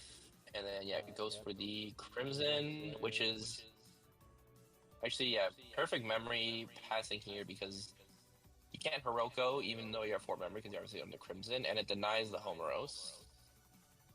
So I don't know what exactly. Oh, he's playing the Master Blitmon, which is very funny to play in the deck. I think that card is like has like an extra 5 is pretty neat. It like lets you like play out bodies from play from sources. Oh, that is good. So is this the Marukimon build? I really can't tell. I don't think I've seen. I mean, his hand has just been like so awkward. I can't really tell what exactly his build is. Like it's just like he has a lot, but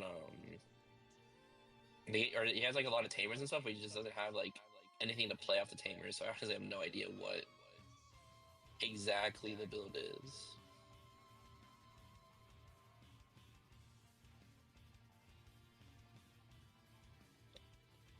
But let's see here. I mean, it looks like he's kind of stuck for a little bit.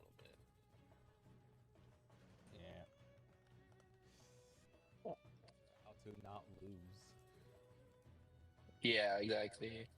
It's like removing this thing is just hard without, because Neptune is like your main source of removal. So without Neptune, this is actually pretty. Oh, this is actually pretty interesting because you can. That's what 14 or it's what 11K right now, and then yeah, you minus 8K and plus 5K yourself, so it's like 13K into like a really small thing, and you can just punch over. Yeah. But he does still have the grab on X effectively at the. That is true. So I don't know if that quite saves him. Yeah, I really don't know. I mean, it does give him something to do because he has like he'll gain. He'll gain 2 memory, or sorry, he'll gain 1 memory off the Evolution.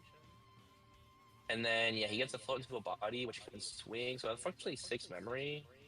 So I mean, I think it'll be enough to like get him kind of back in the game, or not necessarily back, but like kind of have like some kind of follow up.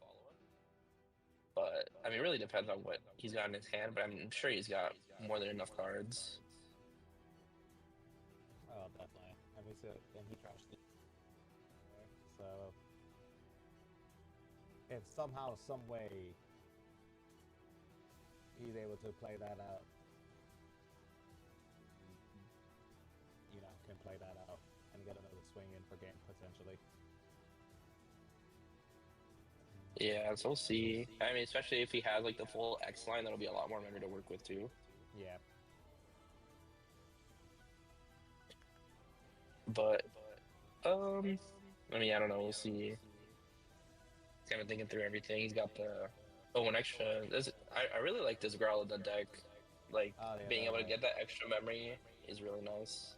That's the I believe that's the starter deck one, right? Starter deck one, yeah. Which is crazy that that super old starter deck card still sees play. Yeah. It's pretty good. You just never know what comes back from.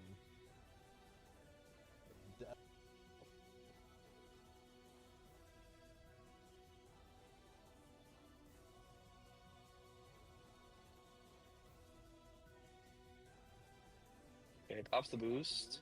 I mean, he might just end up falling for, or not falling, but like end up running into the same play again where he pops the Sylphie and then the Gallant or the Garou just immediately taps it down. But Hez is reading the Sylphie, making sure he understands why he floats.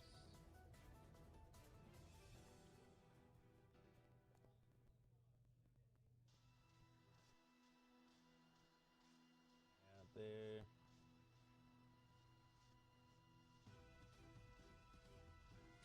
He's really thinking about what he's gonna do here. Yeah, it's probably because he doesn't want to like a repeat performance of the last turn, especially. Yeah. He probably doesn't have another. He may not have another Crimson Blaze. Also, I went back through like the early turn just because I wanted to see stuff, and it looks like he bot decked 2 Omni X and he discarded a Gallant X and bottom decked the Gallant X. So he's got presumably no Omni X and like maybe 1 Gallant X left in deck. So he's kind of missing some pieces. But yeah, so he does the same thing. Yeah, gains a bunch of memory.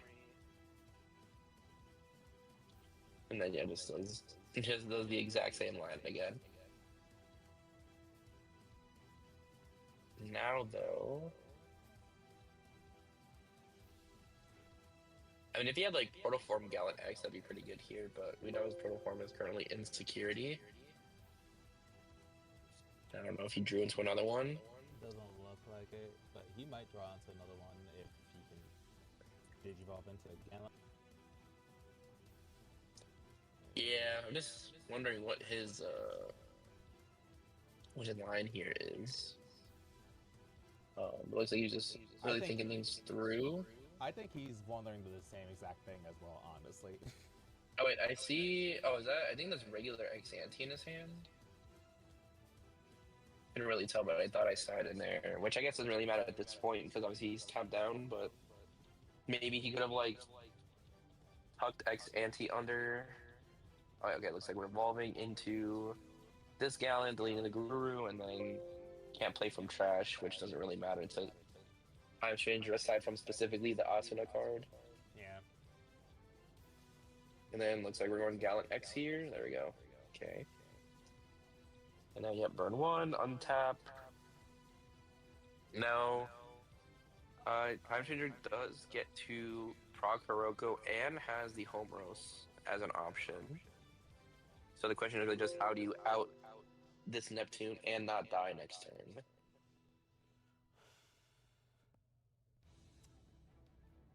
Which, I mean, we'll see about the Hiroko play out. God, his hand is just still so brick with Tamers. Looks like he goes for that. Burns another security. Second Crimson Blaze. And plays the Dan and Yuki, which, I mean, does give him an extra memory, which is pretty nice. And then remote.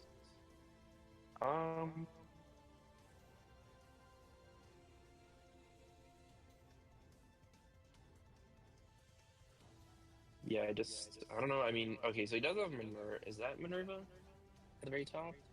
I think, yeah, it looks like Minerva. I think so, yeah. So he could, like, if he has, like, a Gato in hand, which I don't really expect him to have, like, anything in his hand at this point, because of how bad it's been so far, but if he could, like, Gato, like, oh, but I guess it doesn't even matter because it's DP boosted right now, so you wouldn't even kill it with, like, a Gato -3. Like, maybe you just try D-Digivolve the Gallant X all the way down with the Minerva Slam. Like, Minerva plus Rose, and then hope that that's enough to not die. Ooh, decides to play the Asuna.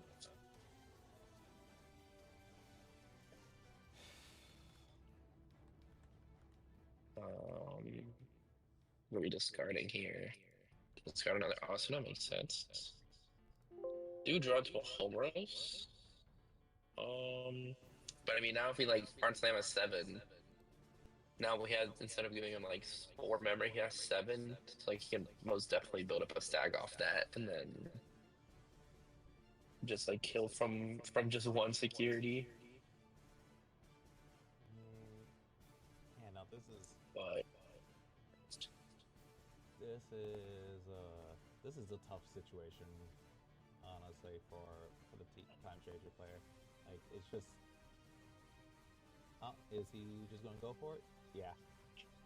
it looks like just the Minerva Slam. Maybe he gets an extra draw off the egg. And then he does get 2 Minerva twice, so he can like definitely full D-Digivolve this. But the question is really like, what does that accomplish? Like, and he sets up another Homros too. He's trying to pick up the Minerva. He can't. But I mean, all Lance has to do is just pop the Minerva and everything loses blocker, and it can just kill.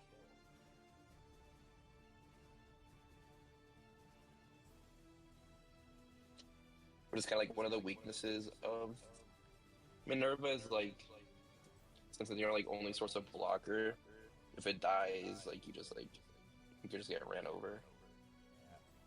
Yeah. And it's also. It looks like we are tapping the Dan and Yuki to play an option. But yeah, okay, this is boost. It's also possible that may not have the cards needed to go back up and do it twice. Yeah, that's kind of the hope at this point.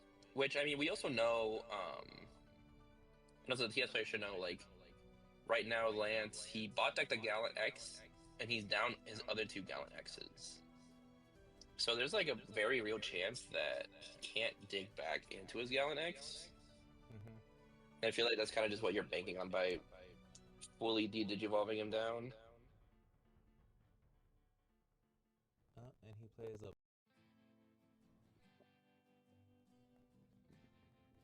He plays a what is this? Oh yeah, this is a Blintmon. What is this thing? It like tucks the source under, I think. Real top three. Among them, add a machine, Cyborg TS, or Tamer card to hand, or place it as the source. So it's basically just like an extra search. Yeah. Interesting. And then yeah, you can just keep de-digivolving it down. Yep, do that again.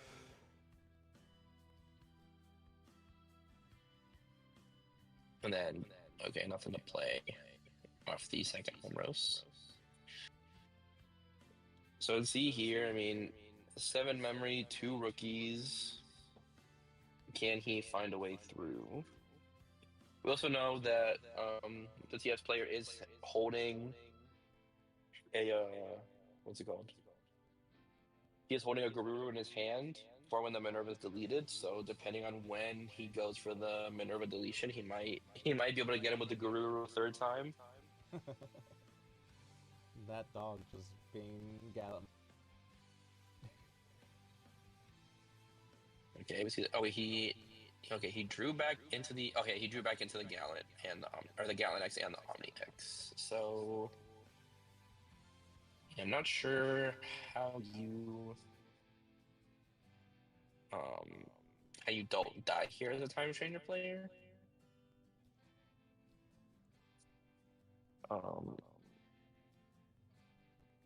Because you can go like Gallant X -4. Like you can probably like clear a lot of the board here. Definitely, and it does enough memory to just start building up the other stack as well, potentially. Oh, just Hard Slime's wait, Oh yeah, there we go. Oh yeah, because it's 14K with the Homeros. Oh wow. Yeah, it's enough to pop the Minerva, and then yeah, you can play tap one thing, and then just the other two get to swing for game. Yeah, that's something I forget about very often. Is just the fact that like the Homeros gives you DP, and sometimes it works out, and sometimes it actually like works against you, which is really funny. Mm-hmm. Yeah, like right there. Would have been nice if you could prevent the promo Gallant Slam, but can't really stop it at that point. And that is it. There you go. That's game 1, going to our current national champion with Gallant.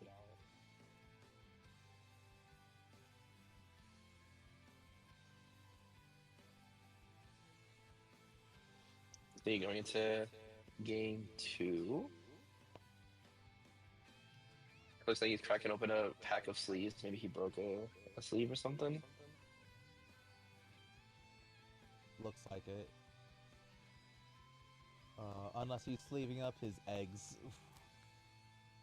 Oh, maybe. Because they are looking pretty naked right now. I don't know.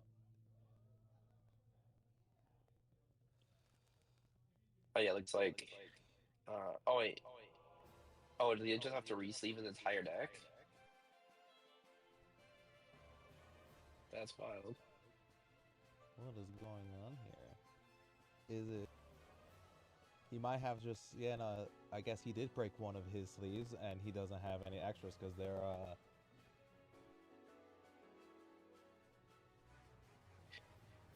Yeah. Yeah, because they're like art sleeves or something, so they might just not carry extras around. Yeah.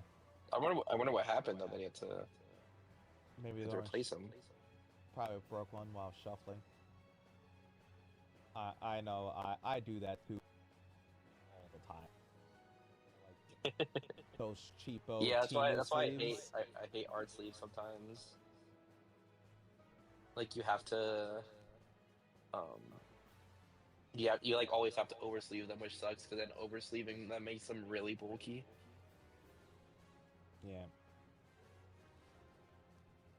Oh yeah, no, I oversleeved sleeves once. Ah, the corner of the Minervamon was bent.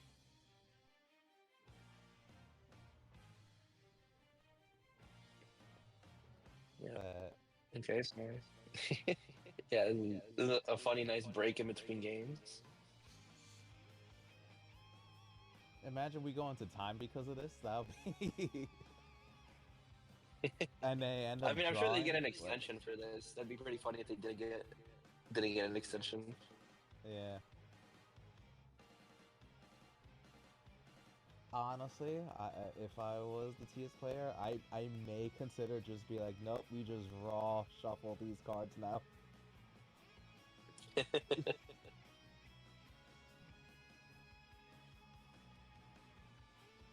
Like we just do no sleeves. That's technically legal.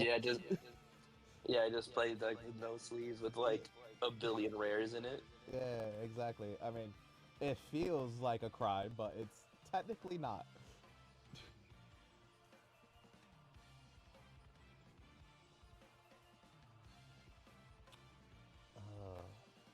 Uh, oh, you know what's going to be the worst is how slippery those sleeves are. Oh yeah, you're gonna like stack Like, them on the side to like set them up, and they're just gonna all topple over. oh yeah. I can already foresee these cards just falling.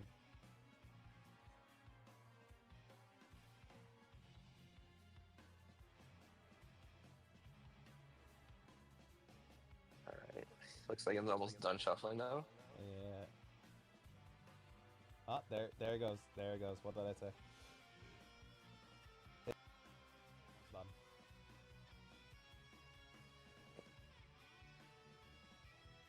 Yeah, it is gonna suck with all with how slippery it's gonna be. It's pretty brutal.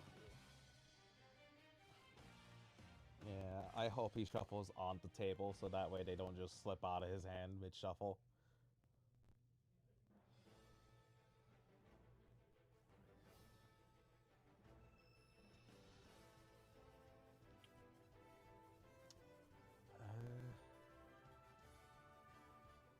Yeah, and Okay. All right, looks like we're ready to go. We're gonna get those extra sleeves out of there. Oh, at this point, for the love of God, man, you could just sleeve up your eggs too. Like,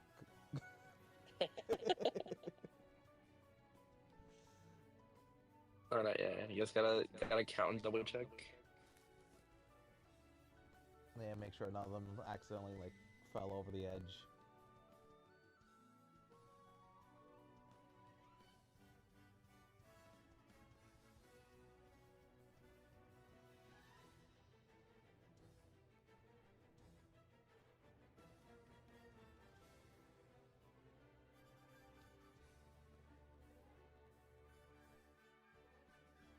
All right. It looks like we're finally ready to get into round two, or not round two, game two. I feel like I actually don't know who wants to go first here. It is up to the Time Stranger player. I feel And like it's like from my experience playing Time Stranger, it's like your deck is good like it's so good both ways. Like I'm thinking it like I think changes that much. I think you want to go first here, just because I feel like Gallantmon wants to go first, so that way it can Yeah, start you want to get on board setting up. before Gallant. Yeah, exactly.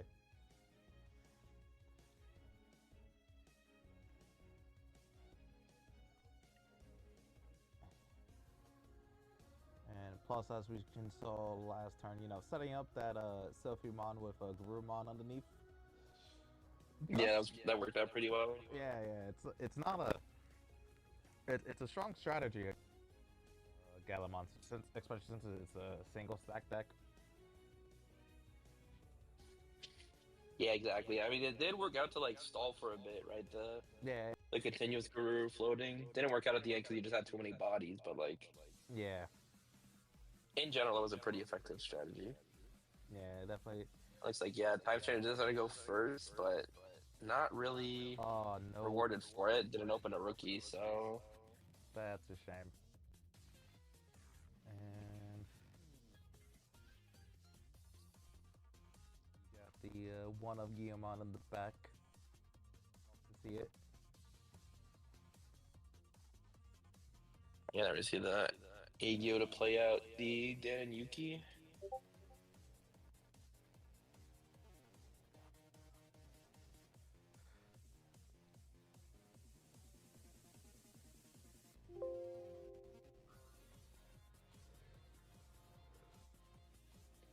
Let's see. Yeah, the boost coming down. And we grab the And then yeah, Guillemon just for the pass list. it. Yeah, I'm just setting up the guru play again. Yep, we already know.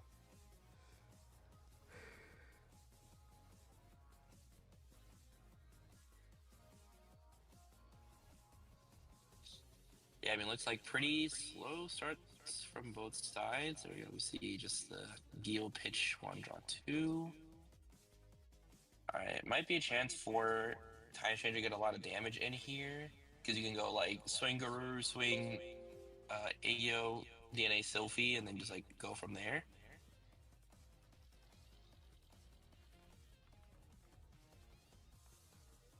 Yep. But we'll see how exactly it goes.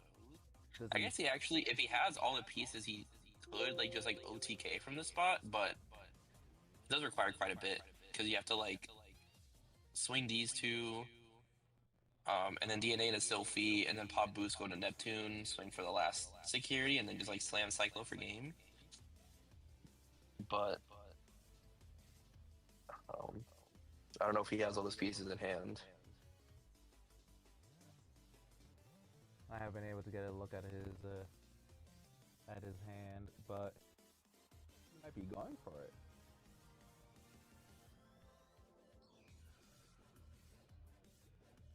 Yeah, it looks like we have the Sylphie.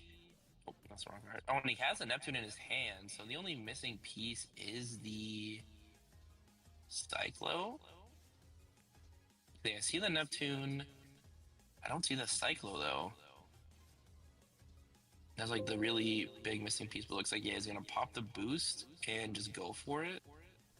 Yeah. This security from the Gallon player though is actually insane. So, like if he doesn't kill here, he very well could just be dead this turn. Yeah. This. And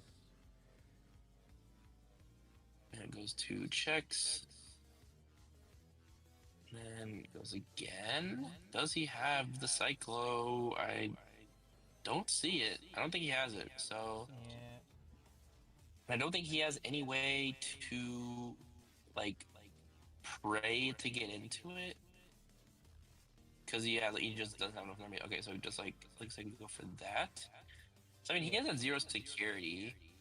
But I don't know, the issue is like you're giving your opponent 3 memory, they have double boost and a cool boy setup. Yeah, they have like they're essentially starting at 8 memory. Yeah. I guess they do still have the Guru plus Sylphie setup to work off of, so maybe they can get them there. That is something.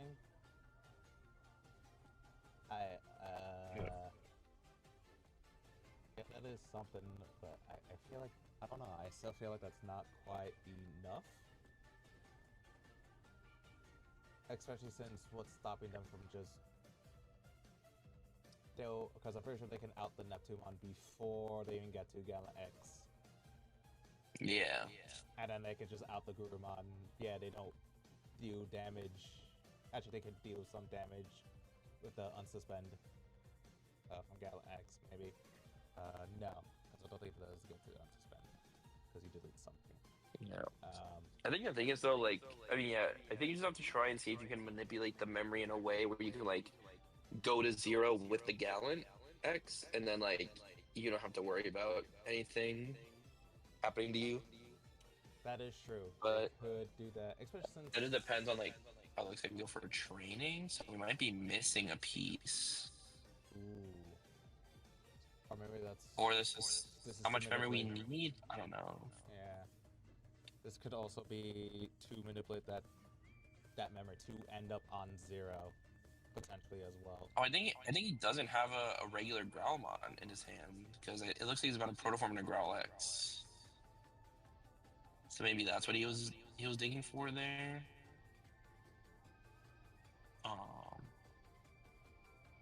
Okay, so yeah, it looks like, yeah. So we're going protoform into Growl X. So at least it's 2 cost, but that does hurt a lot. That's 1 less memory you can like really abuse.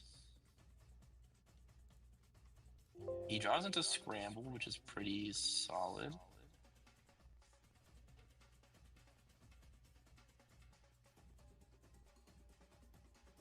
I don't know if he wants to play in order to like get to the 0 up, but he does. Yeah, it goes for the Scramble into the Wargrowl X for 1. This is a very scuffed stack. Rush Geel into Growl X or Rush Geel into Geel X, Growl X, Wargrowl X. We do have Gallant X in hand. It looks like we just go for this Gallant here, which should delete because because of the Tamers on board.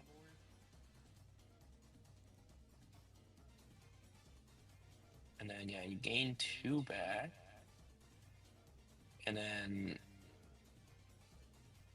yeah, you just tap that obviously, and then I mean you can still go like Evil Gallant X burn unsuspend and force your opponent to an awkward spot to out it. And this time he has Scramble, and he does have Rush Deal on this stack, so he can immediately follow up on the following turn.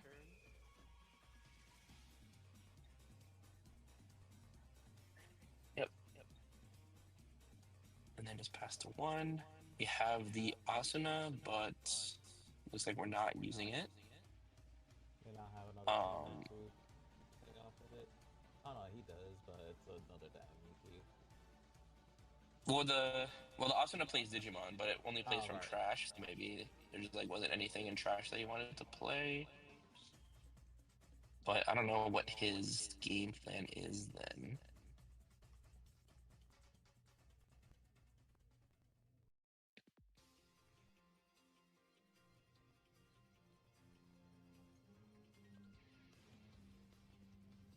But we'll see here. Yeah, I don't know from this spot how much he can really do.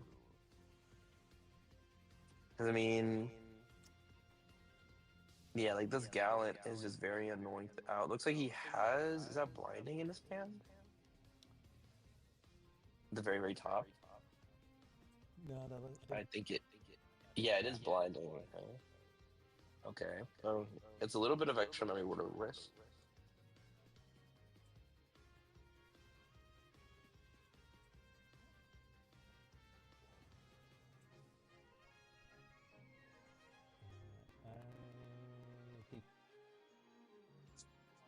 Go for the elect. If he's digging for something, okay, Maruki. Is Maruki enough? Maruki gets to what, 17k, which is not enough to swing over Gallant. So, what could we be digging for here? Maybe a Minerva? Maybe?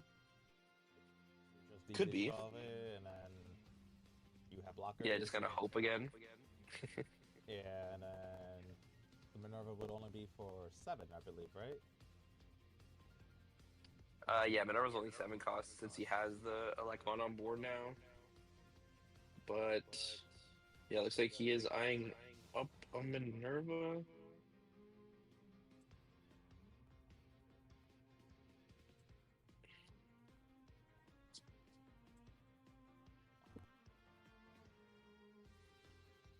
But I don't know, he's really thinking about it. I mean, yeah, this is like a tough spot because like there's really, it's like just not a clean out here. Yeah. Also, I can see the Omni X in the Gallant player's hand, so like that's an extra swing he can get too.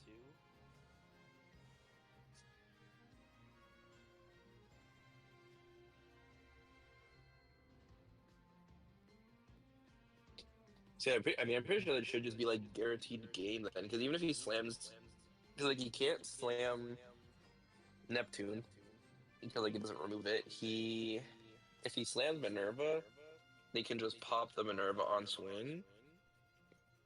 Looks like we go for the Tapir.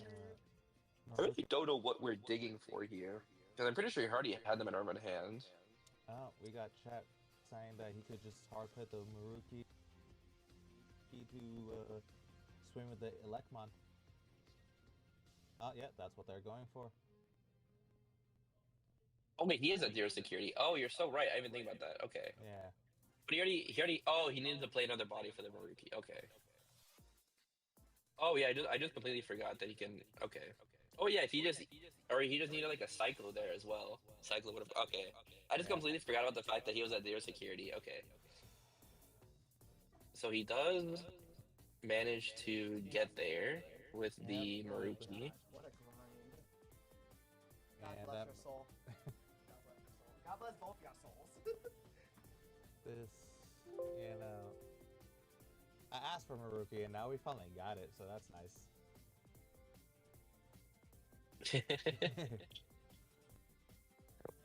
No.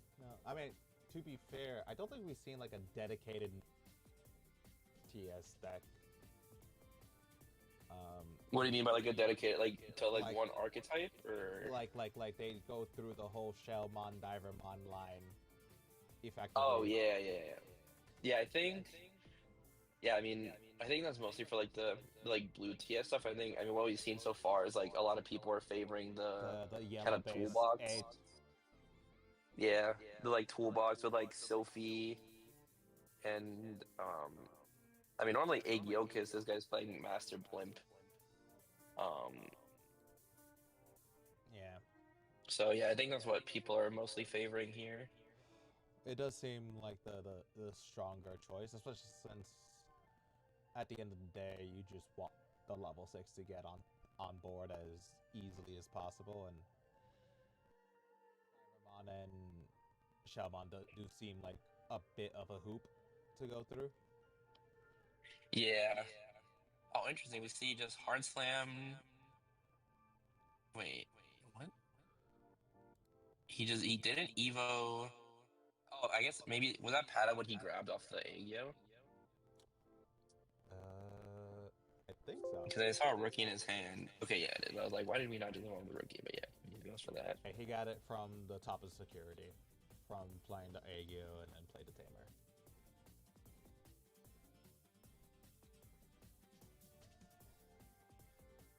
Yeah, I feel like I've seen this start from Callan like every time. Like rookie in back, slam the Guild to discard something, draw 2. And we see the Gillen raising, or the Growlin raising. And kind of an awkward hand. There's like 2 Growlix in there. Oh, he does have training at least. Yeah. Oh, only 1 target there. Okay, we do see the Minerva, which isn't really doing much here. The Crimson Blaze. Okay, it looks like all of these, or almost all these Time Shader players are playing the Crimson Blaze in their deck. Probably because they don't want to deal with Hoodie and its trifling ass. Yeah. I'm surprised they don't just like commit to Venus though. I feel like Venus is like a better way of stopping Hoodie. Unless you're like really scared of like control Hoodie with like Ryuji and stuff. Maybe. But I feel like, I don't know. I feel like Minerva is already pretty good into that, and then if you're worried about Hoodie Loop, then you can just go Venus, and Venus is like actually, I guess Crimson is also like there's nothing they can do, but Venus is also pretty bad. You can keep Venusing them with Homers. Because maybe with the players who want to do like the Venusmon stuff, they may find it difficult to fit in Minervamon and try to go for that kind of strategy as well. Like, because like there's only 50 cards in the deck you can have, so fitting it all might be tough. Yeah. Yeah, I mean, because I think I don't know if all these guys are on Venus. I remember when we saw Pete's list, he was on Crimson and Venus. So I feel like, I mean, I guess Huddy is probably one of the most popular decks right now. So building for both makes sense. Or like super heavily building for it makes sense. But Yeah.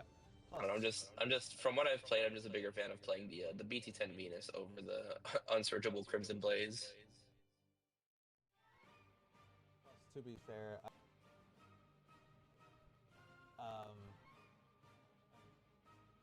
to search for other things like that are just like too good potentially. Yeah, no, I don't really. I definitely feel like there might be. It could also be the concern that that the Crimson, and there are a fair bit of unplays going around that come Yeah. up for free, and it's not just Hoodaemon. Yeah. I mean, yeah, Crimson Blaze is just like a good card in general, and also you can randomly sack your opponent with Crimson out of security. But also, I feel like in TS, you're like burning yourself so often. You probably like your opponent's probably only checking like 2 or 3 security a game. Yeah.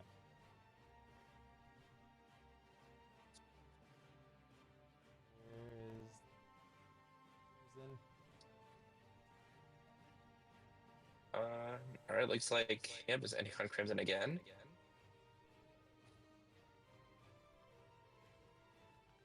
Yeah, I mean, I think his hand. I think he had like a Minerva. I think he had like 2 Minervas in his hand. So it's just like under Crimson, he's pretty just kind of stuck right now. Yeah.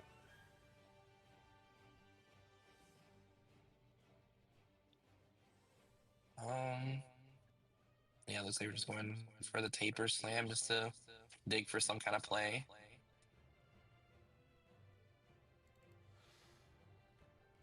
There's Agio.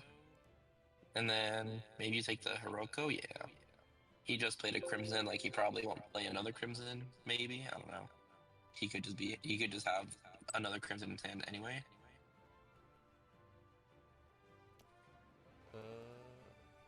Don't see. Yeah, he doesn't have the Crimson.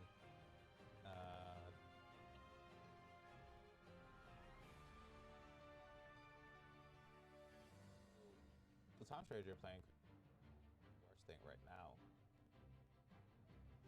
Interesting. We go for that to play Hiroko. But I mean, if we don't slam Minerva here, I feel like we're just dead. Cause like,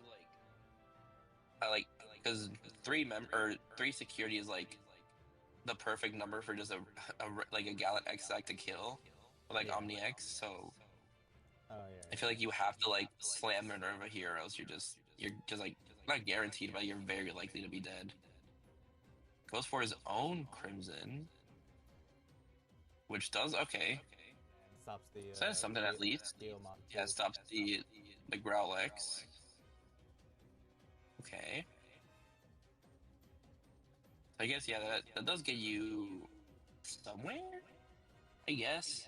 At least you stall for a turn at least. Which might be all he wants. Yeah, I mean, I think at this point it's like all I can really do is just stall and pray.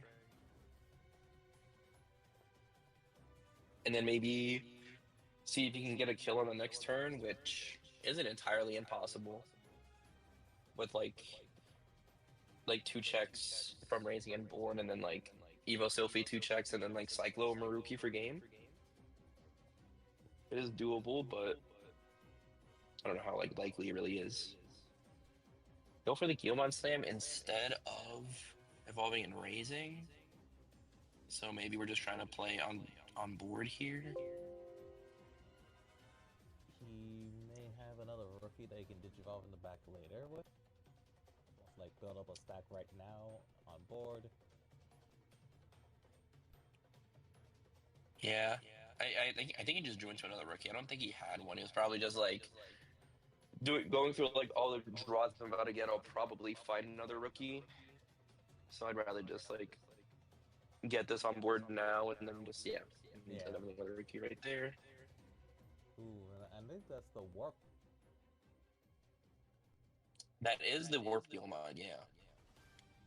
We see, ooh, that's unfortunate. Protoform into Growl X.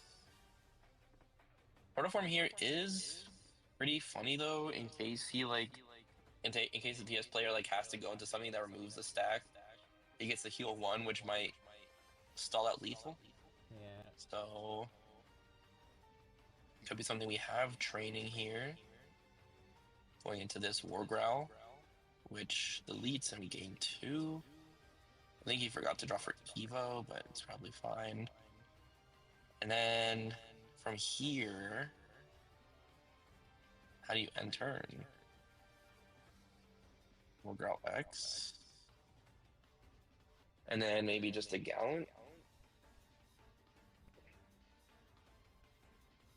Yeah, maybe just the Gallant. Maybe he just goes directly into the Gallimon X. Yeah, or I mean, maybe he just like sets up another boost or something, since like there's not much of a difference between for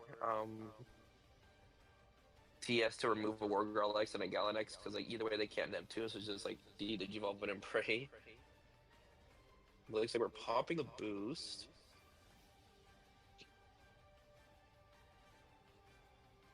Place. Oh, okay. Well, okay, so we can scramble with a Gallant X. Burn 1. Burns the Neptune. Maybe. But yeah, we just go into Omni X here. Yeah. Yep. Do the 2 checks. Okay, it's pretty interesting. An extra source to make it a little more annoying to Digivolve. And then yeah, you should checks Crimson. That's nice to get rid of. And then checks Home Rose, which doesn't really matter because he's already at 5 memory. Yep.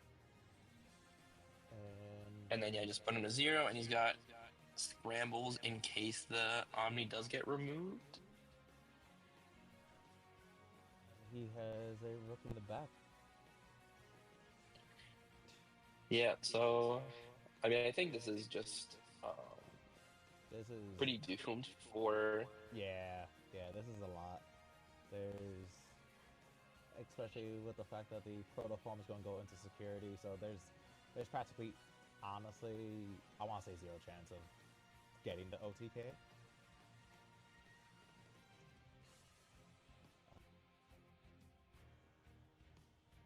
Yeah, like I think from here, you're at what, 6 memory? 6 memory and a rookie is just not where you want to be.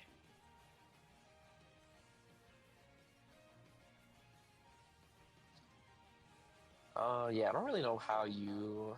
I mean, I feel like you just have to Minerva and pray at this point, but I just don't even think that's enough. Because like right now, you could Minerva for like DDG3, which Digivolves him down to a War Growl, so it's like immediately back into a level 6 anyway. So it's like just not looking very good here. But I mean, maybe there's something. I don't really know. I'm like trying to think of like what time hitter could have to out this, because like, you know, Jupiter lingering DP doesn't work because this guy's like 16k base, so it doesn't remove unless you also de-digivolve. I mean, I guess if he had like Aegyochus, and then like Jupiter for 0, and then like heal 2, and then slam Minerva, he could like maybe live, but yeah, I'm not sure how much he can actually do here. Supposedly he's trying to find a line.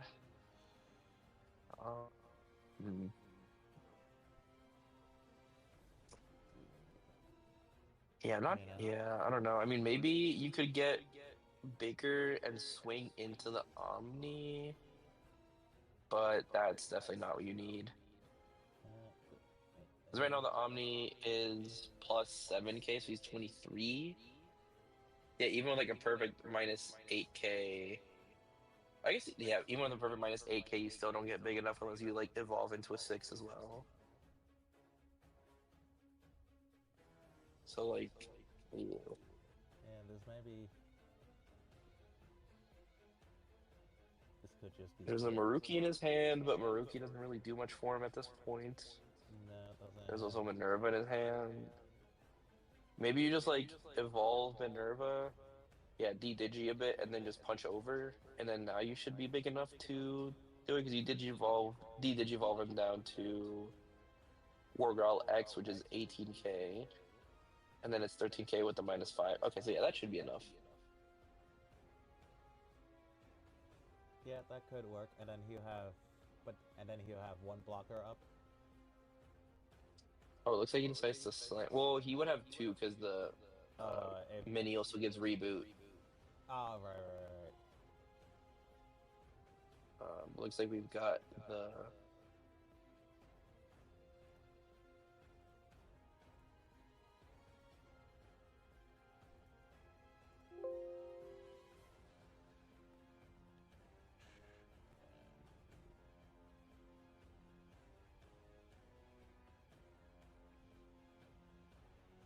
Okay, so yeah, it goes for the D-Digi 3. And then now he can swing the. I mean, he should be able to just swing the Sylphie into the Wargrowl.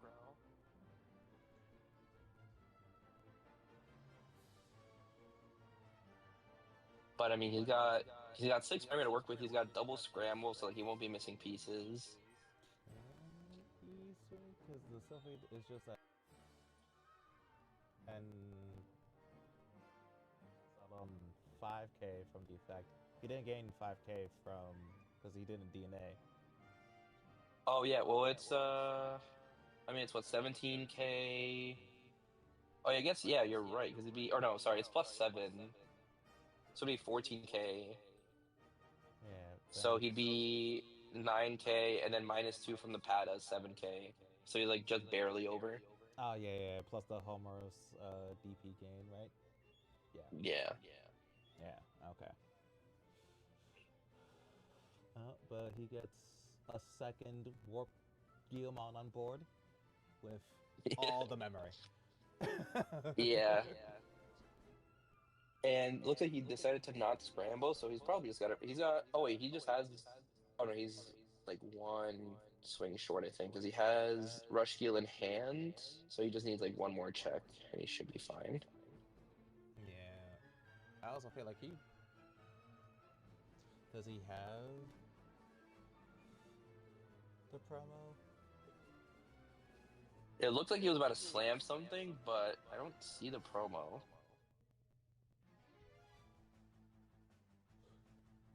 Technically, if that was the...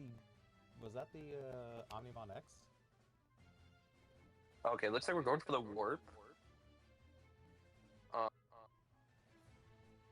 So I mean, yeah, he can just pop that, and then he can't pop the Sylphion swing. But then now, like just with Rush Heal, he just like wins the game because he just goes swing Heal, swing. I guess maybe he doesn't. They don't have 20 in trash combined, but like I feel like we've gone through enough stacks that that's probably the case. Yeah, just swing Heal. Block with whichever, doesn't really matter. Okay, block with mini. Oh, actually, I guess. Oh, wait, this is smart because then Sylphie. Oh, but then I mean, you just like Gallant X or just like Omni X after that. So yeah, you can like block here and spit out another body. So he has one extra blocker. And then yeah, just like Gallant X or Omni X is enough to win here. Yeah, and there's the Omni X in hand. Oh wait, actually, he could have just like. That's what I was saying. I think he could have just evolved into Omni-X immediately, bot deck mini, and then yeah, just doesn't have blocker. Like no, like he actually Wait, could what? have just hard played the Omnimon, right? Oh no, wait, then he Yeah. the bottom deck. No, he could have, because Does it?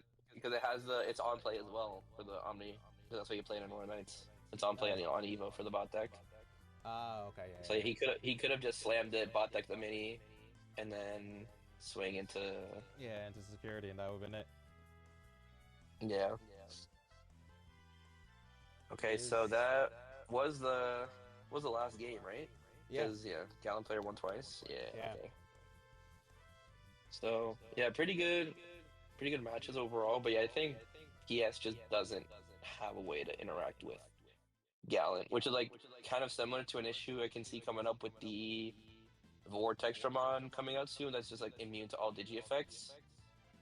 Just makes it like Yeah. TS just like struggles with cards that are like immune to digi effects because you don't like I mean I guess you could play the options, but as we've seen from most of these lists, no one is playing the options in their deck. I honestly even forgot that they even had options, but they're not even as good as the which is like right because do they have delays? Does what have the layers? The TS options. Oh, I mean they're just option removal, so they can like Yeah. they let you just like remove the bodies. Although I actually have to see the if the link effects count as a Digimon effect or as an option effect. That Because is an like interesting I know the main question. effect is obviously an option effect, but the when attacking, I don't know if it counts, or like I don't know how exactly it works. I feel like that would be a Digimon effect. That's what I think so too. Is what I would imagine.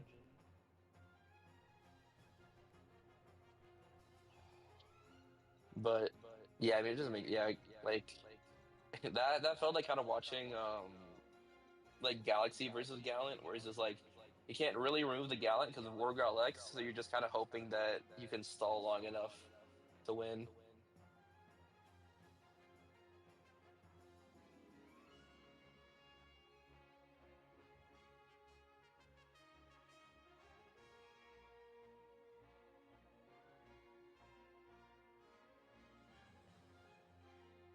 But so now we're moving on to the semifinals soon, I'd imagine. I don't know. Do you know how the other games are going?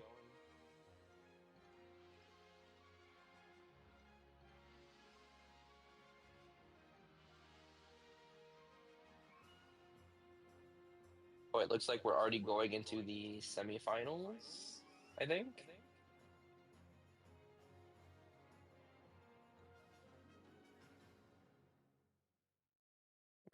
That's what it looks like anyway.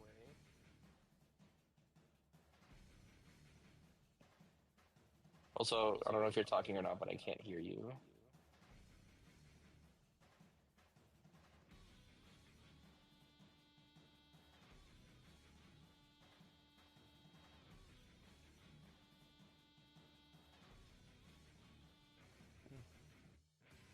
Hello? But Can you hear looks me? like oh yeah, there we go. I can Yep. hear you. Mike died. Didn't even notice. Maste. Oh, you're good.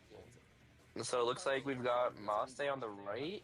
I don't think we've seen the guy on the left though. Ah, it's a rematch? Yeah, they fought before. Ah, I thought, yeah, I okay. thought. Okay, so apparently we're Oh getting. wait, this is the crossheart guy. Yep, we're getting the Crossout guy versus a Mastodon player, and apparently, this is a rematch because they played against each other in the earlier round. Okay. Do we know who won the last time? I did not ask. That is a good question though.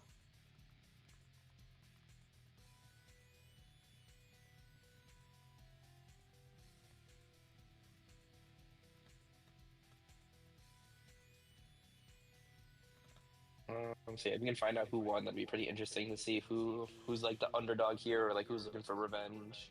Yeah, let's see if I can get David back. But I mean, this matchup seems interesting, but I don't know how. Like, I feel like if you set up a secret Maste, like if you set up a secret Maste with Scapegoat and then a second Maste, I don't know how you lose or like how Crossfire beats you because like you swing, attempt to pop their Maste, then you like Scapegoat the other body, and then they check a security. You can just like put their their EX6 into security, and then you're just kind of stuck. So I'm interested to see how this goes because I feel like it should be pretty Maste favored, but I guess Maste can be slow to set up sometimes, and Crossfire is like supposed to be pretty fast, so maybe they can And just try and rush them down. I think it depends on who can settle their gamers first. Yep. And it looks like we're starting with the Terrier again on the right side. This Terrier is, I don't know, it's funny that's like I get why it's in here because you can just like randomly loop with Maste, but I feel like this build isn't playing enough CS cards to really take advantage. And also, just a straight turn one pass going second from the Crosshair player. Oh no. So That is not look good. Okay, we get a rookie at least, and then I think like nothing else. Yeah, this game looks pretty doomed for Crosshair here. that Um, is truly unfortunate.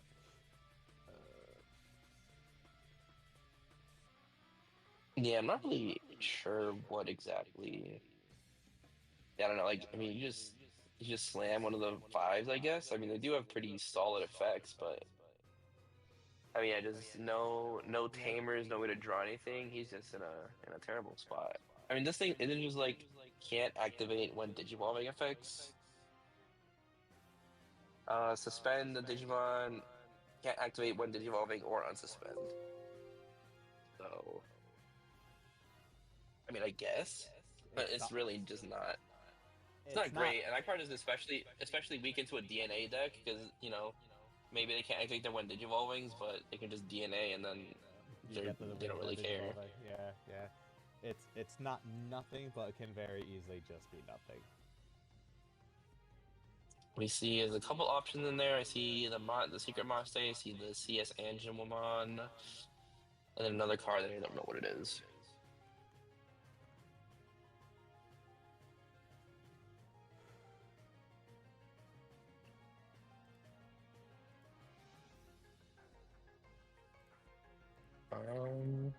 See. Oh, maybe, yeah, I think he might have evolved into that taper too fast because he just drew into Pada, which would have been nice to have. Yeah.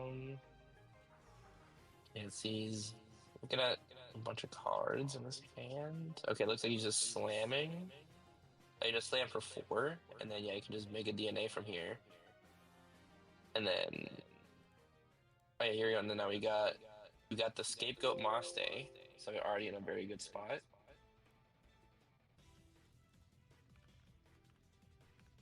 And then yeah, so we just burn a 3, tuck away the Jaeger Dorulu, and then I don't know, just like wait for a turn and just kill on the following turn. Yeah, play the Gato, burn everything. That's the secret master. Oh wow. Yeah, secret must say that each player burns the 3 and then go from there. And then I think he forgot to do his Gatomon search because he played the Gato and then didn't search. And it just looks like he's evolving right there.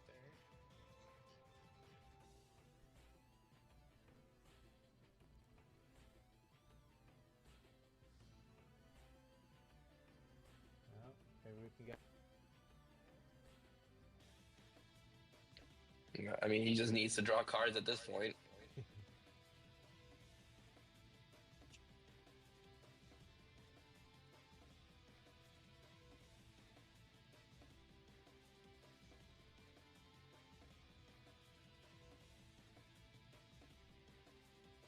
I mean, at this point, you just gotta scoop up your cards. Like, Yeah. there's just no coming back from this. Hey, yeah. Let's see now. 4, Yeah, there. Chances are there's a DNA coming. I mean, he might not have enough memory for it, just because, like, yeah, like, since the Gargo doesn't have like a cost reduction or anything. Uh,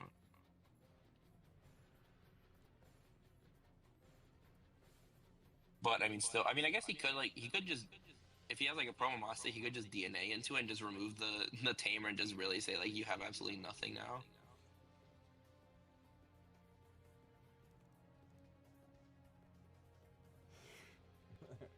If he does that, then But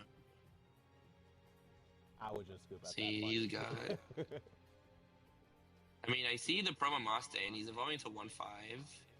So I think the question is just whether or not he has the other 5. Discards the Terrier, adds back the Maste.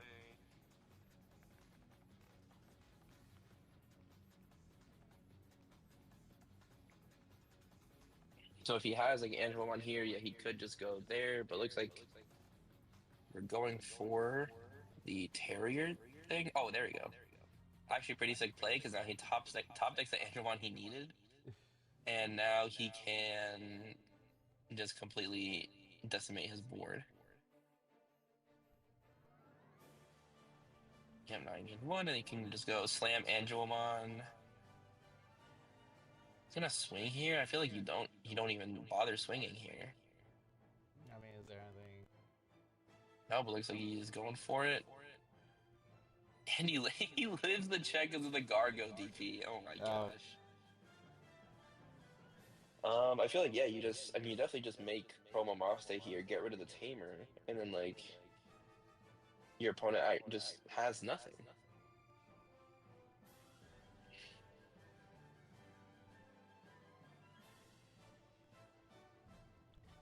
But he's really thinking about it.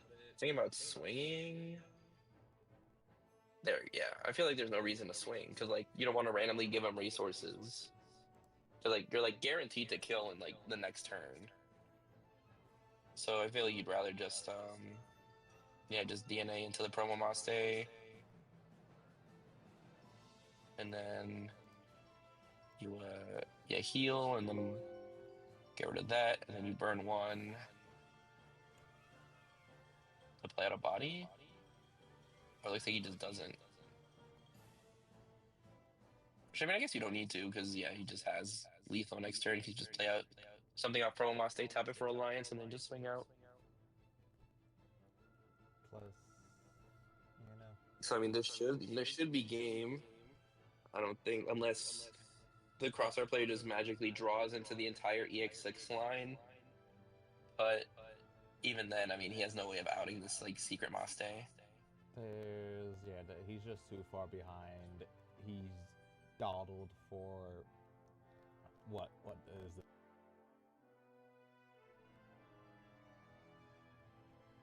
So there's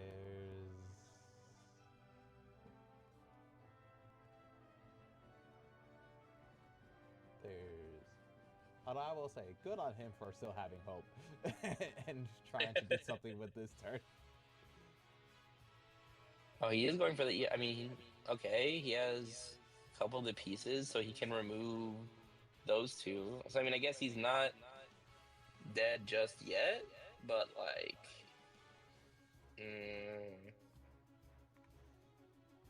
I don't know.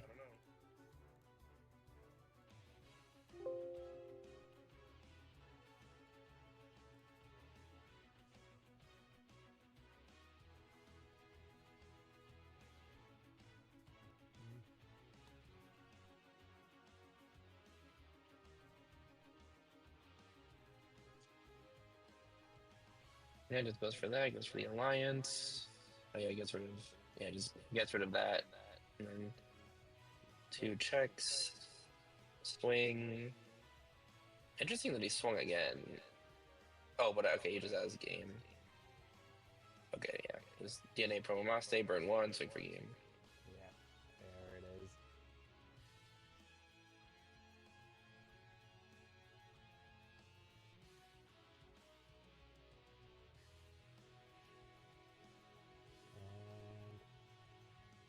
And hopefully is better. The Crossheart player. Yeah, hopefully. Yeah, hopefully in the next game, this Crosshair has more of a real hand. Yeah, that was. Yeah, I mean, yeah, his hand was like just all Digimon. And high cost Digimon at that, like. Exactly. Yeah, just yeah, it wasn't even like he missed a rookie turn one, so it was just like he just missed out on like earlier cycle as well. Yeah, and just hard pass too. Like pass that is not what you want in game 1 of the semifinals. Exactly. Yeah. But so good on him for having like the mental to not just scoop up all. Which you could make a claim that he just should have,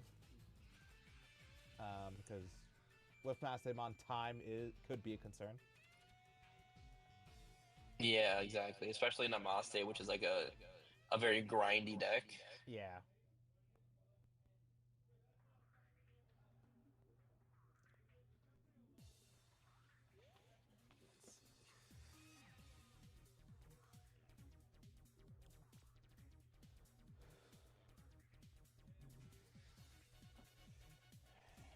Alright, so... Oh, we have a rookie this time. Ready to... Okay, there we go. This is a much better opening for the Crosshair player. Rookie and the Taiki.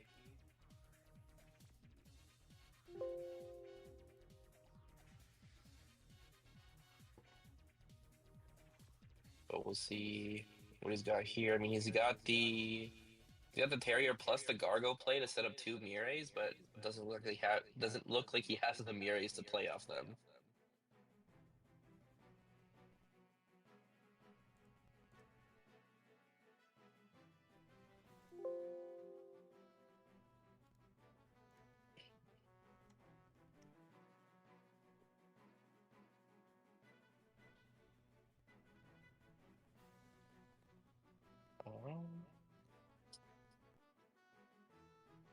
Okay, promotes. There we go. So now the Crosshair player is finally getting started.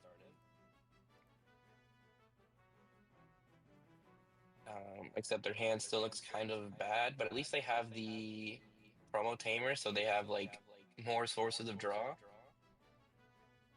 I don't even see. And then they might just evo the Omni Shout to have an extra draw, since he can just like save it anyway.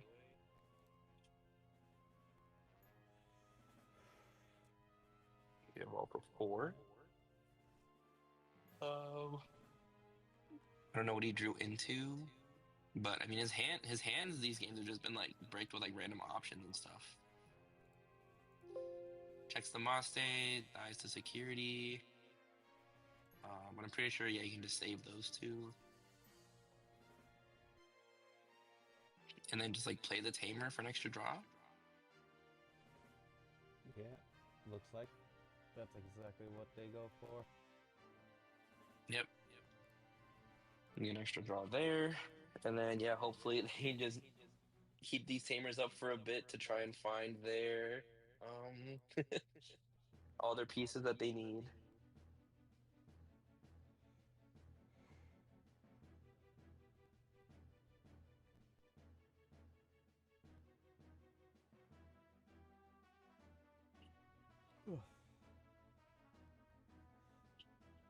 But, I mean, we'll see. It doesn't look like much is going on for the Maste player. He could DGO to play out this Mirai for 1, and then maybe make a Maste play from there, but I don't know what he has in his hand, so he might just not have like the necessary pieces for all that.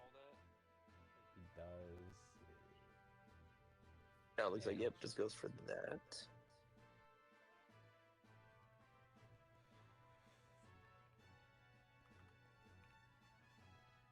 So it gives Crossheart another turn to just keep drawing cards.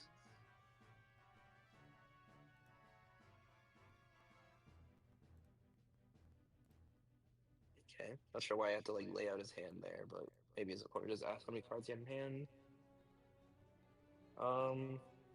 Thinking about the using the Taiki effect. Looks like he does go for it.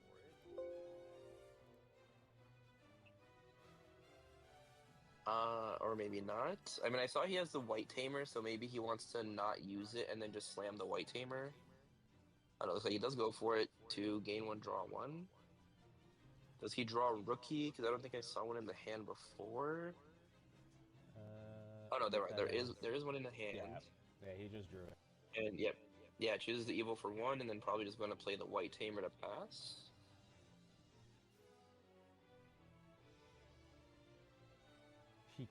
Yeah, this matchup just seems kind of rough for Crossheart because like even once he does go into EX6, like he doesn't get to material save his sources when he gets put into security, so you just like miss out on a lot. Like you just Yeah. miss out on all those sources and have to rebuild them up slowly. Yeah,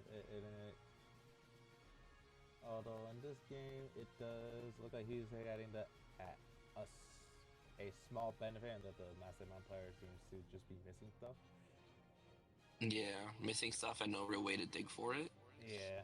Although he does, I feel like I did see the CS Angelmon, which would, you know, be like essentially a draw three because you draw from Evo, you get the card from security, and then you also draw for the egg. But yeah, looks like we're going for the Mirai play. Um, and yeah, we do have the Angelmon, so I feel like we just go for this and hope that we draw into whatever it is we're missing. It looks like he didn't draw for egg.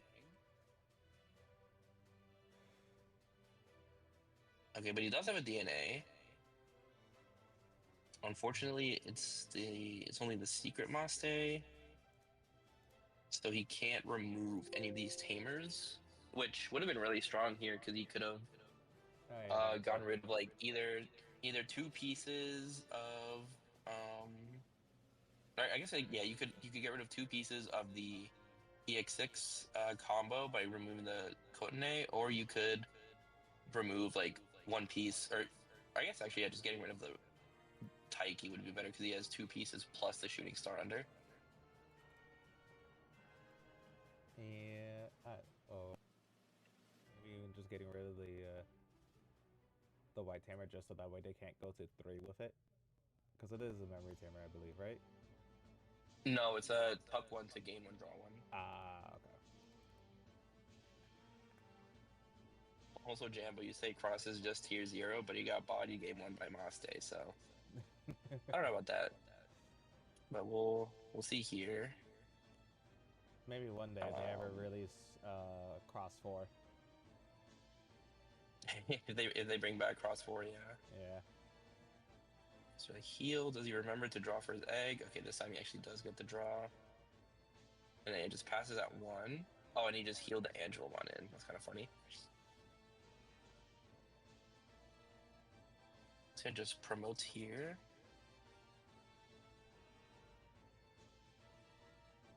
And then, yeah, I mean, he's got 3 instances of draw, so, probably just hoping that one of those can lead to the piece he needs. Okay, I think that he's missing one of the pieces for the EX6 combo. He's missing the Rulu, but oh wait, and he was missing the Raptor Spur, which he just got down. But I think he has enough pieces with the promo tamer to get the EX6 out this turn. And he should be able to remove the Maste, and the partition should be like pretty much nothing because he can -6 to the board.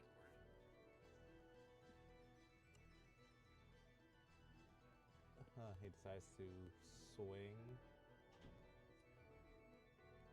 Interesting that, yeah, the Maste player could have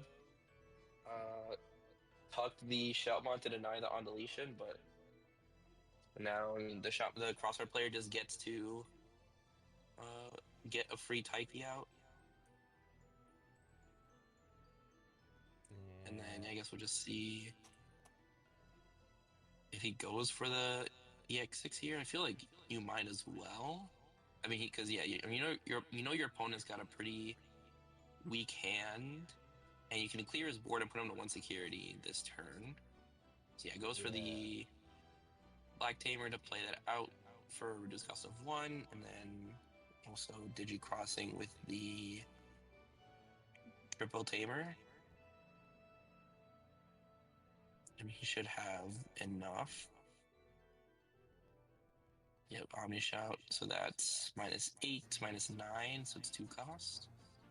And then you can play the Shooting Star out to get a little more damage in.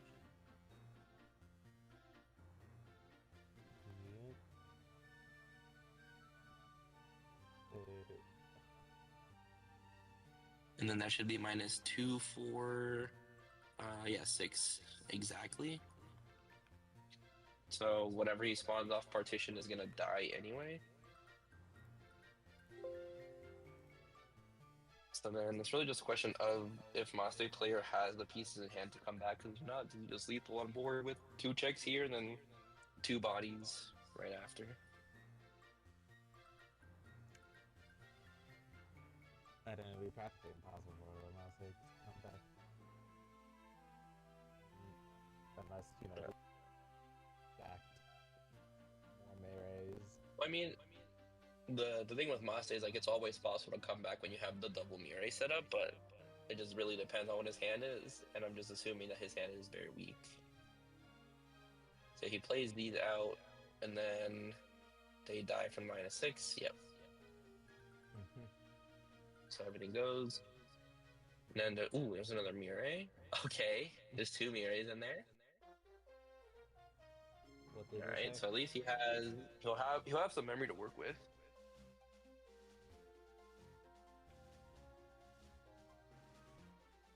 Ooh, that's pretty good actually. The Crimson Blaze. I mean, it does. At the very least, now with the like CS level 5s, it's not too expensive to play through Crimson. The issue is like you go Maste and then you can't spit out anything else, which just kind of sucks. Yeah. Yeah, they're still going at it. Yep. Let's see what we have here. Using decides to evolve the Tapir instead of the Pata. I guess the Pata doesn't really matter too much when you're at 1 security, but In the previous round. Oh, I don't remember. Oh, I don't remember actually. I think Master got it. I think. Okay. Could be very wrong. Alright. So I just got word in from David RTO that it might have been Maste that got it last time. okay. That actually makes sense. I feel like it makes sense that Maste would be favored in this matchup.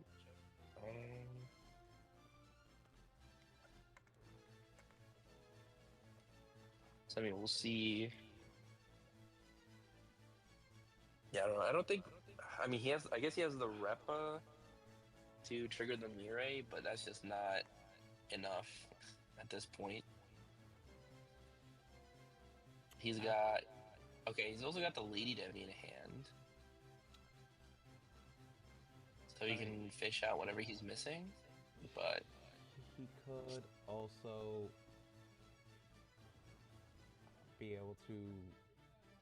What is good is that he could go ahead and put the EX6 into security, and then maybe the crossfire player won't have like enough sources, yeah. to do anything again. Yeah, it looks like we are opting to evolve from trash. What do we have in trash that we could use? I mean, maybe like you could go for the Lady Devi that pops something so you can remove the Shooting Star. And then also get rid of the EX6 so there's nothing on board.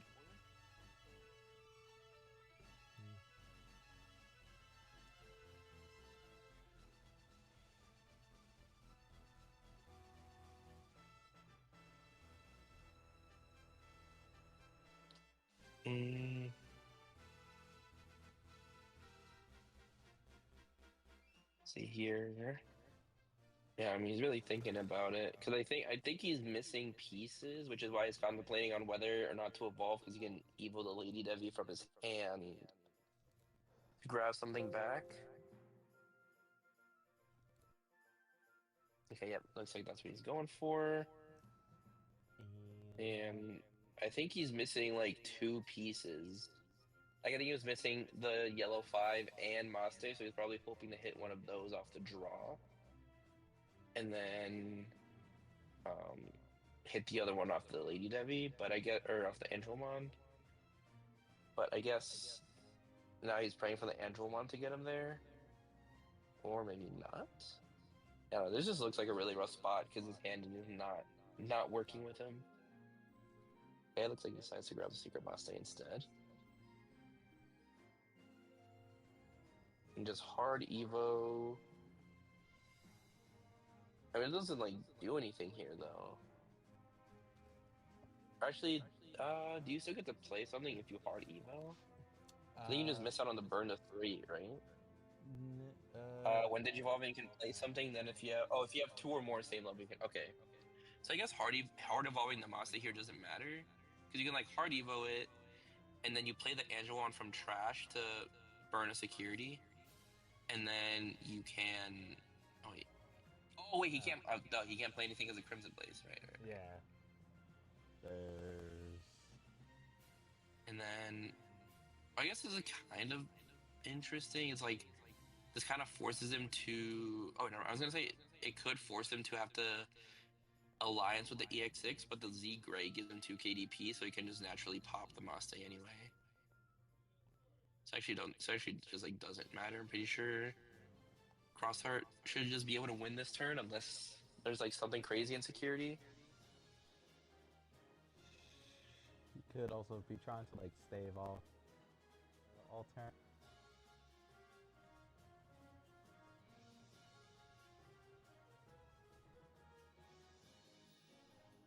Yeah.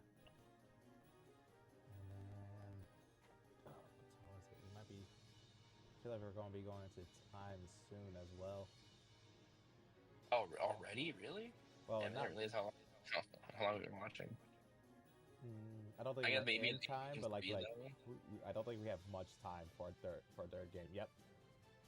Yeah, okay, it looks like, just scoops. Pops because you can just pop the Maste on swing, so nothing really. So you can't, like, tug the shooting star and maybe live. Yeah. So it looks like going into game 3. I'm gonna guess that the Maste player is gonna want to go second, but I'm not really sure. I think like Crosshair player definitely wants to go second most games, so I feel like the Maste player might go second just because of that, and just because like they can take the extra memory from the Crosshair player to like set up a bunch of consistency cards like the Mire's and the boost and DGO. There's. I'd still say it just all comes down to who gets to see their tamers first. Yeah, pretty much.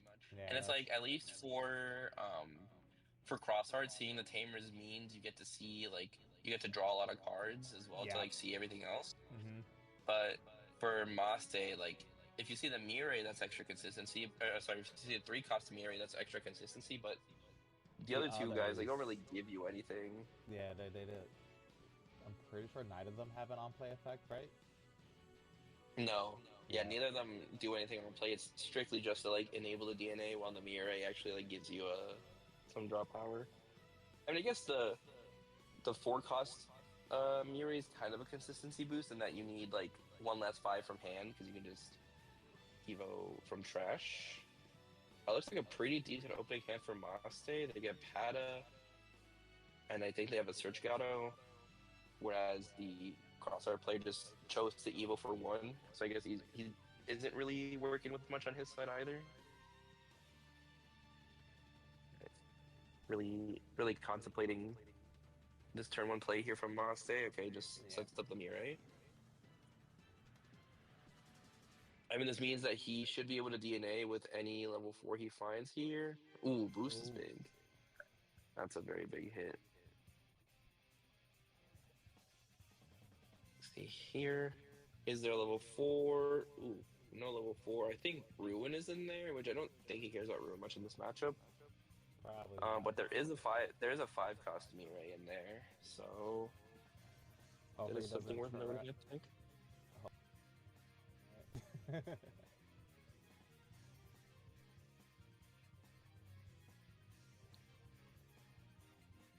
Oh yeah, okay, so we just go. I'm just going to this Gato, just dig for pieces.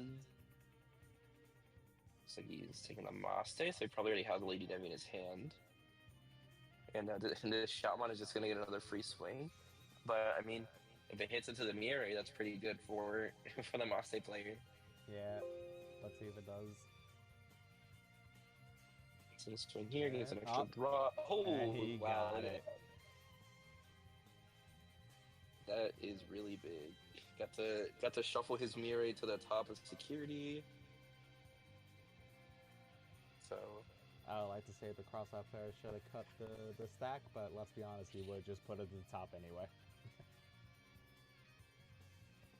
yeah, exactly. Like you really need that draw, and also the undeletion is pretty nice too to set up more tamers. So Yeah. I don't think it was necessarily a mistake to swing there, but it's just like kind of a consequence of how your deck works.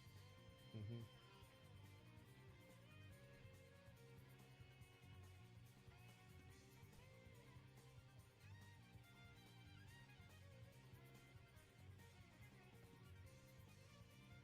Ah, thank you. I don't know.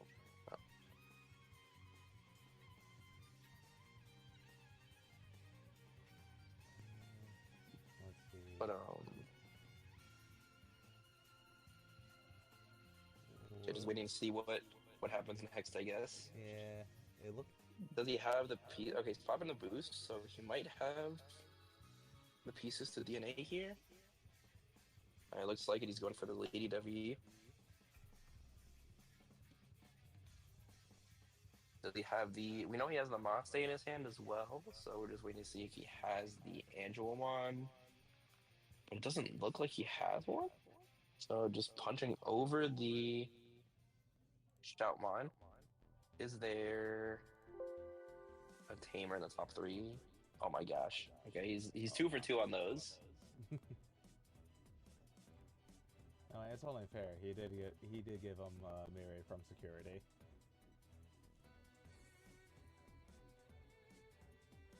That is true.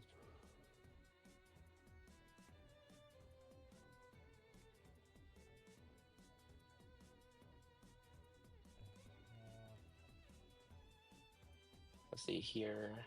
I mean, I know he has the DGO in his hand, but looks like he might just hard Evo. Yep, just hard Evo the Maste. Oh, he did have an Angelon, or did he just draw that Angelon in his hand? I think, Yeah, imagine he just drew it. Yeah, he just drew it. Which Maste is that? I can never tell between all. That's the Secret Maste, I believe. That's a secret Maste. Okay.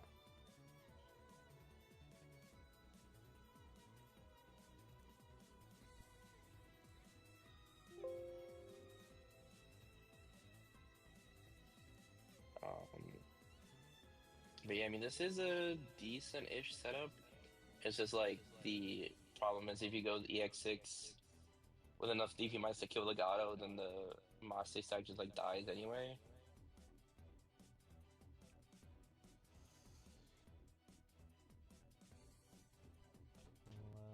I was thinking that this matchup would be very like Maste favored, but these games have shown us like a bit closer. But also, I feel like the Maste player just hasn't been really hitting much. Yeah, he's definitely been working a wee bit. He's slower to get his Marys on board, and just not seeing his level 5s in a timely manner as well. Especially since last game on a number of times last game too. Yeah, and this is sometimes with Maste you just like don't hit the cards you need. Because, like, yeah, like I was mentioning before, you just don't have all that consistency. But looks like we're finally seeing the EX6 come down here. With, I think, is this the first time we see, like, the perfect EX6 stack? I feel like it is, I because I do think not so. remember him getting it before. Yeah, so we minus DP, and if you just swing and pop oh, but there's no shooting star. Okay, so never mind. It's still missing. Okay. Still missing one piece.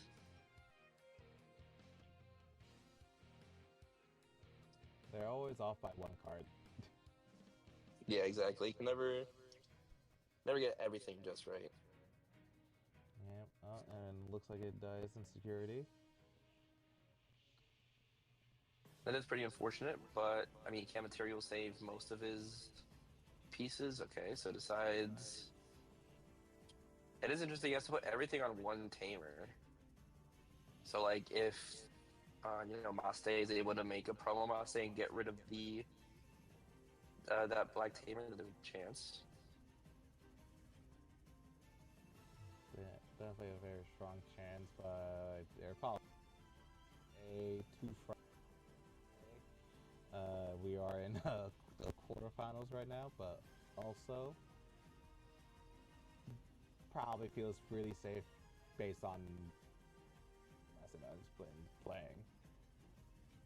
Exactly. Yeah, they just like clearly are struggling for pieces and stuff, but also like I don't know, one good Gato surge could just fully put him back in the game. But I mean, no rookie for Maste means they've got just like a little bit of less draw power, Yeah. which might be the difference between actually drawing their pieces and just being stuck. That is true. They got nothing. Yeah, no, I would definitely save the brain cells and not think too hard. Save them We for see the finals. the Meteor Rock Soul or whatever it's called. Play the shout, and then he can like blitz with this, and then end of attack he can play out something else with the Omni Shout. Yeah, just play out the Tamer, and then just decides to not save. Oh no, he has save. It's just like on deletion, it's slightly different. So yeah. Yeah. There we go. And passes over. I mean, still, if he there's the. I mean, he has the ST Gato, so yeah, I think it's just like bank on this, getting him what he needs. And I can't imagine that's great for him. But let's see, he'll gain 1. Yeah, okay, he has a Lady Debbie that recycles from trash. Does he have a promo Maste though? That's like the big thing. I don't think he does, so it looks like he's about to go into the Secret Maste again. So for that, recover 1. Gain 1, and then yeah, looks like we're going there. So I think that's just gonna be the game there.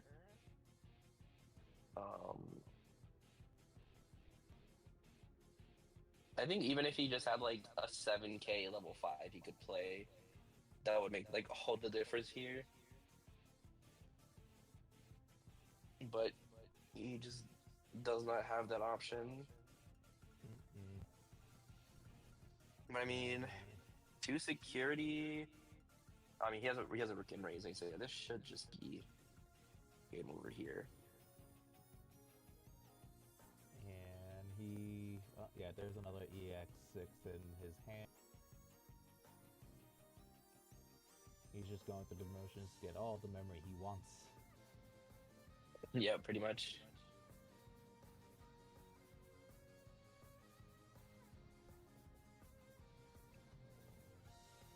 Imagine I mean, as long as he can make an EX6 here, he should just have it. Well, EX6 with the super, or like the shooting star mon or whatever.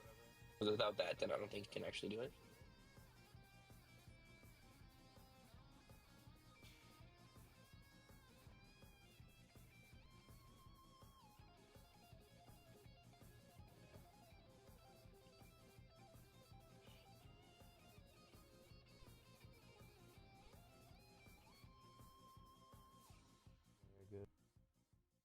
the EX6.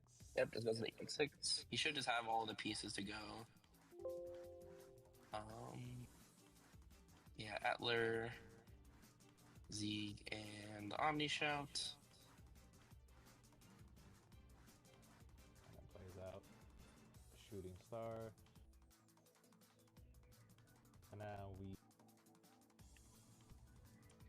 And then, yep, there's just Alliance, pop that, and then, yes, there's no, like, sec bombs that could save the Maste player here. So Crossheart actually takes it 2-1 in the, oh yeah, the promo Mastes were just stuck right there. Oh, right there. Yeah. Unfortunate for the Massimo player. Yeah, I mean, that was a very interesting set where, like, game 1, Crossheart just, like, bricked completely. And then game 2 and 3, it was like, I mean, Maste didn't, like, brick completely. They were just, like, just off a little bit. Yeah, it felt like Master before BT, before Time Stranger, before the new CS support came out. Yeah. For sure. But so it looks like Crossheart is gonna be in finals. Surprise! I feel like this is like the last time, or what was the finals? It was Machine versus like a popular deck, and it just like completely washed the other deck. So I feel like we're just gonna have that again, or it's like what was the other deck? not very popular deck. I could probably look it up. I think I had the stream link somewhere.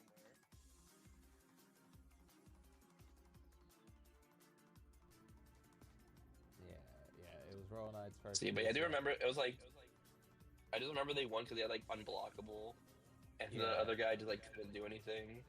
Yeah, and there was also the whole game 1 DQ, I believe. Oh yeah, because they like mixed up their cards or something. Yeah, during the literal semifinals mirror match.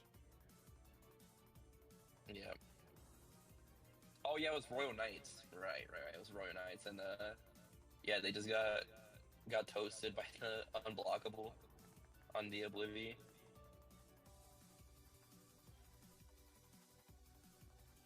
Alright, so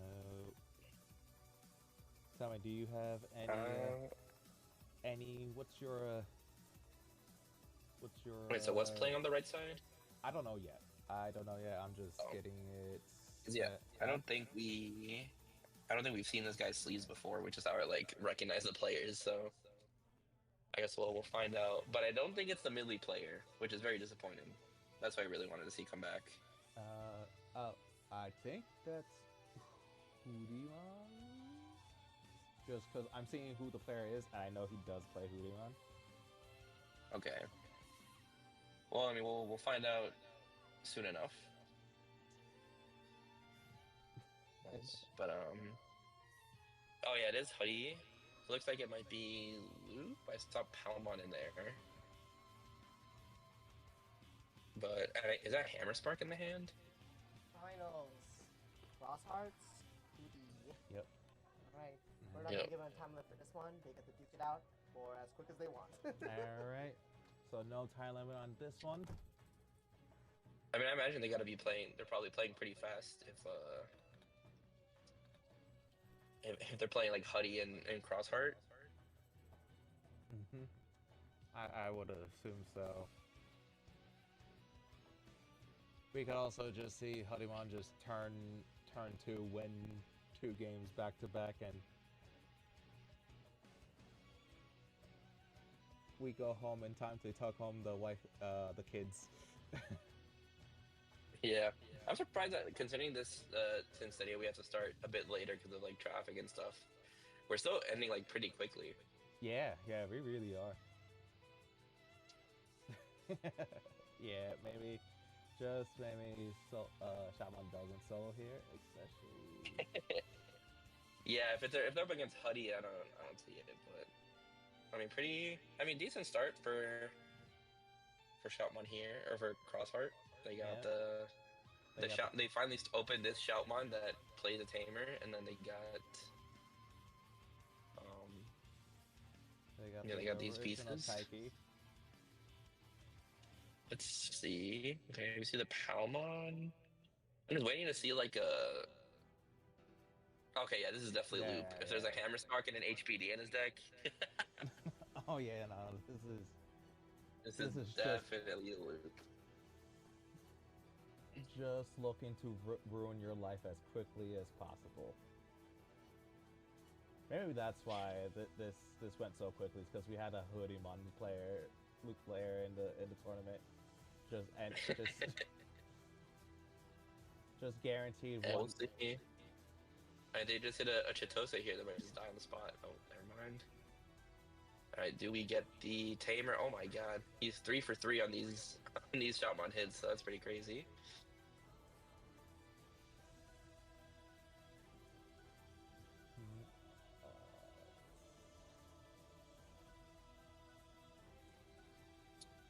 Yep, just another Taiki, just keep digging.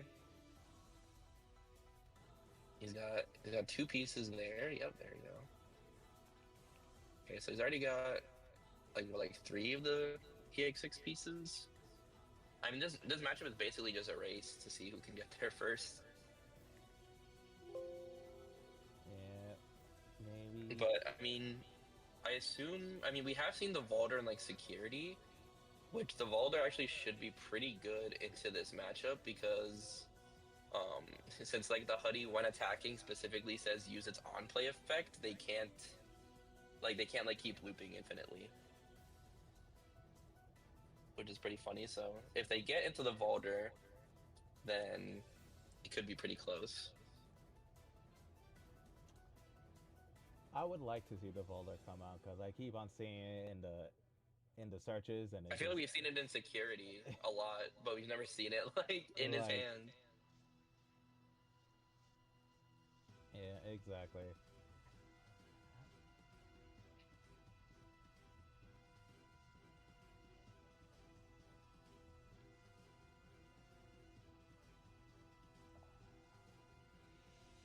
We get another Shotmon in there. Yeah. I mean, this is looking like a pretty bad start for the Huddy Loop player. He's really struggling for draws here, but Yeah. it doesn't look like um the crossbar player is doing too much either. He draws into Blinding Ray off the top, so he's just not getting any of the pieces he needs. But I mean, he did draw into a Chitose, so he might just start uh, just looping here and just saying just go for it. That's what it looks I'm like. surprised he didn't go for the HPD there. Um, the Chitose, does he have a body to play? He does. And then I'm gonna draw 1. So I mean, he does need like, well, like I think he needs 1 Shaco here, because he has a Pyodra. So he literally just needs like 1 Shaco, but he looks like he didn't draw into it.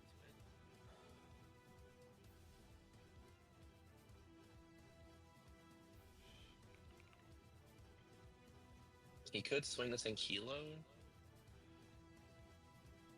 but I don't think he has any way to draw cards from the cards he has in hand. Yeah, there's another Huddy. There's a Pyodra. And oh no, wait, that's And he could just put him to 0. He could put him to 0 here, but I don't know how much that's really doing for him. and I think that's a Betamon underneath the Ankylomon. Yeah, it's a Betamon. So like if he Yeah. had something to play off that, he could. But I mean, we'll see.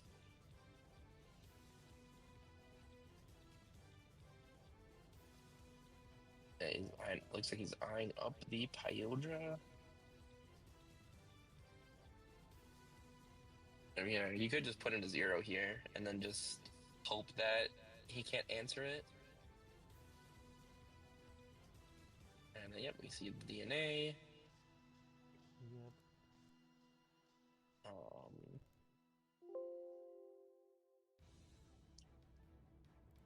I mean, at this point, I feel like you just have to swing out. Yeah, Yeah. I just hope you don't. Oh. Oh, Crimson is pretty good. Crimson is pretty good. So, I mean, I think. Well, I mean, Ooh, what does that guy do? Or what does that do in security? I feel like I think it has a pretty good effect. I wish I knew what it was called. It's can't turn my back. It's play a crossheart trait card with the playing cost of 5 or less from your hand or trash that paying cost. Okay, so plays that, which lets him dig 3. Oh, he's playing the Mervamon. That's the first time we see that card come out. Oh, I mean that's Pretty surprising. funny little tech there. That's for sure. I like it though. I definitely love that Mervamon so much. Yeah, it's a great card. Oh, and actually, the Huddy player might just be dead here. Yeah. As long as he has like a way to get rush somehow, he should just have it here. Wait, I guess. Oh wait, yeah. I mean, I think the Merva actually does like gives him game because he can like swing 2 checks, then slam the Merva. And there's like play whatever from trash, give it rush, and then just swing with the Taiki for game. True. Yeah, he can So also do that. This should just be game, I think, unless I'm missing something.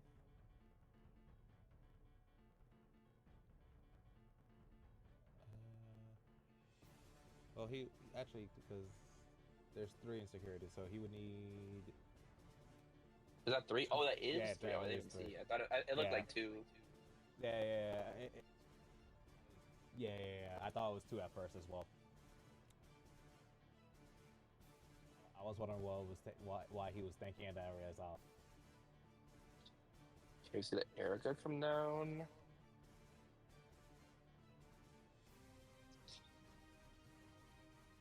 Is this how? Okay. I guess we can save 1 and then save the Raptor Sparrow.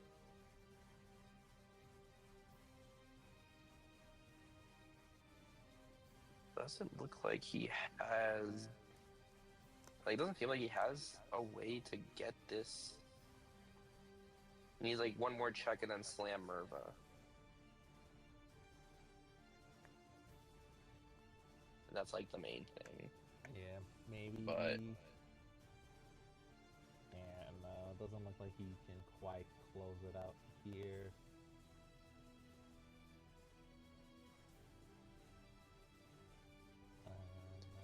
Unless maybe he has. Oh wait, everything- he has. Okay. I mean, he has the. Wait, if we had the cross, do we not have a shooting star in source? I don't think so. I don't know. There's No, I one see it. other It's under. I Taiki. see it under one of the Taikis. So like, did we not just have game if we swung the like if we just went into this first?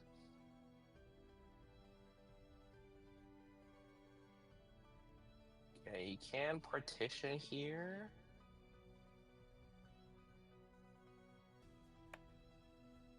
The Angemon should it should die. But it shouldn't die before you get to do the minus. Oh no, okay, they just wanted them to die, and then you can do the Huddy on play.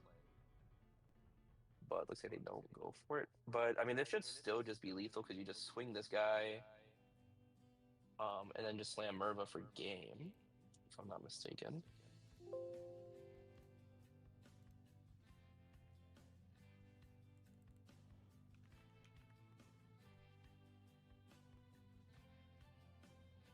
Right, and then now we just slam Merva for game, I believe. Or that works too, yeah. Yep. All right, there you go. Game 1 goes to Crossheart because the Huddy Loop player just could not find the pieces they needed. Yeah. And someone in chat asked, how long does a round typically take? It's normally like, I want to what, say 45 or 50 minutes? I want to say 50. But since this is the finals, they're just like letting it run until, like, they're not like putting a time limit on finals. And no tie for the winner. Yeah, exactly. We don't want to have a random tie at the end here. But yeah, honestly, I'm surprised that Crossheart actually managed to take a game. But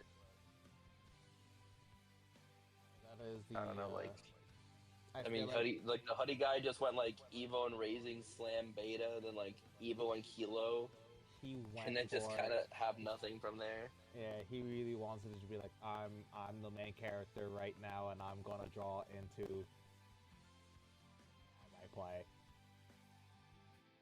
No, you are not Yugimoto. You do not get to pass go collect 200.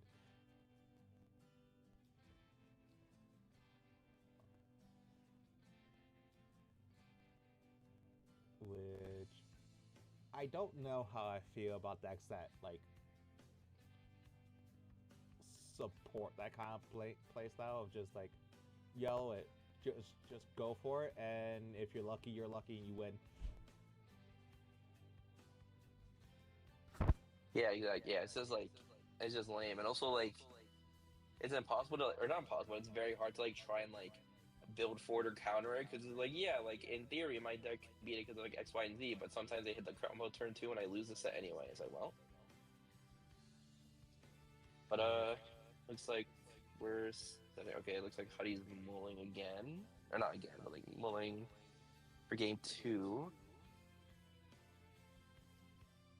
Yeah, I think they opened up with at best they had a Yu-Gi-Oh turn 1 and then hope from there, but you know, down game 1. It's the finals. You don't want hope. You don't want hope. You want assurance. You want to know.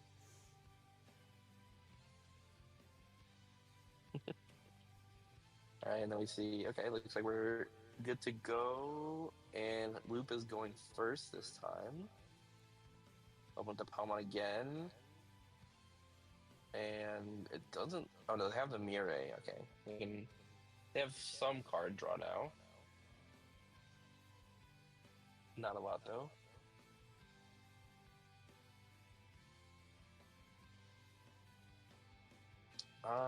That seems like a pretty decent opening hand for the Crosshair player. I feel like we've seen so many people on this stream just evil for 1. Like, I feel like the Crosshair player has done it a lot.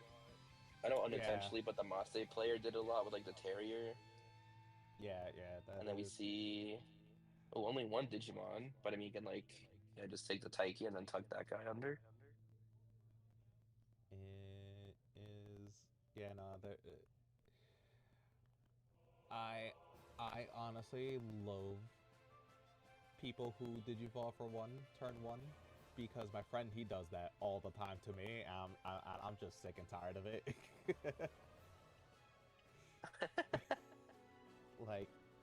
like, come on. And especially since he always puts me to 1, so it's not like I get to put to 1 turn 1, and then I get to play an actual turn 2. No, I just get put to 1 again. Yep.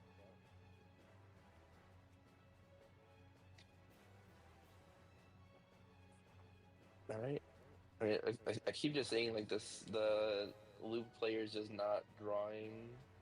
Yeah, and the Crossfire player once again has triple Taiki on board, just there waiting. Yeah.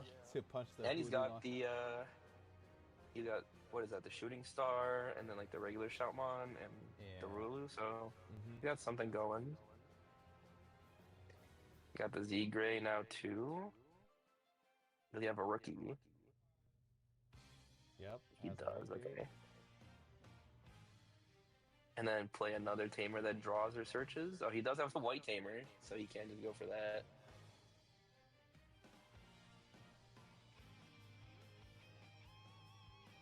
Oh no, decides to go for the other Taiki. I mean, I guess either way, they're like basically the same card. Okay, it looks like we're promoting here. Do we have the pieces we need? Doesn't look like it. Probably not.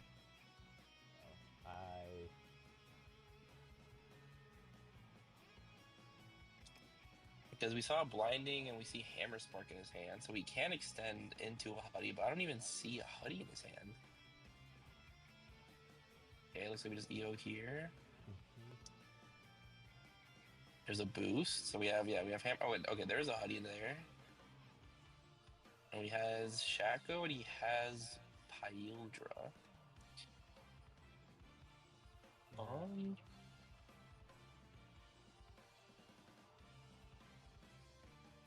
So I feel like he should have game here. He should. Because I also see a Shaco and I see Shaco and Pyodra. And I see there's an Ankylo. I think he just needs one other level 4. Which he has a couple draws to hit. But nope, looks like he's just going for that instead. I think he doesn't have a way to have kept turn there. Did you evolve into the Hootie? I thought he had the blinding in his hand, but maybe I know he definitely has Hammer Spark. I thought I saw blinding, but maybe he didn't have it in his hand. But I mean, this is a very big chance for the Crossbar player to take control of the game if he can go into an EX6. Yeah, for sure. Have you We seen see the Raptor Sparrow here. There. Okay, there's the EX6. And we've got 4 pieces right now. So we just need... I mean, I guess we technically don't even need the Omni Shout to give Rush, because we can just, last turn -6 and kill everything. But, I mean, it would just be way better if he actually had it. Because you could actually put a lot of pressure on. Looks like we're not swinging the Raptor Sparrow, which is interesting. Yeah, we got all the guys, and then you have the Omni Shout in hand. He does, okay. Actually, is potential for lethal this turn? 2 checks. No, I think he's just a little bit off. He's like 1 swing off. Yeah.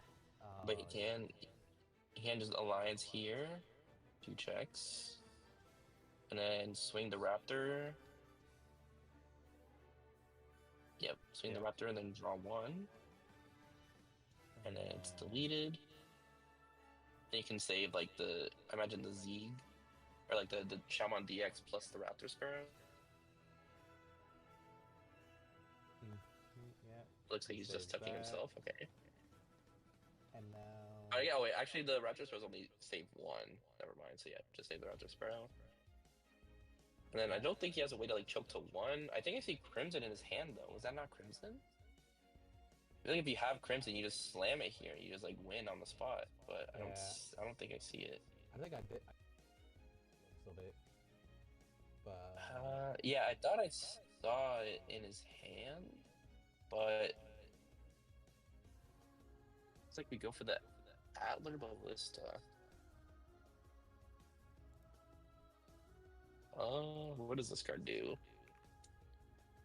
Can't be returned to hand or deck by your opponent's effect and plus 3k. I mean, I don't think this is enough, but I also don't think the Huddy player can really do there's anything a here. whole lot of nothing. Because the Chitose can only play out. It shouldn't be able to play that. I think it's only Huddy. Yeah, it should only. It can only. Okay, there we go. Yeah, he can only play cards with the Huddy trait, so he can't even enable loop from here unless he had blinding plus HPD to get into a Huddy. So this should just be game. I think so. Oh, he does. Yeah, he does have the blinding in his hand, right? Am I losing my mind? I feel like I see blinding right in the middle there. Yeah, right. It's Hammer Spark and blinding right next to each other. Now I feel like he had that before, but maybe I'm just wrong. Maybe not. Maybe he didn't have a Hootie mod. But I don't.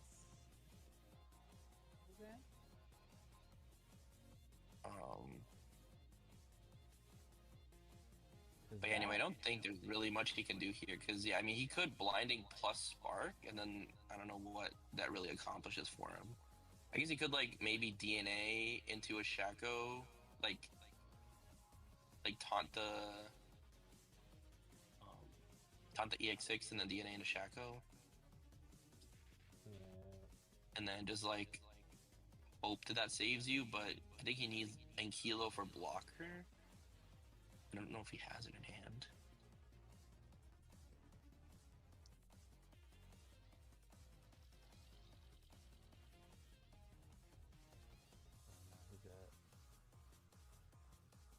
Just plays the Okay, slams the Huddy. Okay, so I guess we're going. I mean, he can go like play a thing -9 to the Atler Ballista, and then DNA plus taunt the or like DNA into Shaco taunt the EX6 and de-digivolve it.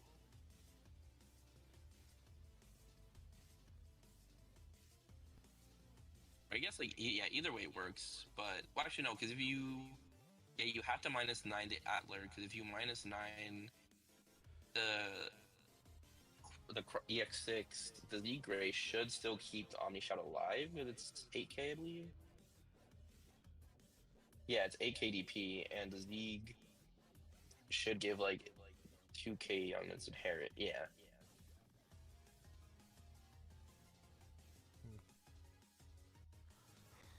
There's just no way around this for the Digimon player, unfortunately. Yeah, I mean, yeah, I don't know, because it's like, yeah, you could do the DNA, the Digimon DNA play, but like you don't have a blocker, so they just swing in security, and then they need one more swing per game.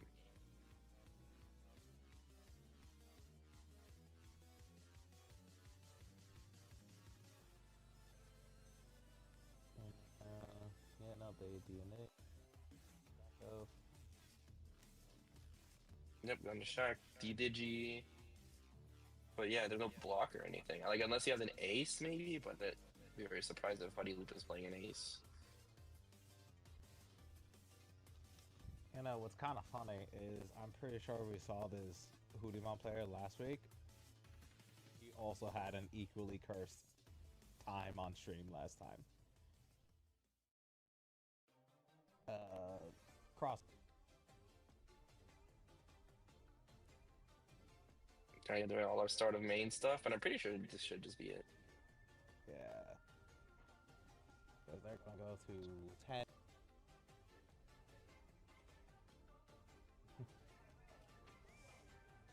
Swing there.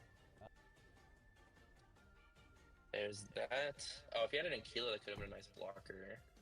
Yeah.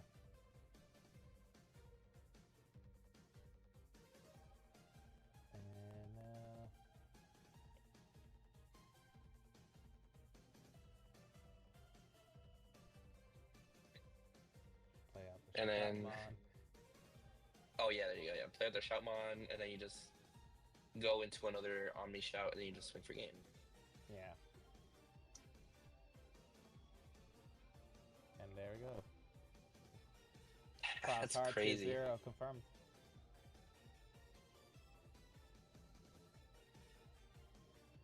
That is really funny. Who got game one? Crossheart did. So Crossheart beats Huddy Loop 2-0 and No wins dig. the set and the full tournament. GG, no read, just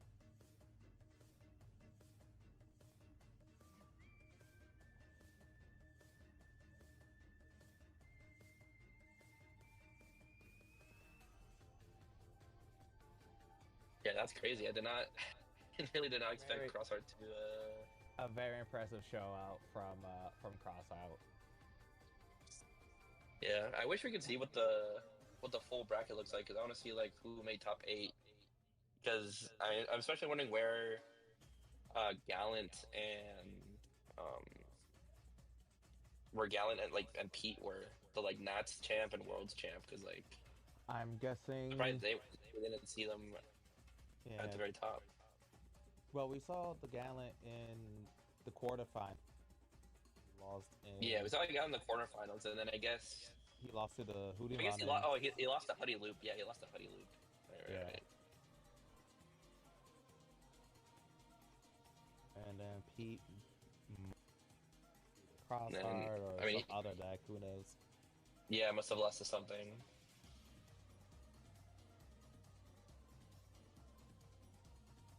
Man, that is really funny. I definitely did not expect to see Crossheart when I was planning on commentating this, and especially Yeah. not reach the finals and win. But Mm-hmm. Now, I mean, I don't know. Maybe the promo tamer makes that much of a difference.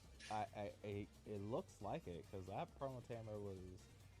It just had EX6 keep on coming out. Like once that promo tamer was So was the X6. Just every single turn, you couldn't escape it.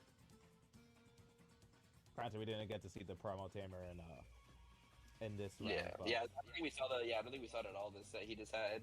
He just yeah. had like army of Pikes on the board. Oh yeah, no. Taiki was soloing that the entire time. Yeah, yeah.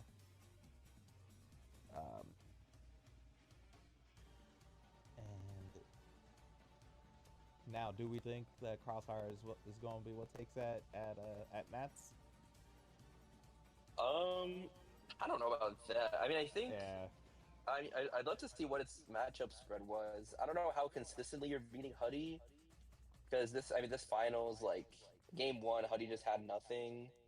Game two, I'm pretty sure Huddy had. I guess I can go back and check, but I'm like fairly certain they had the blinding plus spark they needed to extend, and I think they were just like missing like one piece that they just like didn't go for.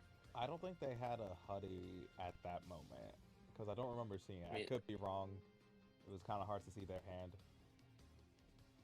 Yeah, I see. Okay, I see their hand. It's literally blinding, Huddy, Hammer Spark, Seadra, Shaco, Pyodra, and Kilo. So I'm pretty sure if he just goes Spark plus blinding, go to 4. Evo Huddy. Did they have a blue source for the Spark? Yeah, they had Andromon on board. Okay. Yeah, so they could have gone to 4, Evo to 0, and then they play like Ankylo, swing, grab Mirai, play the Seadra, tap that for Alliance, and then you DNA using the Seadra, go down, swing. You can't play anything else. But yeah, you had. Yeah, okay, they did have it there. I think they just must have missed it. Yeah.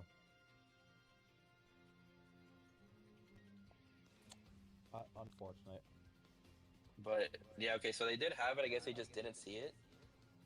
Mm-hmm. That is a shame. Good feedback for the player to give them later. Yeah, I mean, it's just like, I mean, there was a lot of moving pieces there. I think since he didn't have the Chitose, he might have just not realized he had the pieces. Because, like, I mean, yeah, to be fair, he had like one Tamer and Chitose, so he might have just been like, "Oh, I can't do it this turn." Yeah.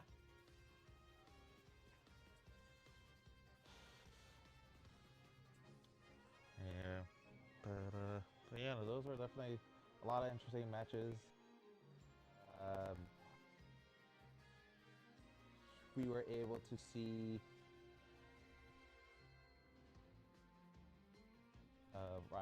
round 2. What was that? Yeah, that was pretty. I mean, yeah, that was a lot of fun to watch for sure. I just wish you could have seen that Millie player one more time. Yeah, that's what it was.